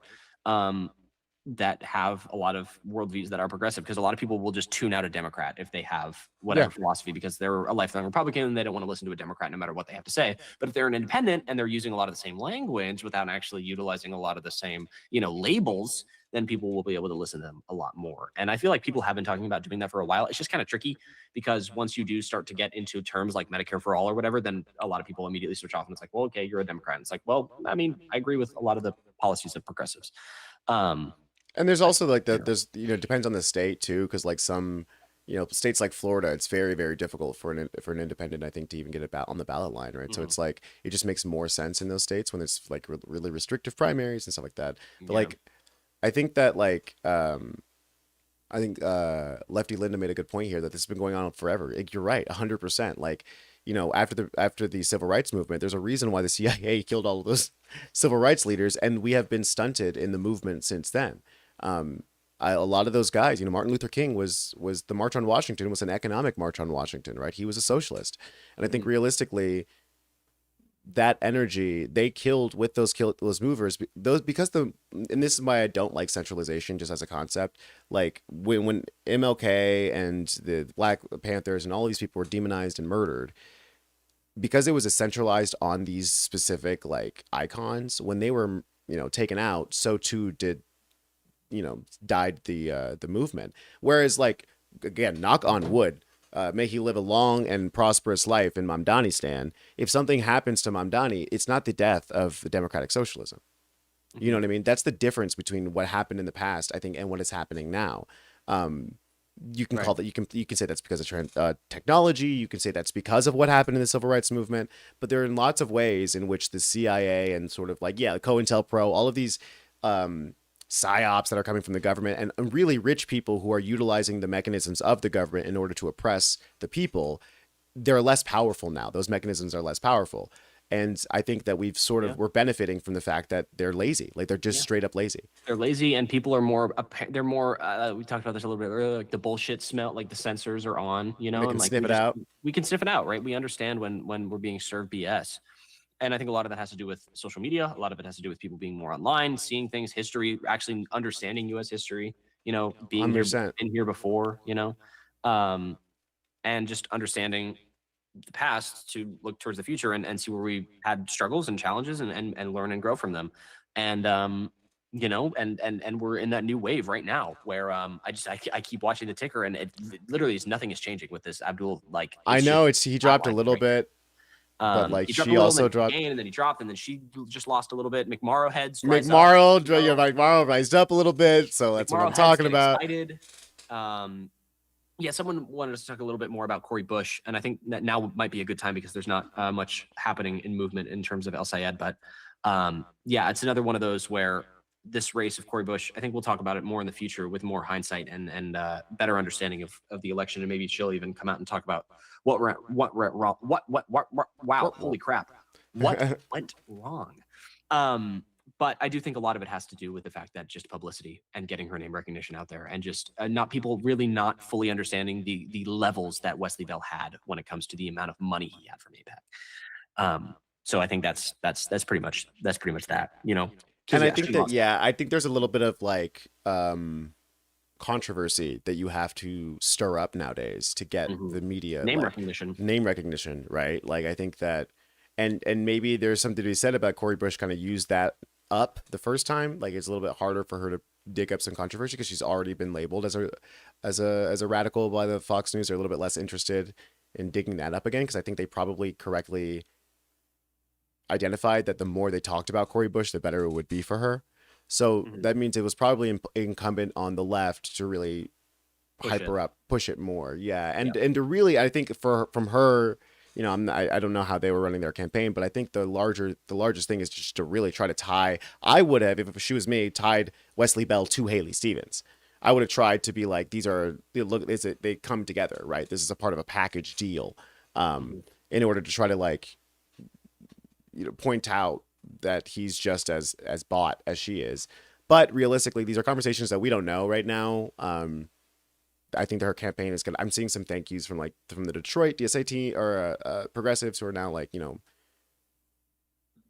they're not giving us the information necessarily. They're just saying that like they're thankful to Cori Bush and stuff like that. So yeah, we do have time one. will tell.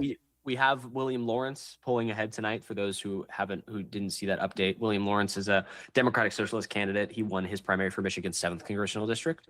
So that is a Democratic Socialist win for the night. And then Cori Bush Super has been exciting. lost in Missouri. But there is just still so much more to be counted and to talk about when it comes to this race with El Sayed and Haley Stevens. It's just I think we're still pretty far from actually getting any calls from any official outlets who are going to be able to make the prediction, just because it's remaining closer than expected, but also it's just too early to tell. And Michigan counts votes pretty slow because they don't allow early votes or mail-in votes to be counted before Election Day. So that's where we're at with that, unfortunately. Oh, Heather Cox Richardson is great.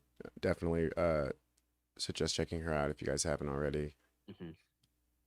Let's see what Kornacki's saying. 62% Stevens. Do a Kornacki check. Kornacki check. Ran in 2018, she got 36% of the vote out of Detroit. There is still, though, a ton more to come out of Wayne itself. These numbers we've been getting more to come out of Detroit, Wayne, as you can see, have moved us. We were sitting there in Wayne's the 20s. The big one. We've moved north of only 42% right of the whole county, There's though. a lot more to Wayne it's a than lot just more. Detroit. It's 55. Yeah, I mean that's why it's too early I to don't know call. if you can see this. There's just so many more votes to be counted. Look inside of Wayne County. These are the inner suburbs, the other cities that are in there. I feel like I'm doing something illegal. This is wow. Seeing Steve's notes, my God, it's amazing. Yeah. So we're trying to figure out which of those, because the political kind of complexion of those varies dramatically. There are some big places in there that could be good for Stevens. We've talked about places like Dearborn Heights, Hamtramck, that would be very good for Al Sayed. So that becomes the other question. Wayne at 42%, though, that it really is coming around. So where are we overall, Steve? What's the statewide look like? Yeah, there it is. It's been hovering at that 3-point margin or so. This is now a 3-point little margin. bit inside of 3 points. Oh, wow. Al Sayed and Stevens, I mean, looking at these numbers in Wayne County, margin, so you get nervous. You're like, oh my God, Haley Stevens is so ahead. But Haley Haley Stevens in Wayne County being ahead is not the biggest upset. It's the percentage, that she's ahead by. And huge drop in this 13th district. Donovan McKinney has now taken the lead back again from Shree. Hey! Holy! Donovan McKinney, baby. That's what I'm talking about. Wow, that's like a 7-point swing, 8-point That's a swing huge drop. I wonder where that came out of. It must have been specific. Must have been specific, like neighborhoods. Like a neighborhood? Yeah, like there's not even going to break it down that low, I think, on a... Let's go. Let's go, Donovan go. McKinney, baby. We're still early here go. with the expected votes in, still only at 40%. But that's huge. Yeah, that is huge. That was really good. That race numbers wise was really interesting. Him being so down because I believe he's at least polling wise expected to win, but he was. Oh, I was gonna add, I was literally gonna look that up just right now. Actually, I was like, is he expected to win? I mean, I don't I believe know. it's closer than we thought Abdullah and Stevens was going to be, but I believe was at least the favor. However, Shree has incumbent advantage, obviously, everything like that. But that's a huge drop for Donovan McKinney. Obviously, still like 60% of the vote left to go, but that is absolutely massive. That is a huge drop for him. Right there. Wish we'd get a big drop for Abdul. I know we got to win. I know. Listen, but we'll take this. Donovan McKinney pulling the lead is nothing to scoff at. Like that is awesome. That is a big deal. Something to get excited about for sure. Yeah, Donovan's great. That's always like, damn. I wish I'm gonna reach out to his team, and even if he loses, to be like, hey, you wanna talk on the? Yeah, you wanna have a conversation. He's such a like a charismatic person. I just love to talk to him. Hey, if he wants to lead places to talk before the general, all these guys will. So yeah, for example, yeah. Subscribe if you haven't already. We might be able to get some cool interviews and stuff like that.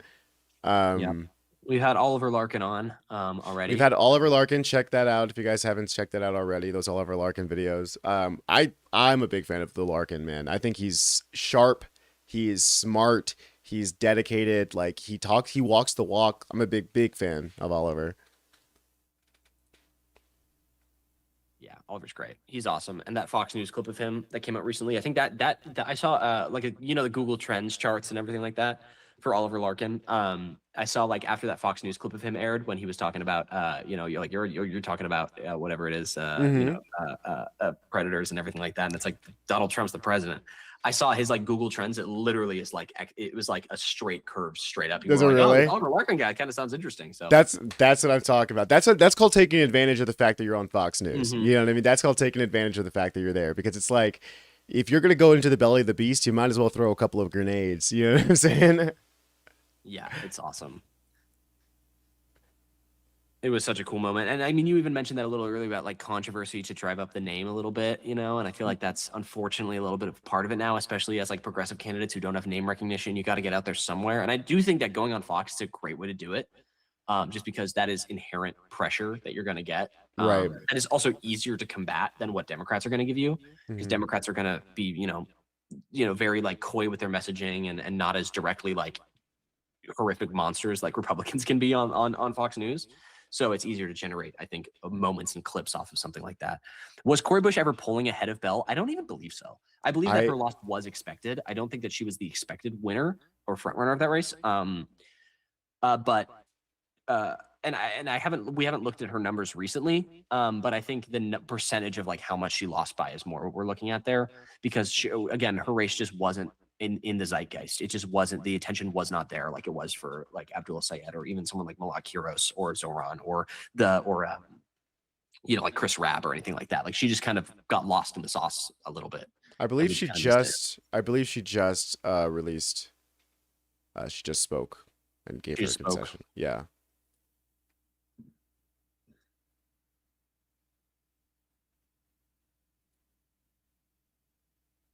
Yeah, I'm a little bit of afraid of the like counter AIPAC narrative, right? To be like, see, AIPAC's not so bad. Yeah.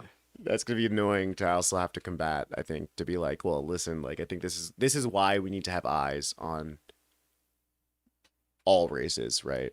Yeah. But these are learning moves. These are learning Yeah. So when it comes to Cori Bush, I think that it'll just see how much she loses by, to be perfectly honest. Yeah, I think so. Because her candidate was, Wesley Bell is hyper outspending her when it comes to money. And he is the incumbent technically in this race, even though they're both, they both have been representatives. Wesley Bell is the incumbent coming into this one.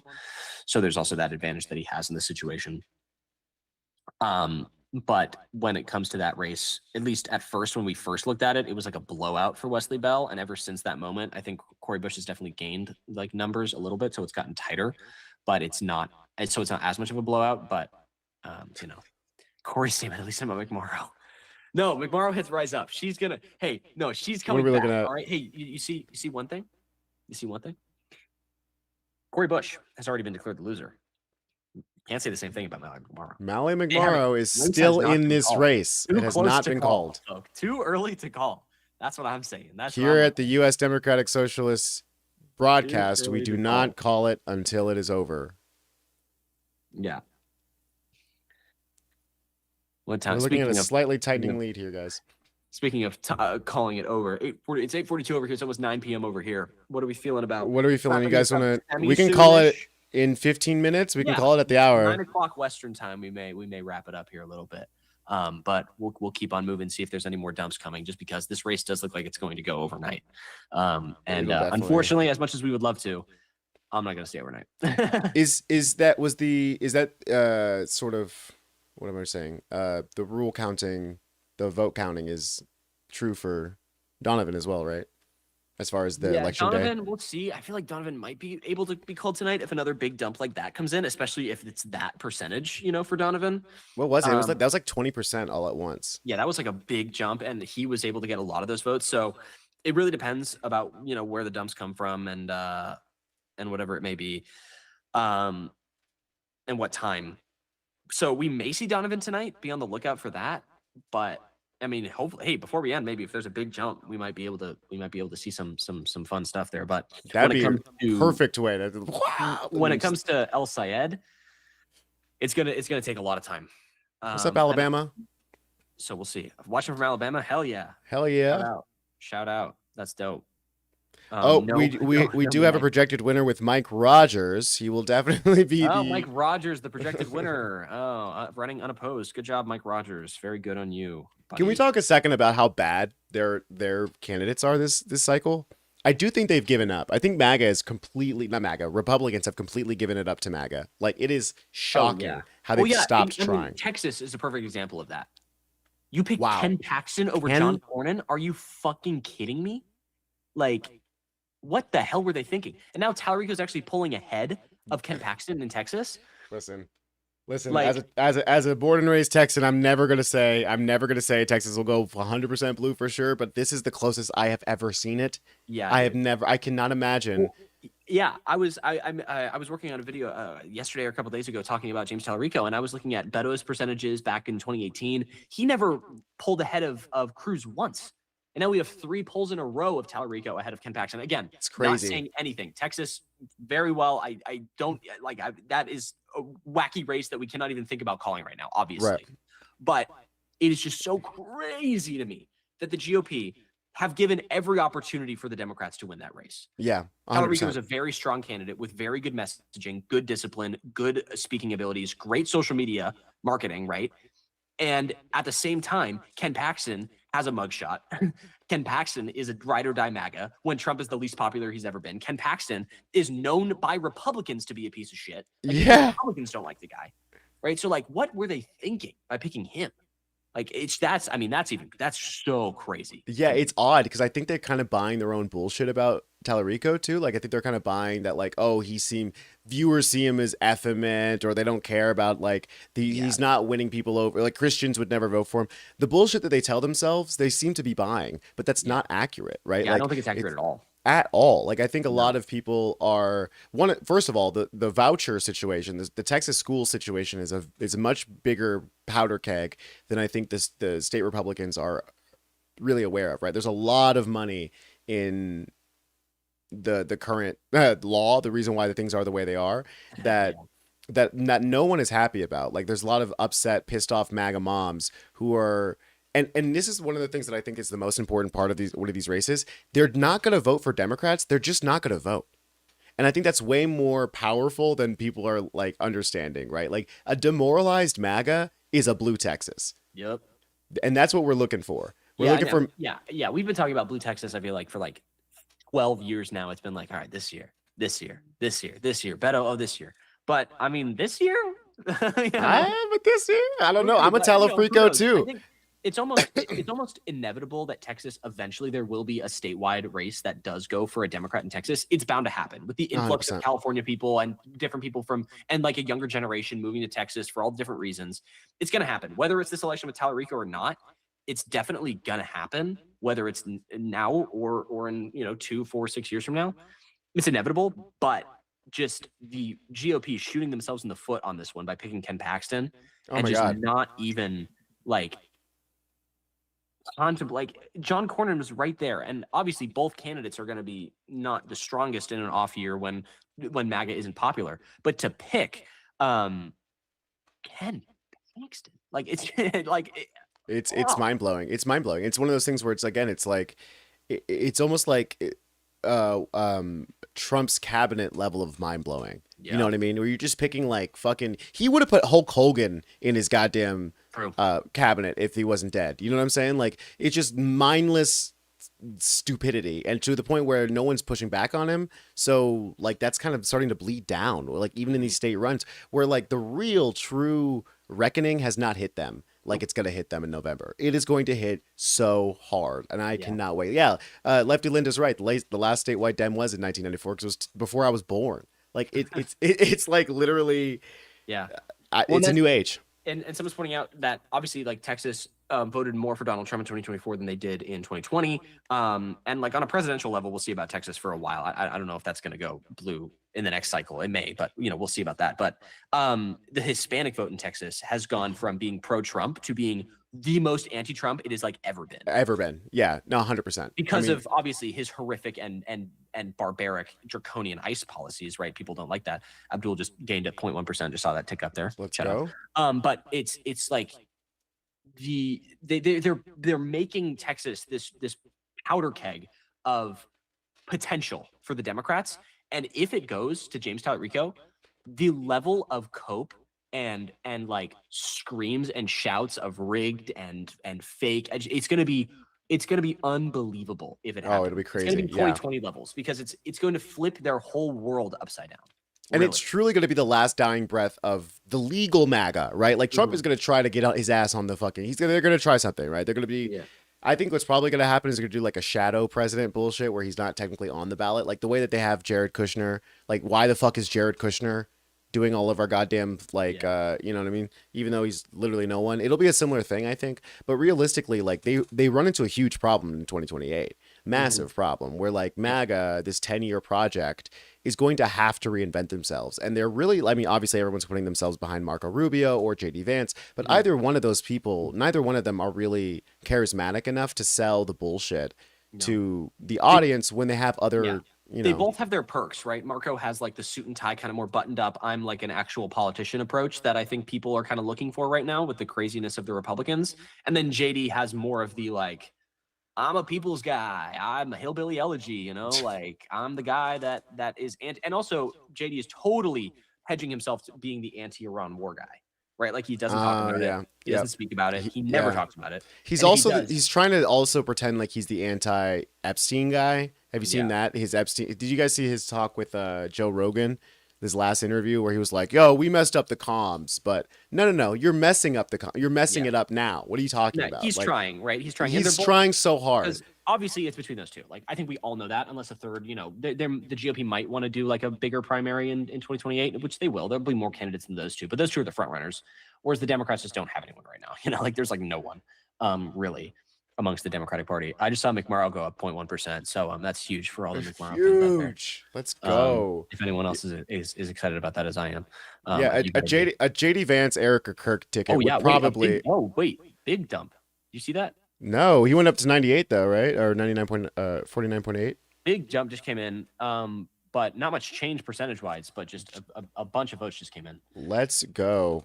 No real big change though, which is good. I wouldn't be surprised if this is the margin towards till the end, right? Like I don't think we're going to see much of a change. It could just hold like this the entire time. It really could. It really could end up being. And there's another one. And not much change again there. It really could end up being Abdul 50, Haley Stevens 46, 47. McMurrow at like 4 or 5. That wouldn't surprise me. Because she's kind of McMurrow's slowly been going up. Listen, if anyone's been going up, it has been McMurrow. She can have it. Take them. take the votes. Yeah. Stand strong, McMurrow heads. When Donovan is. Latinos. I'm Puerto Rican, and just like thinking about it, like I'm fucking pissed every time an ICE agent deports somebody. Like that's horrific. Right, and it does sway. I think a lot of people, but of course, economy is the most important thing ever. Like obviously, but also I think ICE is one of the main factors in people hating Trump right now. 100%. And listen, like even in the economy, head, they want to be. They're like anti-immigration. People are anti-immigration. Americans broadly like have this anti-immigration idea in their head, but then when it's put to practice, it's horrific. It's nauseating to watch what's going on, and immediately the tide shift has turned on that completely, where even a lot of Republicans think ICE went too far. You know, it's just like it's absurd levels of insanity that's going on right there. 100%. And like even as an economic issue, which I agree with you too. I agree with this analysis. Like I think that as much as I am an empathetic person, as much as the left is empathetic, I think a lot of times voters are not very empathetic and they vote with their wallet more often, right? But that being said, even still, ICE is an economic issue. Like one of the reasons, like again, I think I brought it up earlier in the stream. There's a video of Hispanic Texans in South Texas who are land developers and construction business owners who are Republicans or historic Republicans who are regretting their vote for Trump. And on one hand, it is what ICE is doing to their community, right? Which is just appalling. But on the other hand, it's what ICE is doing to their business, right? Because by hounding their workers who might be citizens, right? They're affecting their business and affecting their dollars and cents. And that's maybe what's tipping it over the edge for a lot of these Hispanic Latinos, right? It is economic at the end of the day. Yeah, it's wild. It's wild what's going on. And someone said, is Iago making tostones to celebrate? I love a good tostone. Don't even oh my God. Don't even, man. I haven't eaten dinner yet. That sounds so good. What's a tostone? Oh, it's a fried plantain. It's so good. Ooh. Yeah, it's so good. USDS potluck when? Oh my God. USDS potluck? Oh my God. It is, yeah, dude. Oh yeah. This night has been wild. I expected things to go a little bit differently, you know, but I'm happy with where we are ending off the night here with Haley Stevens and Abdul El-Sayed. I do agree that this might actually end up being kind of where it ends, you know, like, oh my God, yeah, another big dump it just jumped another like couple percentage points. Again, no change. Almost, yeah, literally none. And it's just very strange. The numbers, the numbers, we're numbers guys here. Yeah, we love numbers. We love numbers, guys. Big numbers, guys. Big number. Yeah, no, I think you know, Texas is in play. I mean, as much as they want to say it's not in play, I think it is. And a lot of these, I think, you know, I think Hong's race next week is going to be another big, you know, precursor to what's going to happen in Texas. Obviously, like if that goes our way, then I think that there's even better chance that Texas will go our way. But even if it doesn't, I think that, you know, every state has a little bit of its own politics. But even in Texas, like what's going on in Texas, you know, with Texas fucking hates flock cameras. We fucking hate AI data centers. Like these same issues are true here that they wouldn't be anywhere else. And at some point, the GOP is clearly going fucking head over heels for data centers and head over heels for like ICE and stuff like that. Yep. There's nowhere else. There's no one else to vote for, brother. It's either you vote for the Democratic Socialists or you vote for the guy who's like literally going to put a creepy camera in front of your child's playground. You know what I mean? Because they're watching kids out here. It makes no sense. No, it's super weird. Yeah, there was this great video I watched that talked a little bit about the predominance of flock cameras and all this bullshit that's being pushed a lot in even like progressive cities, you know, and you know, communist utopias like Los Angeles, which is far from the truth. But, you know what I mean? That like, yeah, certain cops are using them and they're like pointing and they're like being pointed at like ballet classes and shit like that. And it's like, what the fuck are we doing? You know, like this is gross. And it's just so weird. And one party is defending it and one party is saying this is weird. Right. And the Republican Party right now is extremely unpopular because they went so far, you know, they went so damn far with everything. And 100%. Everyone looked at that and said, ew, what the hell are you guys doing? Right. I thought, you know, my taxes were going to get lower and groceries are going to be cheaper, not whatever this is, you know, and we've just been watching that over and over again for the past almost 2 years now, you know, with Donald Trump, in office. Trump 2.0 has been he's been terrible for the country at large. And that's where, you know, the slingshot effect comes into effect. Right. And that's where, you know, it's like people is like, there's the common like joke is like, we had to go through Hoover to get FDR.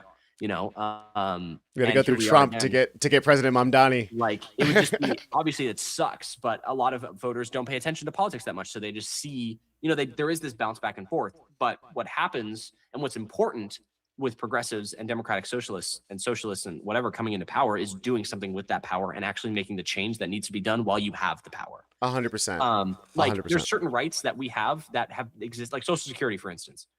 That's been in power and been like a thing that is untouchable now in American politics that didn't exist 80 years ago, right? Right. And so now that is a staple, right? We thought that that was the way with Roe v. Wade, obviously. Then the Republicans did take that one away. But that was obviously, that wasn't in law, right? That was just Supreme Court. And that's why progressives, when they're in power, need to legislate, right? You know, and actually get shit done and utilize the power that they have. So if progressives get in power, they need to get stuff done and codify it. So that 100%. can't take it away, because then Republicans are seen as the people that take away. They take away stuff. Exactly. Right? And that's, I mean, to the language about like, you know, defund the police and all that kind of stuff. I always think that, like, you know, that might be good for a protest slogan, which it is, but it's also demotivating as policy, because it's taking something away, as opposed to replacing something with a more positive vision that it's such a positive vision of what policing could be, or such a positive vision of what how housing could work, that it doesn't feel like taking something away, right? Like the Republicans would give their left nuts, all of them, if they could take away Social Security, you know what I mean? But they can't do it. It's just a political like nightmare for them to do that. But that only happens if we push things further to the left than the Democrats are willing to go, right? Because they're going to tell us that something is not possible. They've been doing it since forever. They've been saying that Medicare for all is impossible, right? Well, why? Because the insurance companies are going to spend a lot of money to stop us. Okay, well, why would that stop you? You know what I'm saying? Just because you have a big hurdle in front of you, if you're not willing to jump, at least like let's try, right? Let's try. Why wasn't Roe v. Wade codified? That is exactly the great point, Amy. Like that is exactly the perfect thing. Putting bills on the floor to make things better, and have Republicans be the one to say no, well, it's not. There's no point in trying because they're just going to shut it down. Okay, Andy Bashir, we'll try. Shut it down. Let them be the bad guys, and then let them lose their elections, because everyone is seeing them as the monsters that they are for not giving people what they need to survive. And as somebody said it earlier, is that the Democrats are not cowards. They know what they're doing. And I think you're right. I think it is a mistake to call them cowards, right? Because it's not that they're calculated. They're refusing to make the jump because they're afraid. It's because these are calculated risks, right? The rotating villain effect, right? They know what they're doing to a point, because at the end of the day, they're both beholden. Both the Democrats and the Republicans are beholden to corporate interests. That's what they give a shit about. And so like their own corporate interests, or like, you know, their donors. And realistically, it's like some point that dam is going to have to break. At some point, that dam is going to have to break. The money can only be concentrated in it's so much, right? And I think that's why Mamdani winning was so important for progressive politics at large, is because he won and he immediately went into action, and he's gotten shit done for New York, and everyone can see it happening. You know, and I think that has allowed people to look at the left and to look at even just like leftist policy and be like, well, getting them in and actually trying it and trying to get it done is successful, and it's actually a good look, even optics wise. 100%. Just to get shit done. And, you know, people are complaining about like, well, Mamdani's dumpster program, right? This is what he technically did was expand the program, right? The program did exist before Mamdani, but it had just been sitting there. They had done pilot after pilot after pilot after pilot, and nobody in the city had taken it upon themselves to expand the program because the pilots were successful. That's what we're talking about, right? Getting in there and making the change so fast and so obvious that there's no longer the excuse, and it is clear. Like, it's literally, I've never seen it. I've never seen it done. Trump did it. Trump exactly did. Trump did do it. Trump fucking did do it with all those stupid executive orders. Everyone forgot. Like, by the time they got shut down by the judges, people don't know that. You know what I'm saying? Like, but he was doing shit, right? He was exactly. That's all they saw. All they saw was him doing shit. But he was doing it.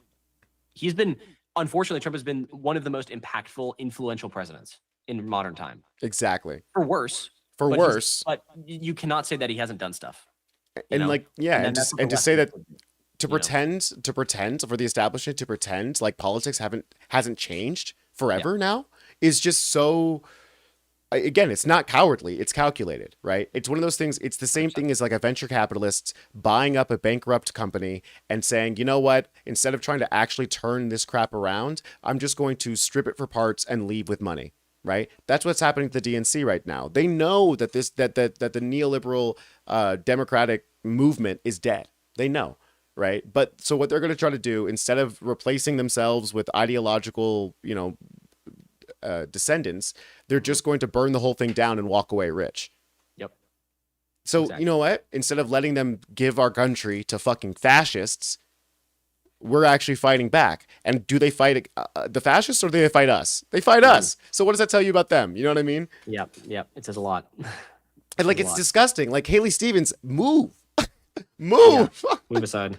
Move out of the way.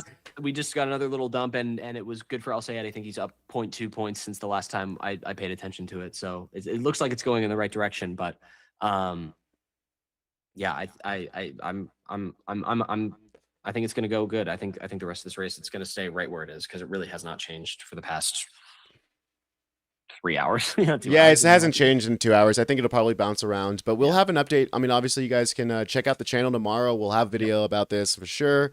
And then in the coming days about we'll probably have a video about Cori Bush, and we'll talk about all these things that we talked about on the stream. Yeah. But I mean, thanks for this. Has been again. an amazing stream, you guys. I'm so glad we can talk to you guys more directly. Like, this has been so we've got fun. Over 500 people right now in the stream. I mean, Insane. That's incredible. For our first Incredible. stream ever on the channel, like, super appreciative of everyone coming out, supporting us. Best way to support: subscribe, follow us. Watch the videos. Keep on doing what you're doing, and keep being the badass progressives that you are out there. Sorry, Anthony. Sorry, next guys. time. Yeah, sorry, guys, time. if you guys just got here. But next time, we'll definitely do this next week. We'll probably do another one. Yeah, right? for Hong. Yeah, for Hong, we'll do another one on next Tuesday, and probably the Tuesday after that for Oliver. So don't worry, there will be more streams. You guys are amazing. I'm so happy that you guys are here. Appreciate you. Yeah, appreciate everyone. See you guys next time. Deuces. Bye-bye. Bye-bye. Bye.